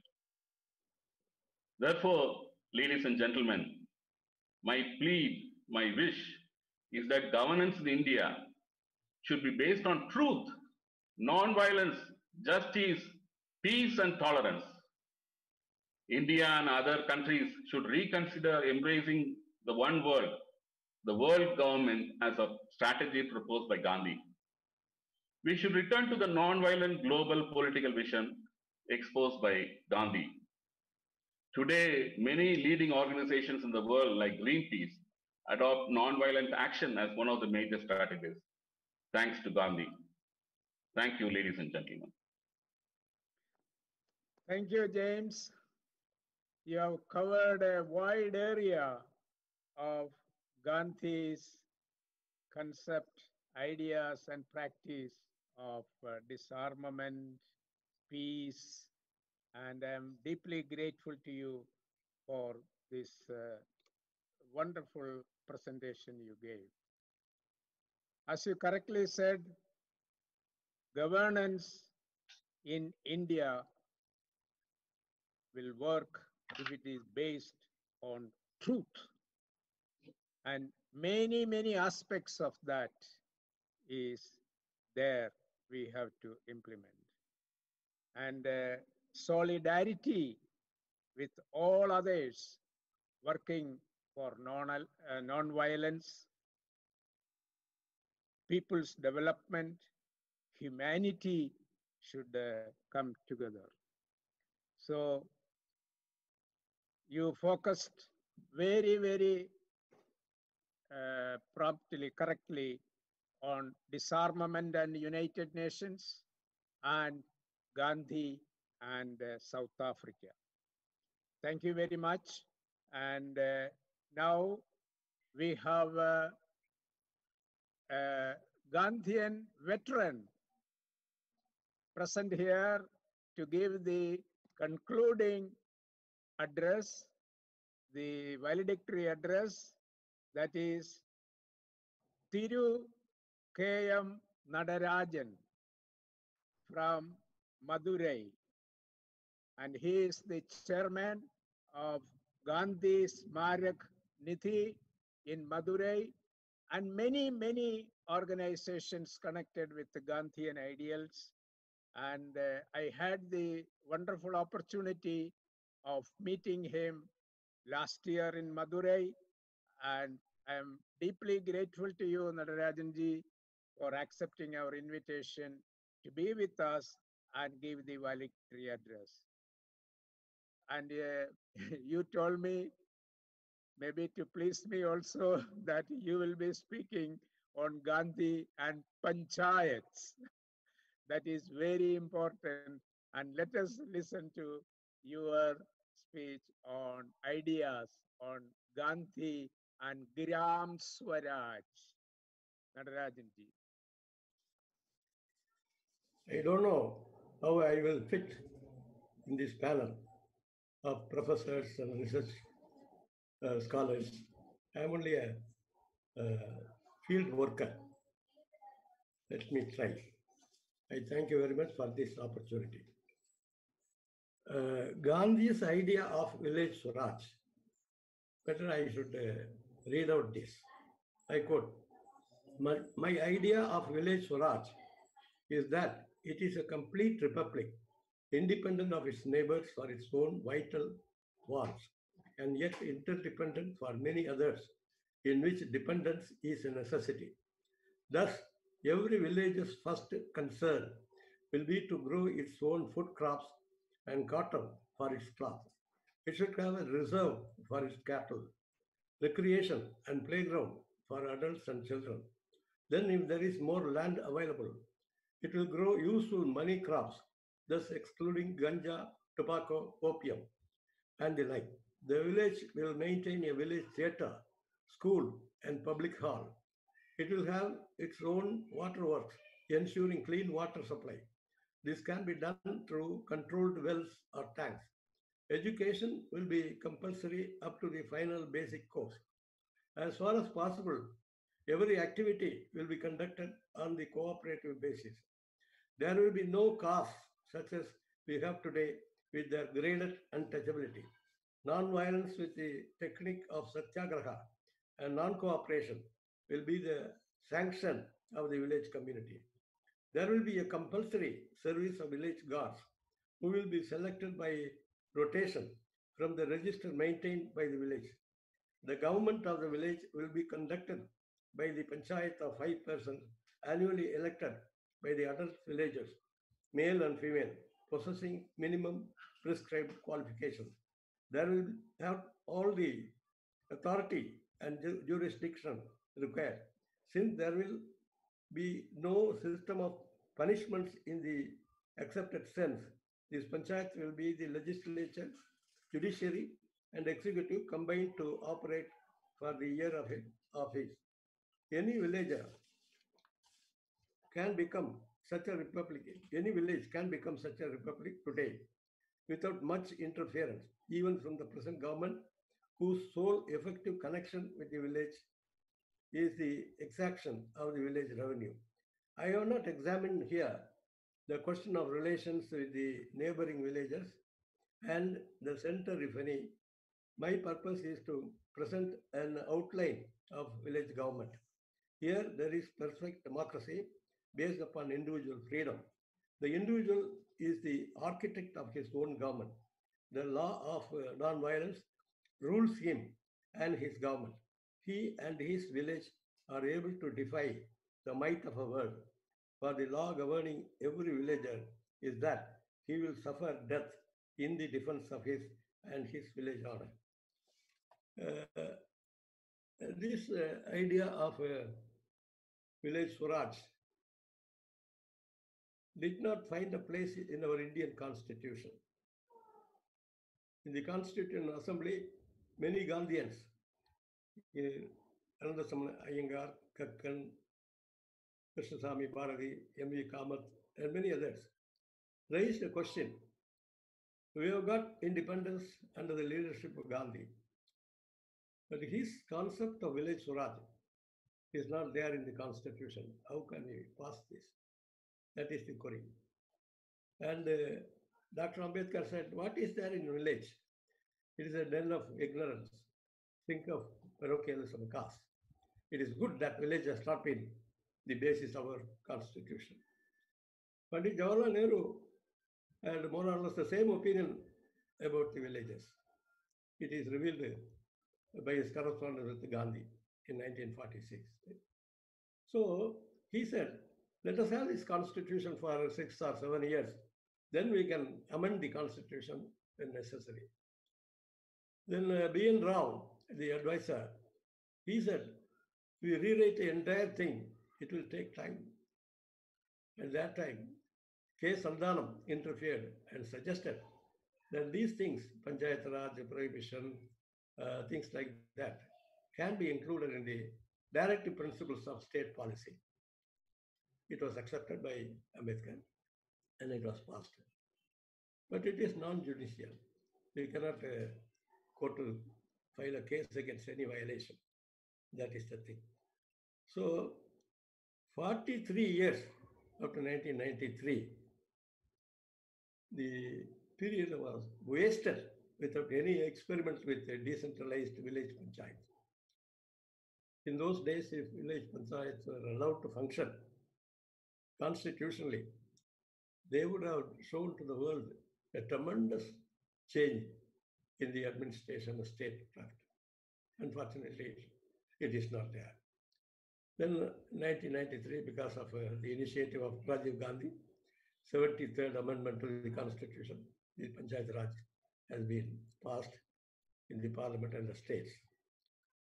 Now, the center and states, they don't allow the panchayats function freely. They consider the panchayats as the agents of their project's implementation. That is very bad. There are 29 powers given to the panchayat. I don't think any power is given to the panchayat. The MLAs and MPs, they want to preserve their power instead of devolving power to the panchayats. There are so many reasons for that. Anyhow, within a smaller scope, some panchayats are doing tremendous work. Sithilik and Kadambur, people are working very hard to make the Panchayat Raj a really decentralized village government. I think the panchayats, there should be central list, state list, and panchayat list. No encroachment with other lists. In the beginning, Dr. Ambedkar said, you see, what is there in the villages, it is sink of ignorance, den of parochialism, narrow-mindedness. The same thing can be said about our parliament, our assemblies. Are they any better than what villages were there? In the old villages, 1,000 years back, there was a poet, Kaniyan Poomundanar. He said, the entire world is my birthplace. All are my kith and kin. That kind of global approach was there. And in Uttaramanur, how the election for the panchayat can be conducted. So many things are inscribed in the temple. So we have a traditional panchayat Raj system. It has not been given true place in the constitution. Anyhow, now we have got the constitution. But we have to educate the panchayat leaders and other young people to function as a village government.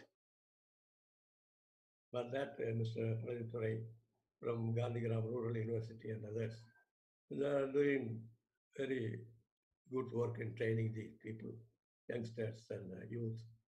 I think there is we have to, Gandhians, those who call themselves Gandhian, should work for the decentralized power. The power should be, the loci of power should be dispersed as far as possible. Then only democracy will be strengthened. Otherwise, in the name of democracy, dictatorship will emerge. We have to see that democracy really functions.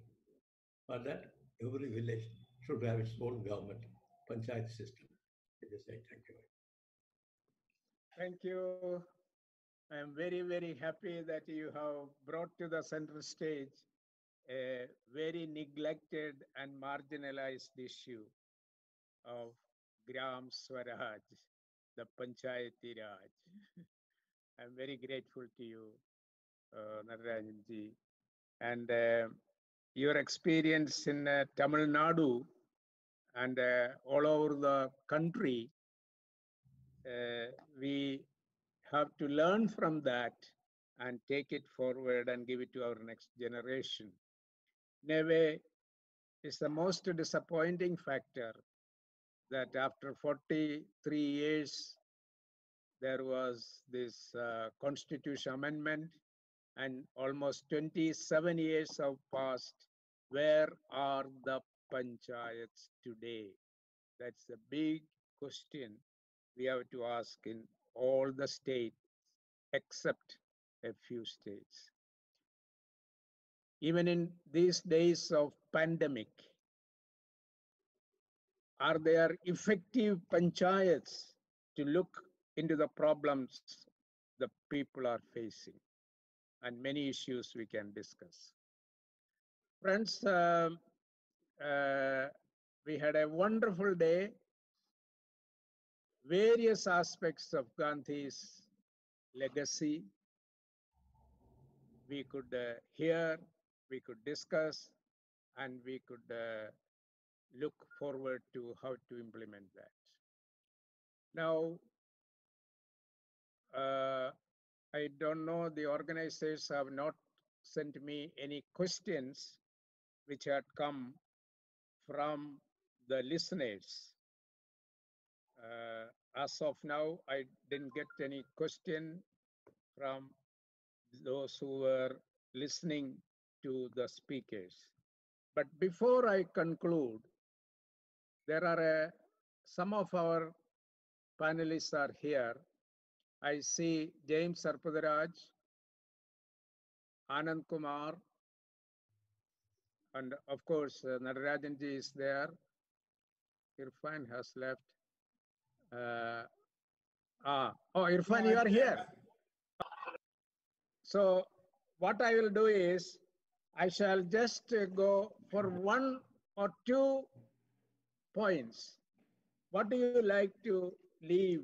This is the closing session of the program. And I would like to ask, for instance, Anand Kumar, what do you like to say this concluding session? One or two points which we should take forward. You gave a wonderful presentation, and you heard others speaking and the concerns. And what is your concluding points for the listeners? I think, George, as it was underlined by Irfan Engineer, Ganesh Devi, and Natarajanji, and yourself and James, the challenge is very enormous. Gandhi was killed 70 years ago. His legacy continues. Whenever there is challenge of violence, injustice, discrimination, we think of solutions, and then at least Gandhian way becomes one of the possible ways for resourceless, helpless victims of the system. The problem is cultivating non-violence. We are cultivating violence in many ways, from family to parliament, from school to religious institutions. But cultivating non-violence is the need of the hour as a human society. And this has to be part of our challenge of education, challenge of politics, challenge of civil society, challenge of media. If you look at the films, most of the films are around, you can say, culture of violence. Unless you put a bit of masala of violence, a bit of murder, a bit of violence, it doesn't look very spicy. If you look at toys industry, take children to these shops, and the stories coming from media make them attracted to guns, plastic guns and tanks, and many other symbolic representations of culture of violence. If you ask a woman, what do you want first? She wants freedom from violence, domestic violence to public violence. Ask a poor person, he or she says, I'll take care of my bread, but please save me from humiliation. of the system, of the police. And so cultivating non-violence is a missing duty. It is the super constitution above all constitutions, super religion above all religions. Religions have been telling us to learn to live with each other non-violently through love power, and that is not being done. So if Gandhi were here today in your seminar, he will ask Dr. George Mathew and all the panelists, tell me what do we do next to meet the challenge of peace building. Peace is child of justice. If there is no justice, there cannot be peace. This is what Gandhi also said. And justice, economic, political, and social is commitment of our freedom fighters, our founders, as articulated in the preamble of the Constitution. And this is also a universal call. So cultivating non-violence is the need of the hour. All those who believe in power of love need to come together and start at a very micro, small level. And there will be magic effect. But we are always on the defensive. When there is communal riot, we go and we want to work for harmony. But before communal riot, we never go to create friendship, bridges, as Gandhi was promoting Sarva Dharma Samabhav, or intercaste dialogues, or man and woman solidarity. So my first and last need of the hour at the end of a long journey of ideas, I believe that culture of non-violence is need of humanity, and cultivating art and science of non-violence, including satyagraha, civil disobedience, has to be part of our agenda. Thank you, George. Thank you, Anand. So after your long journey of Gandhian ideals, you have come to this conclusion. Yes, we have to cultivate the culture of non-violence. Okay, my dear, let us all dedicate for that. May I now invite Irfan to say a few sentences as a concluding remark for all of us and those who are listening. Irfan. Yeah, thank you for inviting me once again. I think after listening to all the speakers, very erudite, learned speakers, I think the challenge before us are two. As one, Gandhi wanted all human beings to become better human beings through their religion. Know all religion. You know, we jump into violence thinking my religion asks me to defend it. But without knowing enough about my religion, without knowing enough about other religions. So wanted religion to make better human beings. So one, we have to all undertake a task of becoming that better human beings. That's one. The second thing that we need to do is shake off complacency amongst us.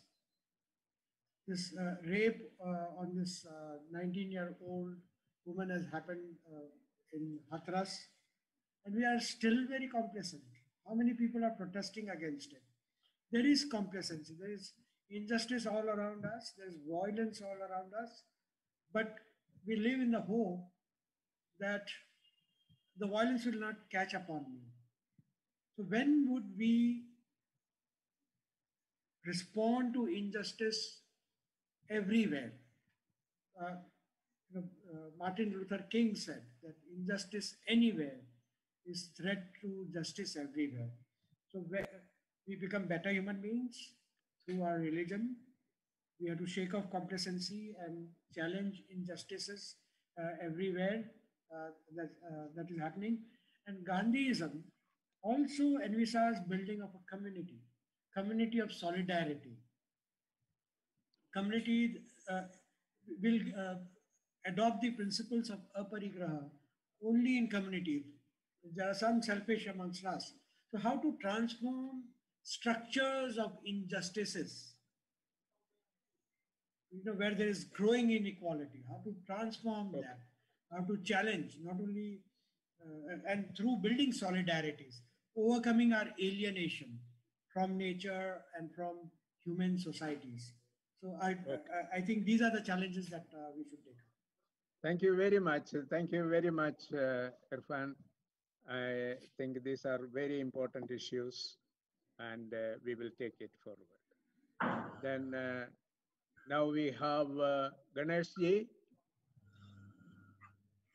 I would like to suggest that we pick up from Gandhi the principle of fearlessness. If we are to fight fascism, that is the only way.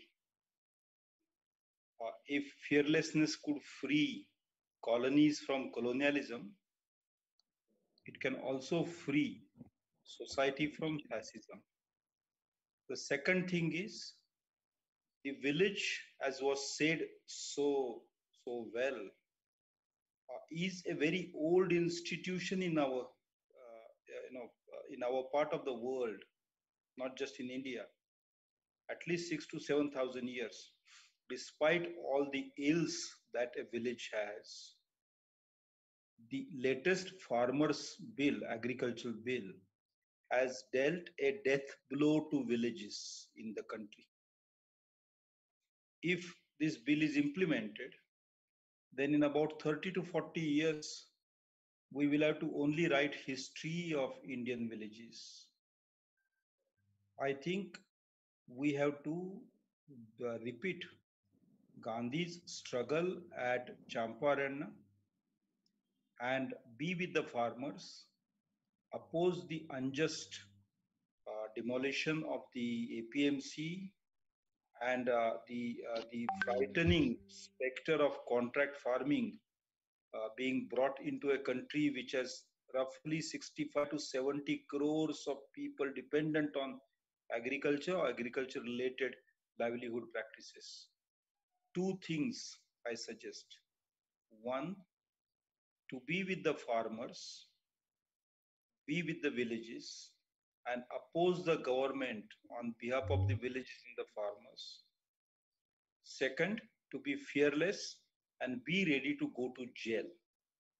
If we have a few thousand such Gandhians in this country, I think we can collectively, through fearlessness, challenge the authority and expose the moral bankruptcy of the regime that has terrified most of the people in the country. This, I think, is the need of the hour. This is not to underestimate the need for communal harmony, which is there, necessary for linguistic, religious, ethnic groups to coexist in a country of a size of a continent, or subcontinent. Absolutely necessary. In all regimes, it is necessary.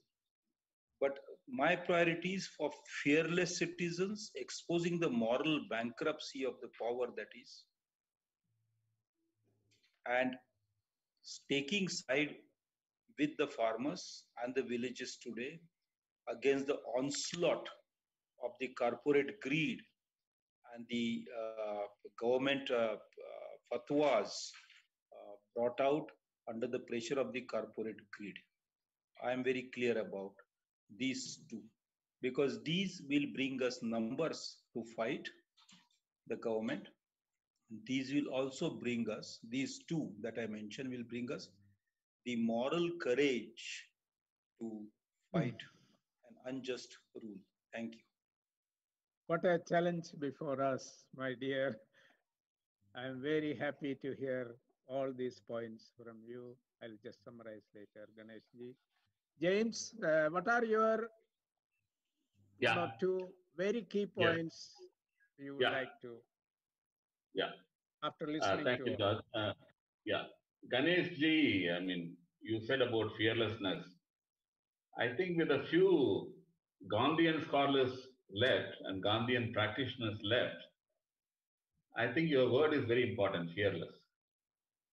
I think in this new normal, if we have to show our dissent,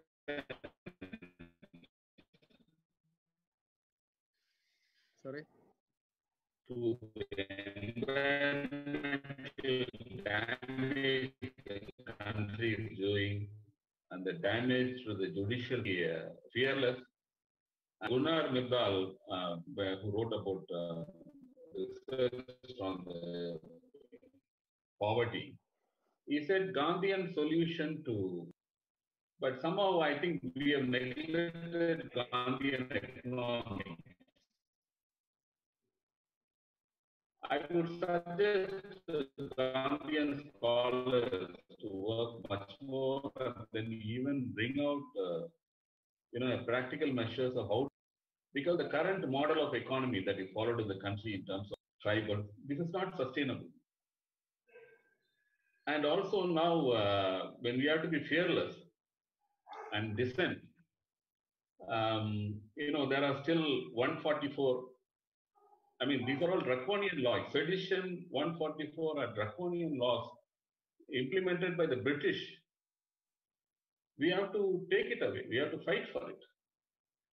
And I'm even wondering whether we would have got freedom if Gandhi was not allowed to dissent. Our freedom fighters dissented and they got us the freedom. But now to practice Gandhian non-violent action, we don't have a way to move forward. So therefore, I humbly request that as few scholars and practitioners, Gandhian practitioners, we need to work on this and bring Gandhian vision to a reality. Thank you, George. Thank you, James. This is very important in your concluding points. And now, may I once again request Natarajanji, one or two sentences and a concluding, really concluding point. A Gandhian scholar in Boston. He has written a book, From Dictatorship to Democracy. It has been translated into so many languages, 30 or 40 languages. That was a guidebook for the Serbian young people to dethrone Milovan and to dethrone Savarnatse in Georgia and Ukraine, so many other things. This book has given 190 methods of doing non-violent resistance without any bloodshed, without any violence. This regime change has taken place in Serbia, Georgia, Ukraine, and other places. And as somebody said, Costa Rica has no army. Like that, Lithuania also they are considering. Gene Sharp went to Lithuania and talked to the people there. They have got a department to research on civilian defense. So it is now growing.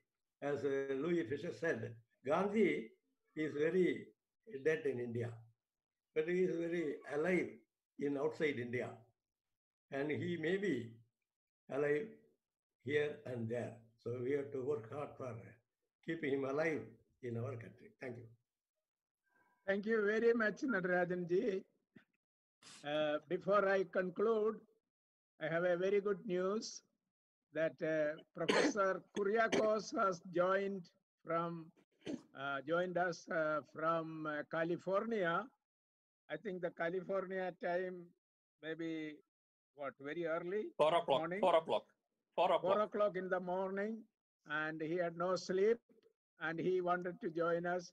And Professor Kuriakose, you would like to say a few words? We are about to conclude. Yes. Thank you. Please. Thank you, George Matthew, and all the distinguished speakers who expressed their ideas on Gandhi. Really, I find one serious problem in Gandhi followers is, if you want to learn about Gandhi, you have to understand, join the Gandhian communities. The failure of Gandhi in our own time is we have no communities as Gandhi in his life experienced. He started Gandhian ideas in Tolstoy farm in South Africa. Then when he returned to India, he started a wonderful ashram community in Sabarmati. Then he started different communities in Nagpur, in Bihar, and even in South India also. In Tamil Nadu, Gandhian movement became very powerful than any state in any province in the British nation, British India. So the Gandhian communities was more powerful. Today, even though we speak Gandhian ideas, it is not becoming more powerful because our community experience is not so strong. I visited Dindugal and stayed in Dindugal Gandhi Gram, very unparalleled experiment they are doing. And it was in 30 years ago. I lived there several weeks, and how the Gandhian idea, the Gandhi Gram idea was they experimenting. In the same way, if you want to revive Gandhian era in our own time, we have to strengthen Gandhian communities. Many people have to go and live in the communities and practice Gandhian ideas. That way only we can revive Gandhian movements. That is the only request I have to say to Gandhi followers. We know all over the world there are several, many people interested in Gandhian ideas. But if we start Gandhian communities, even though it is a small group, it is more powerful than any approach we can make. Thank you very much. Thank you, Professor Kuriakose, and all your cooperation, encouragement to organize this wonderful program today in India. And the community of scholars, activists, Gandhian activists coming together, it was very, very unique to celebrate this year's Gandhi Jayanti. Before I would like to conclude, again repeating the key points mentioned by our speakers in this session. And because with that, we are closing the program. Professor Anand Kumar said, challenge is very enormous and the legacy will continue. And how to cultivate non-violence. How to cultivate non-violence. Think about it. Act about it. Irfanji said, better human beings are possible through their religion. And shake off our complacency of injustice. There is a complacency we have developed about injustice. Ganeshji very correctly said, this principle of fearlessness, how to create that? We are all afraid, we are all fearful. How can we have principle of fearlessness? And our villages must be our real concern. And to be with the farmers, be fearless, be ready to go to jail, and stop corporate greed. These are very important statements. James mentioned towards the end, current economy is not sustainable. And we must work to see that the draconian laws are taken away. And Nadarajanji said, from dictatorship to democracy. And 190 ways of doing non-violence. That 190 ways must be translated in all the languages in India and circulated among the schools, students, and the next generation. And this should be a very important mission for us as a result of our discussion today. I'm deeply grateful to you, Natarajanji, for taking up this issue, and that book, Dictatorship to Democracy, and 190 Ways of Doing Non-Violence. And Professor Kuriakose has put a very important challenge before us, even with his wonderful experience in Dindigul in Tamil Nadu, that join Gandhian communities. We need communities to work with, and only communities can take forward these issues. And now it is India time, going to be 5 o'clock in the evening, and I am deeply grateful to the organizers, the participants, those who are listening worldwide, and all the speakers for participating in this program and expressing their views. We can look forward only with hope and optimism.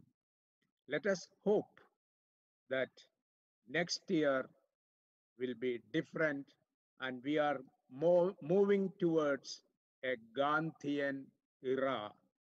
As we said in the beginning, we need a Gandhian revival era, and let us hope that we are moving to a Gandhian era. Thank you very much, all my dear brothers and sisters. Thank you.